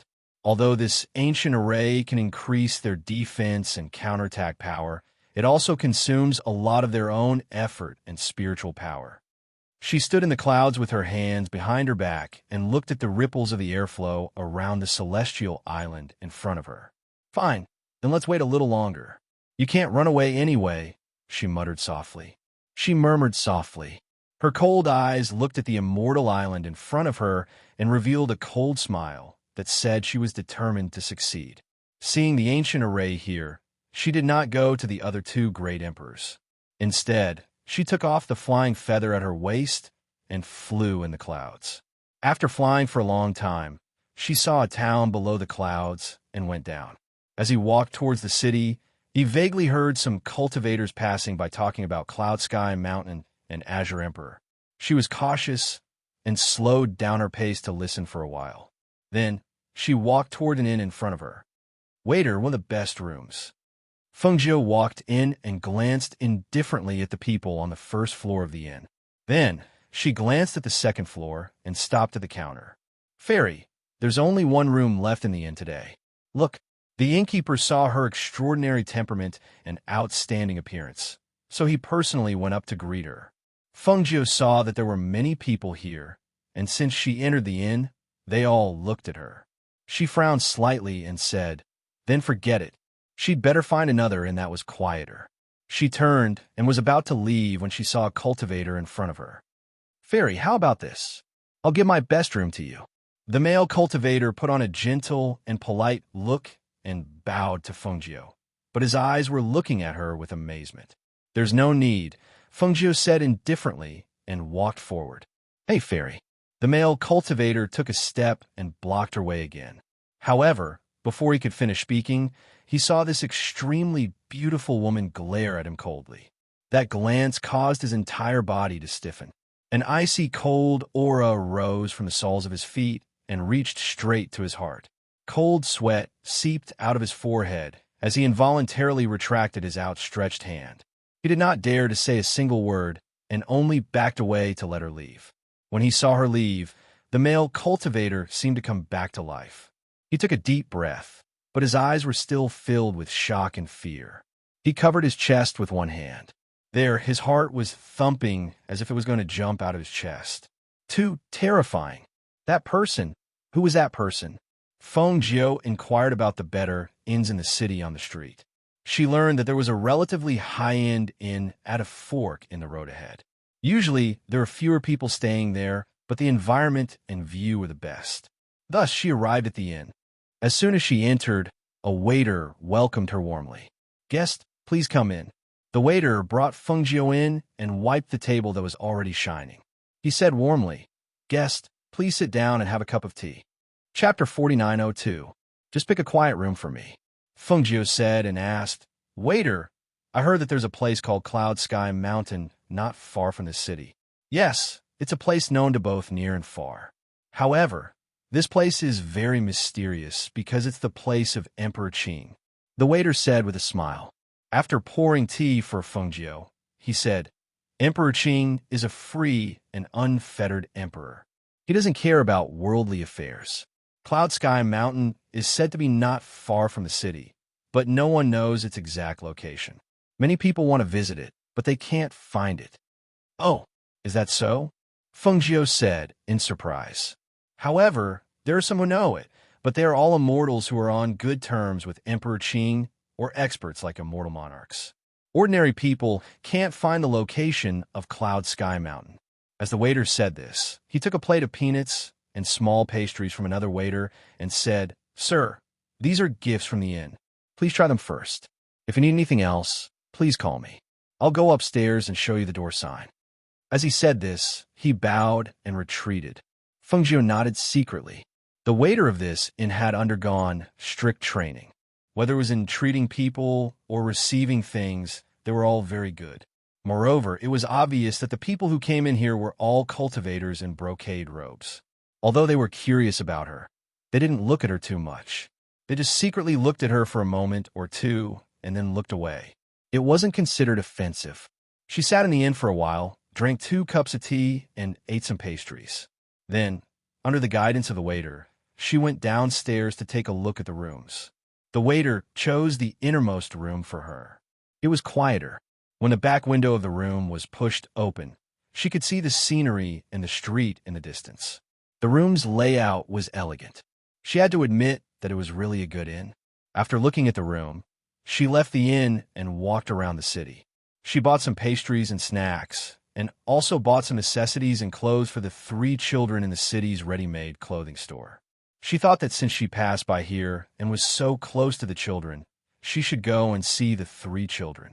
After all, since she ascended, she didn't deliberately ask about them. Thinking of going to see the children, she bought the 3 children's favorite things and necessities in the city. As for their master, Emperor Qing, she prepared 2 jars of self-brewed spirit wine for him. After eating outside, she went to the inn. On the first floor of the inn, when the shopkeeper, who had been waiting in front of the inn, saw the red figure coming over, he hurriedly went inside and came to a table. He said respectfully, "Young master, the lady in red is back. Look as her dot, write it." Hearing this, the man in white showed a faint smile. He stood up, avoided the table, and went to the door to wait. When Feng Jiu came from afar, she saw 2 people running in and out of the inn. The shopkeeper recognized one, but the old man didn't. As she came closer, she saw the old man standing beside a man in white. Chapter 4903. "Ghost Doctor, please wait." The man in white spoke. His voice was gentle and had a hint of magnetism. Feng Jiu, who was passing by, raised her eyebrows when she heard the man's words. She paused and turned slightly to look at the man in white. "You know who I am?" Not many people had seen her since she ascended to become an empress. However, those people only knew that she was the Empress Phoenix Master who had just ascended not long ago. Very few people called her the Ghost Doctor. "May I have a word with you in private?" The man looked in the direction of Feng Jiu's voice. His eyes were very beautiful, but they were like colored glass. They were too clear and clean, as well as unfocused. Feng Jiu only took one look at his eyes and knew that this person had an eye disease. "Yes." When he heard the light voice, the man smiled. There was a hint of joy in his smile. He looked in Feng Jiu's direction and said, "The private room upstairs is ready. Please." Thus, Feng Jiu was led by the innkeeper to a private room on the 3rd floor. The innkeeper personally brought in tea and pastries. Then, he waited outside for orders from the person inside. After sitting down, the man said slowly, "I am Yuan Jing. This inn is the property of the Yuan family. Due to an accident not long ago, I was fortunate enough to meet the saint and learn the name of the Ghost Doctor from him. Because I was born with an eye disease, I have never seen the colorful world. The saint once told me that the Ghost Doctor had superb medical skills. If the Ghost Doctor could help me, perhaps I would be able to see the colors of the world in my lifetime. Therefore, when I found out that the Ghost Doctor had appeared in the inn in the city, I took the liberty to come and disturb you." Hearing this, Feng Jiu looked at him and asked, "The saint? Who are you referring to?" She played with the teacup in front of her with one hand. She thought that the saint that Yuan Jing was talking about should be Mo Chun. Therefore, she wanted to confirm it. His surname is Nalen, and his name is Mo Chun. Yuan Jing said. Upon hearing this, Feng Jiu tapped the table lightly. She curled her lips and looked at the man in front of her. Her voice was soft and unhurried. "So, you want to seek medical treatment? Didn't he tell you that it's not easy for me to treat him?" Yuan Jing was silent for a moment and said, I know. I wanted to visit him personally, but I didn't expect Phoenix Master to appear here. So he paused for a moment, then said, I know that since Phoenix Master is the ghost doctor with superb medical skills, and is also the Phoenix Master of a great emperor and empress, the ghost doctor doesn't lack anything. However, if possible, Yuan Jing still wishes to ask the ghost doctor to take a look at Yuan Jing's eyes and see if there is any possibility of healing them. If Yuan Jing's eyes can be healed, Yuan Jing is willing to fulfill any request of the ghost doctor. Feng Jiu laughed. Don't be so full of yourself. What Yuan Jing said is true, he said seriously. Seeing this, Feng Jiu smiled and didn't say anything. She just stared at Yuan Jing's eyes. No one knew what she was thinking. After a while, she said, Give me your hand. Yuan Jing was delighted. The old man beside him was even more excited. He hurriedly said, Master, your hand. He hurriedly lifted his master's hand and put on the table. Then, he helped him roll up his sleeves. He looked at Feng Jiu nervously, but didn't dare to say anything. Feng Jiu put her hand on Yuan Jing's wrist and quietly diagnosed. After a while, she checked his eyes. Chapter 4904. Feng Jiu retracted her hand, asking, Was it born in your mother's womb? Yes. He answered, his heart nervous. You've taken a lot of medicine these past few years, right? Feng Jiu asked mildly. Yes, I've looked for many doctors and alchemists, but they all said that there was no possibility of recovery. Ghost Doctor, I wonder if my eyes. Hope grew in his heart, but he was also worried that it would be destroyed. At this moment, he was nervous. Feng Jiu tapped the table lightly with one hand, staring at him, not knowing what she was thinking. After a while, she said, In the deep sea, there's a fish called the scarlet-eyed monster. Dig out its fish eye and store it in an icebox, then bring it to my immortal island to find me. Remember, it has to be an adult scarlet-eyed monster. Once the fish eye is found, I'll try to treat your eyes. Hearing this, Yuan Jing couldn't suppress his excitement. Ghost Doctor means that there's a possibility of treatment for my eyes? You can say that. Feng Jiu glanced at him, saying, The prerequisite is that we have to find the fish eye. Okay, I'll definitely send people to find it. Thank you, Ghost Doctor. Thank you, Ghost Doctor. He stood up with excitement on his face, bowing to her. Okay, that's it, Feng Jiu said, getting up and walking out, returning to her room on the second floor to rest. Later, she would ask Mo Chun about this Yuan Jing. After sending Feng Jiu downstairs, Yuan Jing said to the old man beside him, Uncle Yuan, did you hear that? My eyes can still be treated. The old man's old eyes glistened, nodding. I heard. Don't worry. I'll definitely get someone to bring the scarlet-eyed monster's eyes to you. Let's go home now. Let Father send people to find the scarlet-eyed monster immediately. He held his hand, his gentle face filled with excitement and anticipation. Seeing him so excited and happy, the old man couldn't bear to tell him that the scarlet-eyed spiritual monster was the most ferocious fish beast in the deep sea. An adult scarlet-eyed ferocious beast was especially hard to find because every scarlet-eyed spiritual monster would take 1,000 years to reach adulthood. Furthermore, they were hidden deep in the sea, so the chances of finding one were very slim. However, even if it was insignificant, it was still a hope. They could not give up. At dawn the next day, Feng Jiu left the inn early in the morning, exited the city gates, and headed towards Cloud Sky Mountain. The people in the city only gave her a rough location because no one could really find the exact location of Cloud Sky Mountain.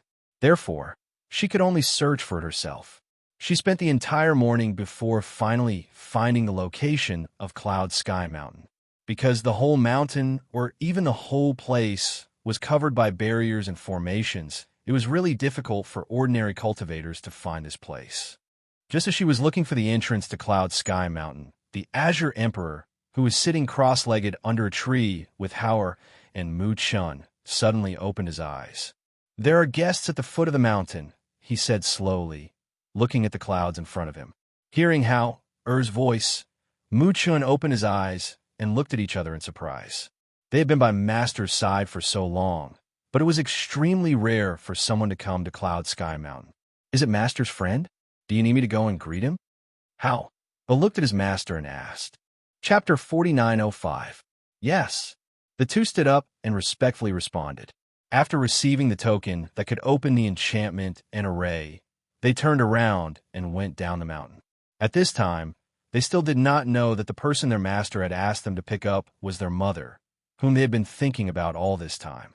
Fengjiu walked around the foot of the mountain and finally found the mountain gate. She stopped and thought that since she was a guest, should she greet the Qing Emperor first? After all, it did not seem good to enter someone else's place without greeting them. Just as she was thinking, she saw two small figures flying over from the clouds.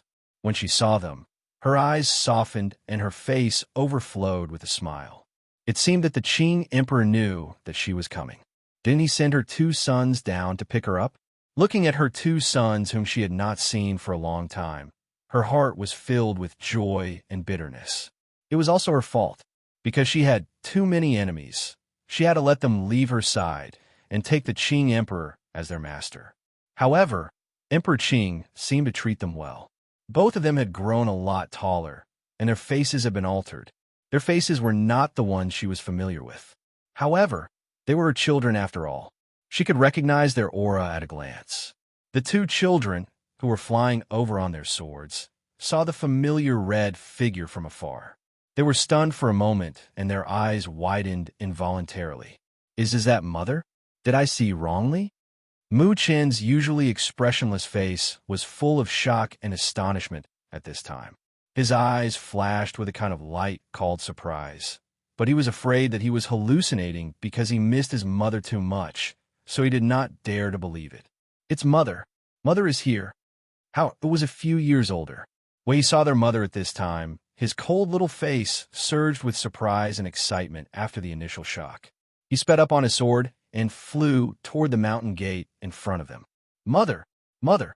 The two of them jumped down from the flying sword one after the other and dashed towards a red figure. When their figures touched the formation and the barrier, because they had tokens, the barrier and the formation automatically opened, opening a path for them. Howard Chena! Fengjiu opened her arms and caught the two people who were flying towards her. When the two small figures crashed in her arms, she hugged them tightly. She bent down and kissed their cheeks. Her gentle and doting gaze fell on the two people and said, Mother missed you so much. Did you eat properly? Why have you only grown taller, but not fatter? Mother, Howard misses you too. Mother, Chinner also misses you very much. The two little boys were both happy and shy after being kissed by their mother on the cheek. Their eyes sparkled with joy and happiness as they looked at her. Mother, we will eat properly. Chinner said, Mother, Master treats us very well. We're doing very well here. We just miss Mother very much and want to see Mother. How? Said, holding her hand and not letting go. Good children, Mother also misses you and really wants to see you. She rubbed the two children's heads and said, What about you, Why didn't she come down with you? After all, her two sons came down to pick her up. It was impossible for her daughter not to follow. Inexplicably, her brows moved slightly. She looked at the two children moving their little mouths, as if they wanted to say something but did not know how to. Chapter 4906. Mother, you secretly asked her contracted beast to take her away from the mountain a few days ago. She said she wanted to see you, but she's been gone for a few days. We don't know any news about her, Howard said. Fengjiu's heart skipped a beat. She asked, Does a master know about this? Master knows. Master said that you is naughty and has a good temper. Since you want to go out, let her go. But don't worry, Mother. Master said that he has a strand of his soul in you. If you, is in danger, he will appear to save her. Fengjiu nodded. Yes, Mother knows. Let's go. Take your mother to see your master. Okay. The two of them answered and brought her up the mountain. Along the way, the two of them held her hand and told her about their cultivation here, as well as the trivial matters of their daily lives. When they arrived at the mountain, Fengjiu saw a man with an immortal aura drinking tea at a stone table under the tree. Looking at his face, it was not the face she knew. However, she also remembered that he said that he was only using this body to do things. Your place is very quiet. Fengjiu walked over and sat down opposite him.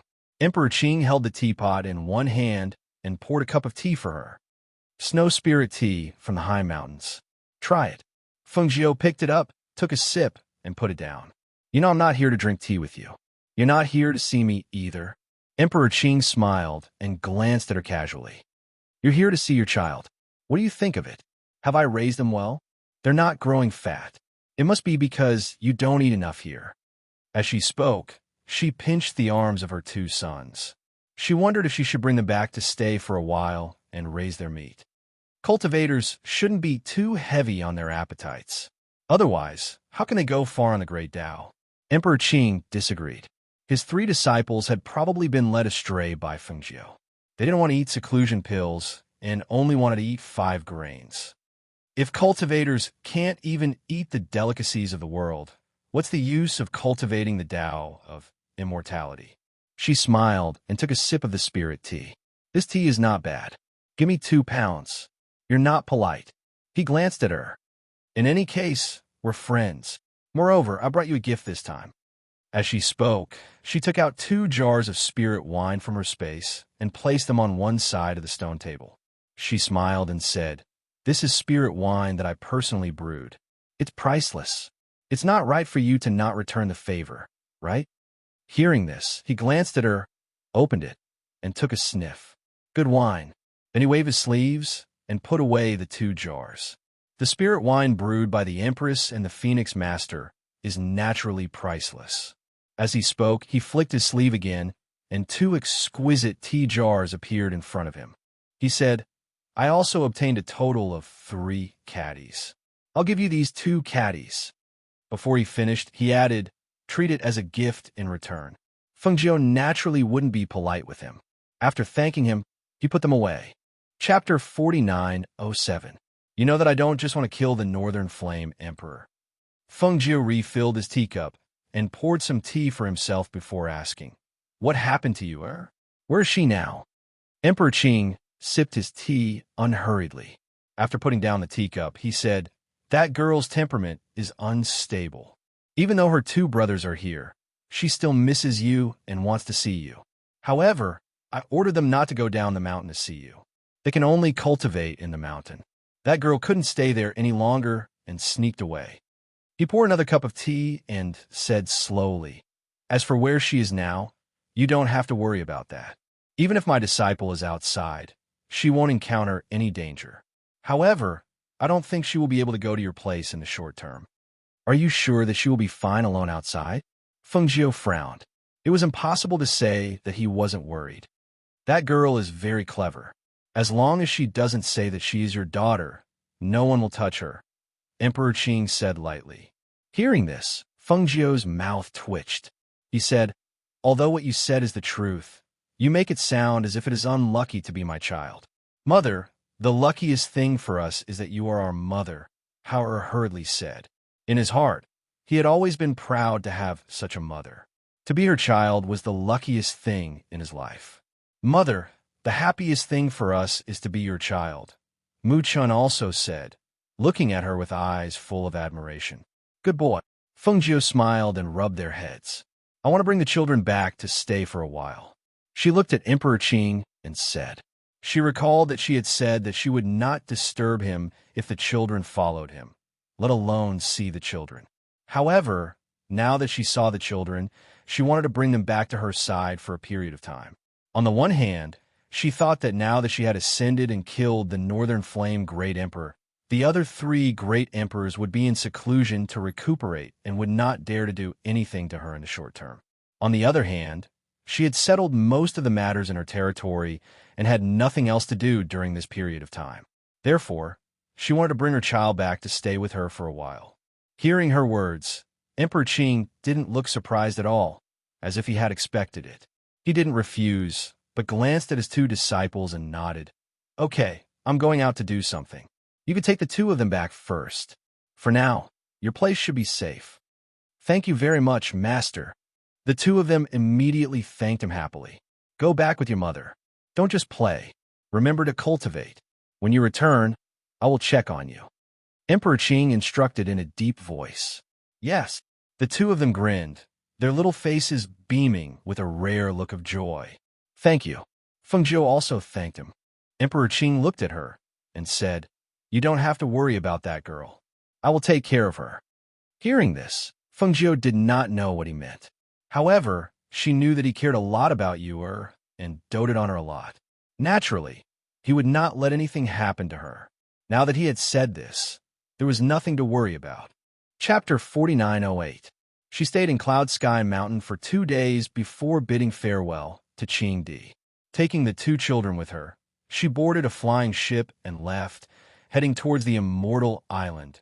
Qing Di also left not long after they left, and his whereabouts were unknown. At the same time, in the forest, Xiao Junyin's face was dark as he searched for the little fellow who had slipped away right under his nose. Compared to searching for the divine beast, he felt that it was better to find that little thing first. After all, the danger here was far greater than he had imagined. If an accident happened, not even his bones would remain. As for the divine beast, it would not be able to escape from their territory. In the end, it would belong to the Xiao family.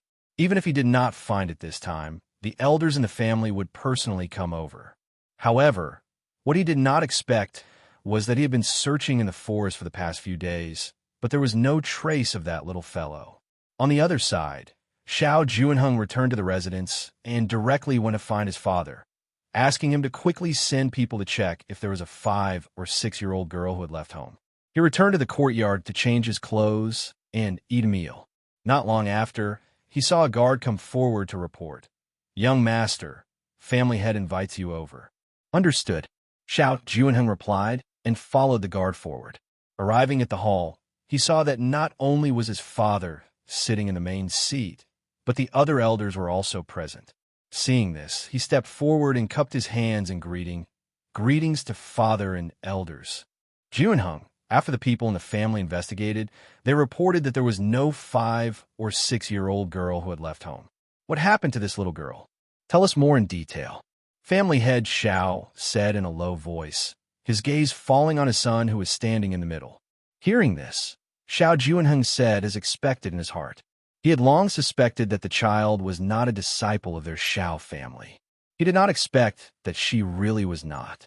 However, if she was not a disciple of their Xiao family, then whose child was she?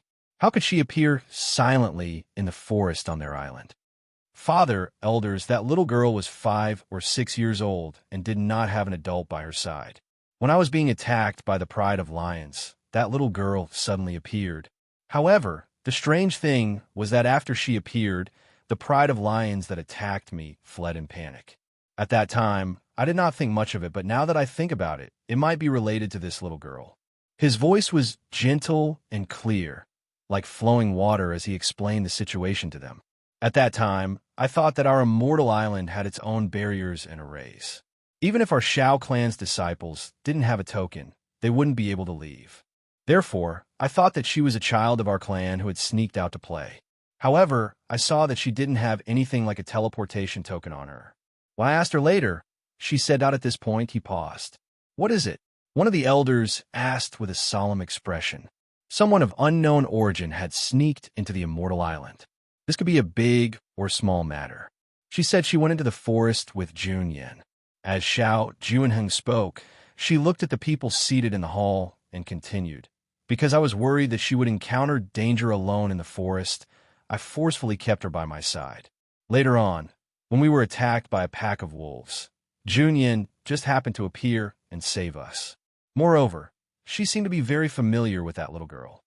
Close. Chapter 4909. Family head Xiao asked in surprise. "You said that Junyan was very close to that child?" "Yes, after seeing that child, she kept hugging him."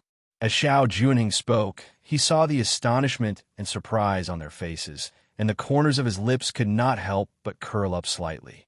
At that time, when he saw Junyan being so close to that child, he probably had the same expression.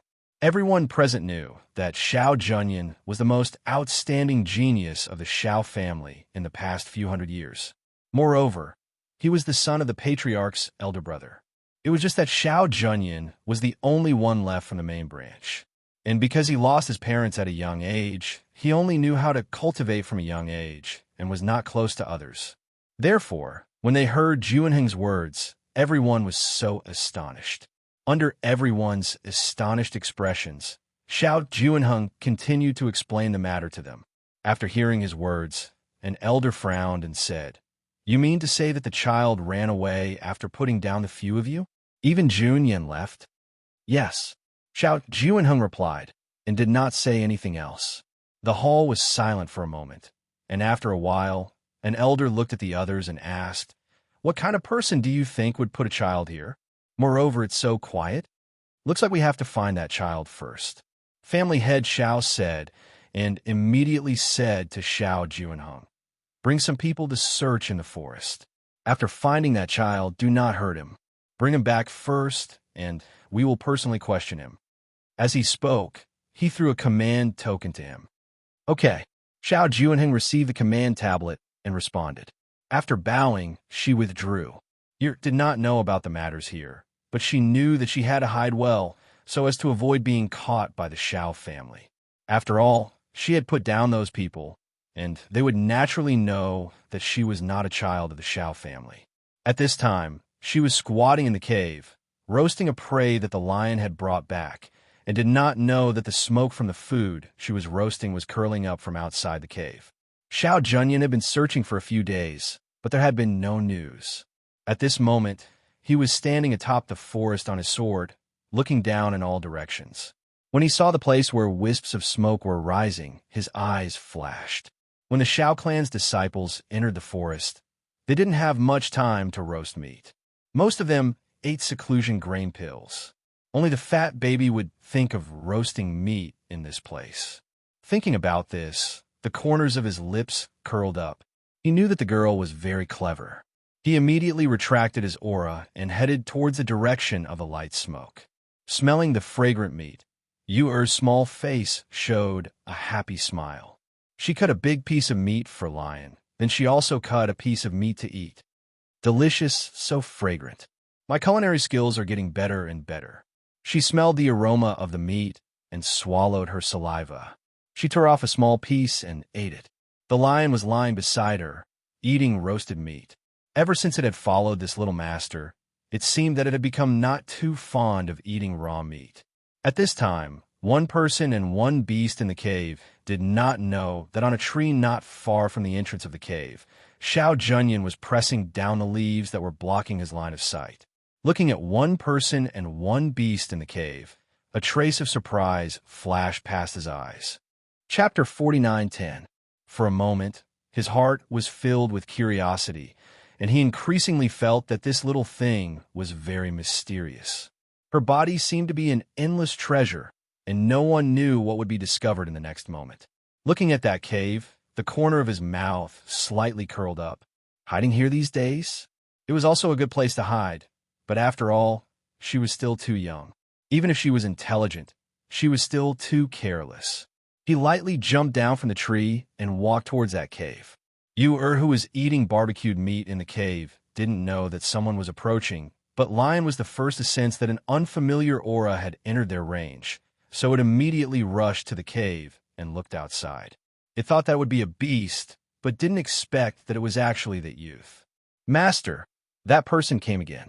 Lion stood at the entrance of the cave and didn't retreat because that youth had already seen it, so even if it retreated now, it would be useless.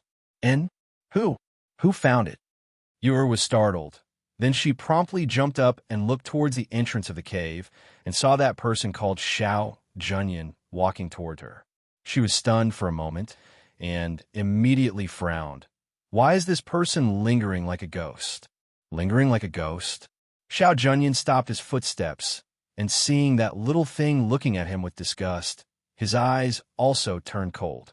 Without batting an eyelid, Yuer prepared to leave the cave with the lion to slip away, but she heard his voice. "Where do you want to escape to? What do you want to do?" Yuer stopped her footsteps and angrily glared at him. "I should be the one asking you this question." He walked closer, and at this time, that lion rushed in front of that little fellow, and with a threatening roar, it rushed towards him. He stopped his footsteps, shot a glance at that lion. Then looking at that little fellow, he asked, "Who are you? How did you come here?" His voice paused, and without waiting for her to speak, he said, "You are not a person of Shao family. This can no longer be concealed. I got the news. The family has already sent people to look for you. You better tell me the truth, otherwise no one will be able to protect you at that time." Yue rolled her eyes, not knowing what she thought. She asked, "You also came to catch me?" Xiao Junyan didn't speak, and only looked at her. At first, he only thought that this chubby baby was interesting, but he didn't expect that this little thing was also a little fox, and actually slipped away from his eyes twice. Catch her. He didn't want to, but he also wouldn't let her slip away from his eyes again. "Follow me back to Shao family," he said, looking at her. "I will protect your safety." "Don't." You are directly refused. She looked at him, then revealing a crafty smile, she patted the lion beside her. "As you can see, this god beast is mine. It listens to me."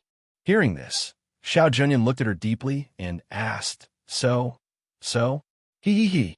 She laughed, then patting the lion's head, she said, "You stall him. I will run first." After saying that, Yu immediately rushed towards the forest. Xiao Junyan was about to give chase when she saw the lion pouncing over. She could only turn around and attack the lion. As the young patriarch of the Shao family and the future patriarch of the Shao family, Xiao Junyan's strength and talent were naturally excellent. Otherwise, the elders in the family would not have allowed him to come here to search for that mythological beast.